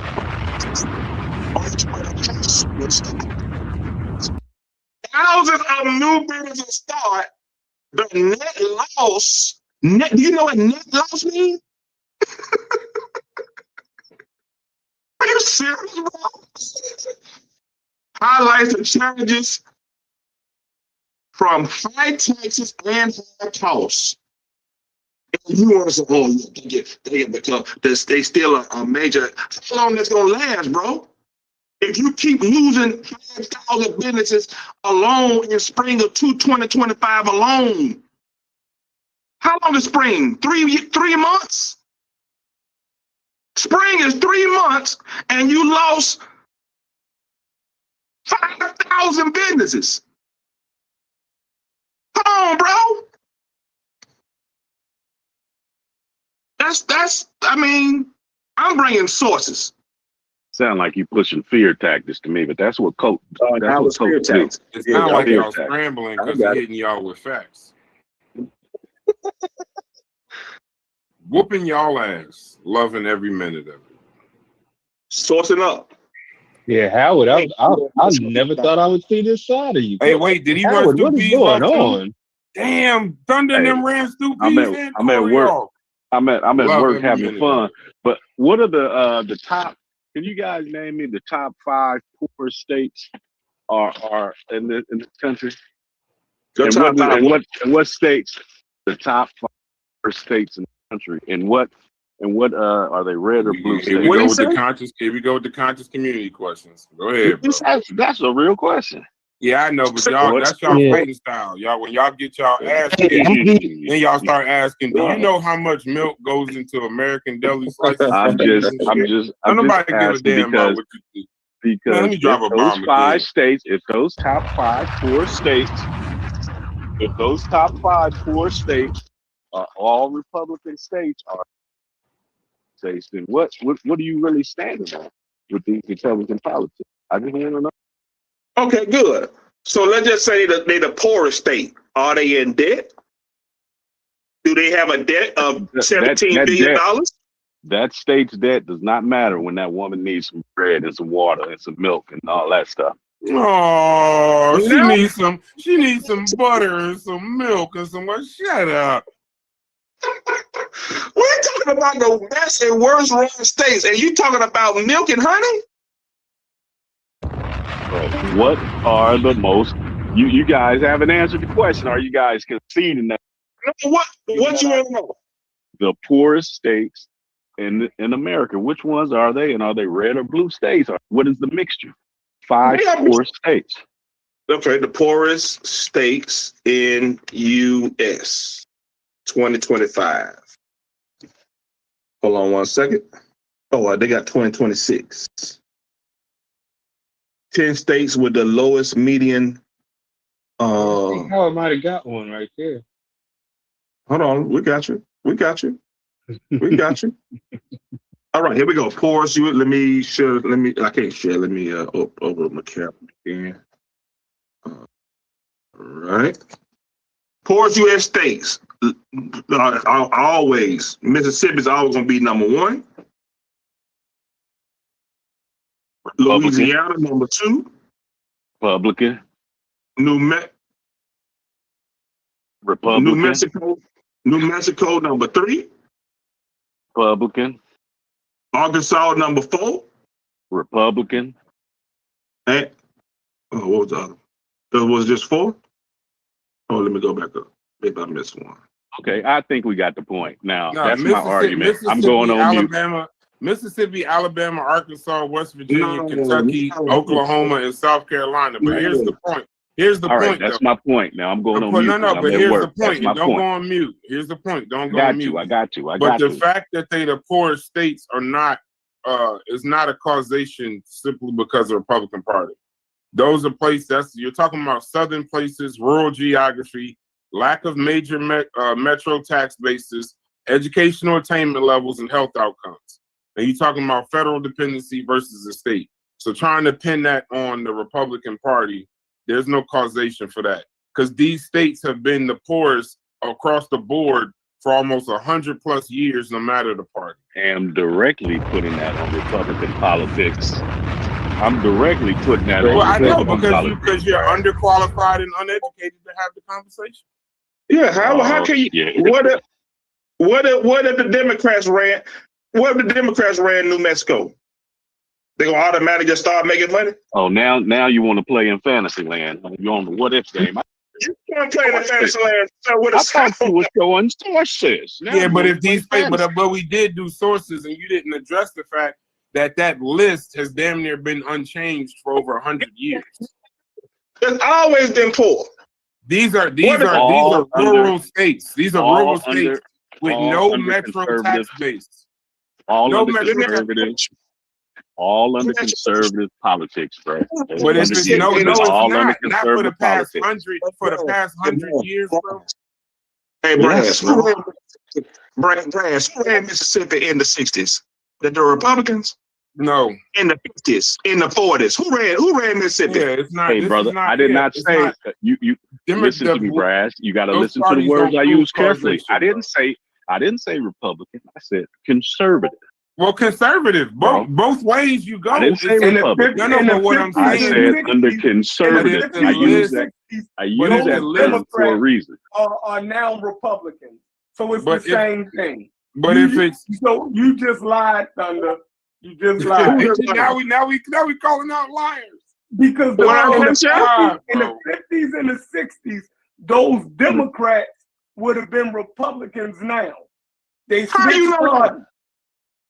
Bro, that's why I was Chef. That's why That's why I said conservative, and I used that for a reason because I knew where they were going with that. I knew where they were going. Hey, Chef, are you saying that this is... if you don't know that, I'm going back on me. If you about to argue that, continue your point, but just know that you've been corrected.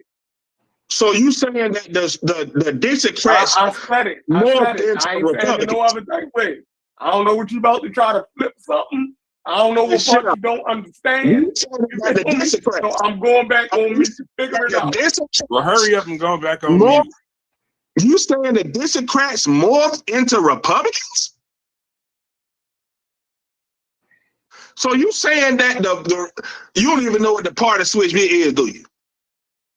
That's what I think. That's what his problem is. He don't even know the party switch was the voters. The voters switched from voting Republican to Democrat. They ain't gonna do the damn party. I'ma stay on mute. Let him continue to nose down. All right.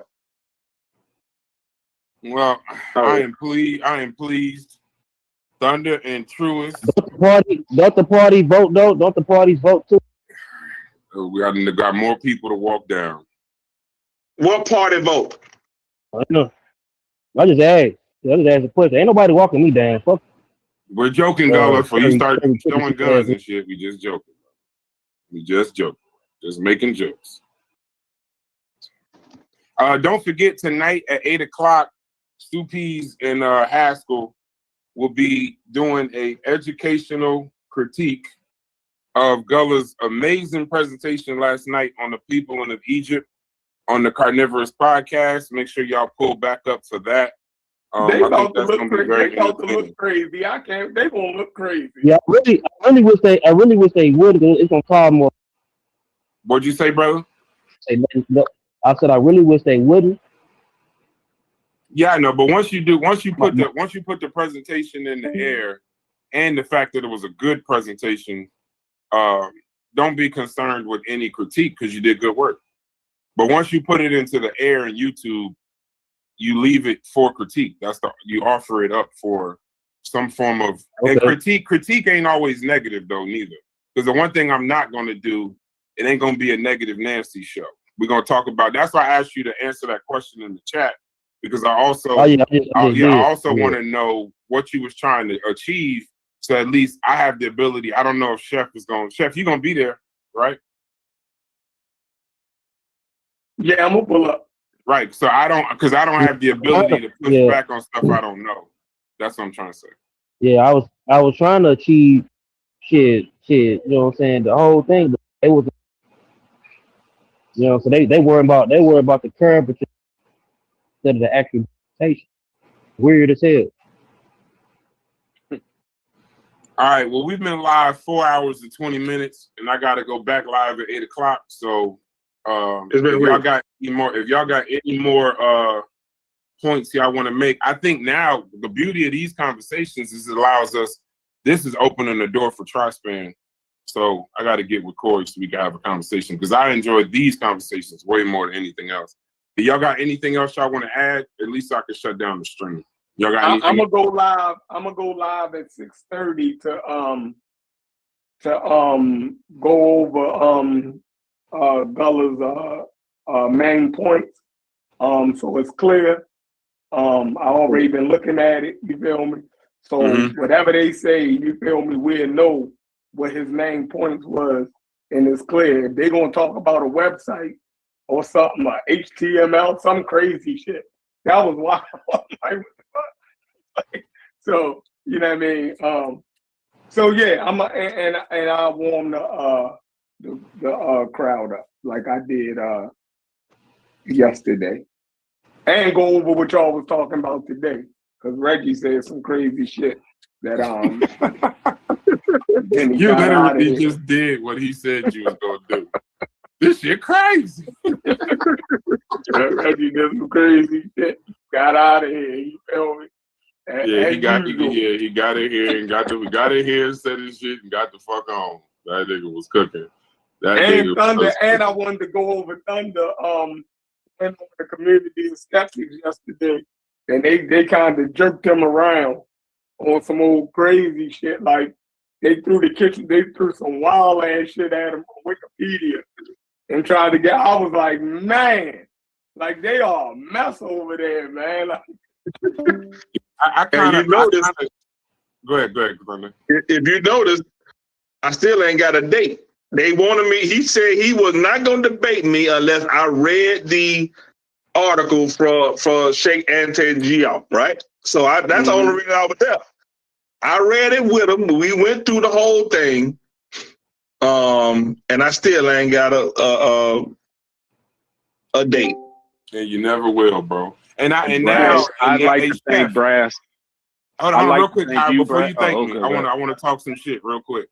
And I really hate the fact that you're not actually gonna have the debate, because that's something I would actually pay to see and even invest in to throw. Because anytime you could dog walk a motherfucker on some shit, on some bullshit, I'm willing to throw money at that motherfucker. Back pocket, side pocket, and debit card. So if you need some investment in that Thunder, we would love to see that, brother. I would love to see a dog walking at that level. They ain't arguing. They are not going to debate nobody over whether Africans and slaves are. It's an open and shut case. Hey, like we already. It's a shame. Hey, look at in the mortal words of Young Nudie from Atlanta. Look at what that money will make a bitch do. So trust and believe. For the right price, a motherfucker will argue anything. If you can argue flat Earth and man and monkeys and shit, you can definitely argue this conversation. No question. Chef, you kind of scared me on your on the E pluribus though. You scared me a little bit. You came on back, and that was a hell of a video. You planted some doubt. I was like, hold on, where's Chef gonna go with this? You was like, did they do it? You was like, no, not necessarily. No, you didn't say not necessarily. You said not in the way that we view slavery. Oh, and by the way, I gotta catch myself. When I say look at what that money make a bitch do, I'm not calling no grown men bitches. That's literally we got you. No. The thing is, Thunder, what you'll learn about me, motherfuckers tend to take what I say and just turn it into motherfucking the next World War and shit. So I'll be having to clarify because later on I'll get in trouble. Hits and tell me I said some crazy shit. But no, I'm not calling men bitches. It's just a verse from a song. But thanks out now to Brass for a great show, Jeff and all you guys. And I also want to thank Thunder for allowing that information to come. 100 years of conservatism cannot change anything. Conservatism. This is crazy. But keep you poor. I just want to say that. And now, Thunder, you get to see what I've been going through by myself. Ignore the Democrats running the South for the damn to 150 years, and he looking at the last 40. That's crazy. But anyway, that's do you think, bro? But yeah, Chef, you kind of had me scared, that man. I was like, oh shit. No, that's because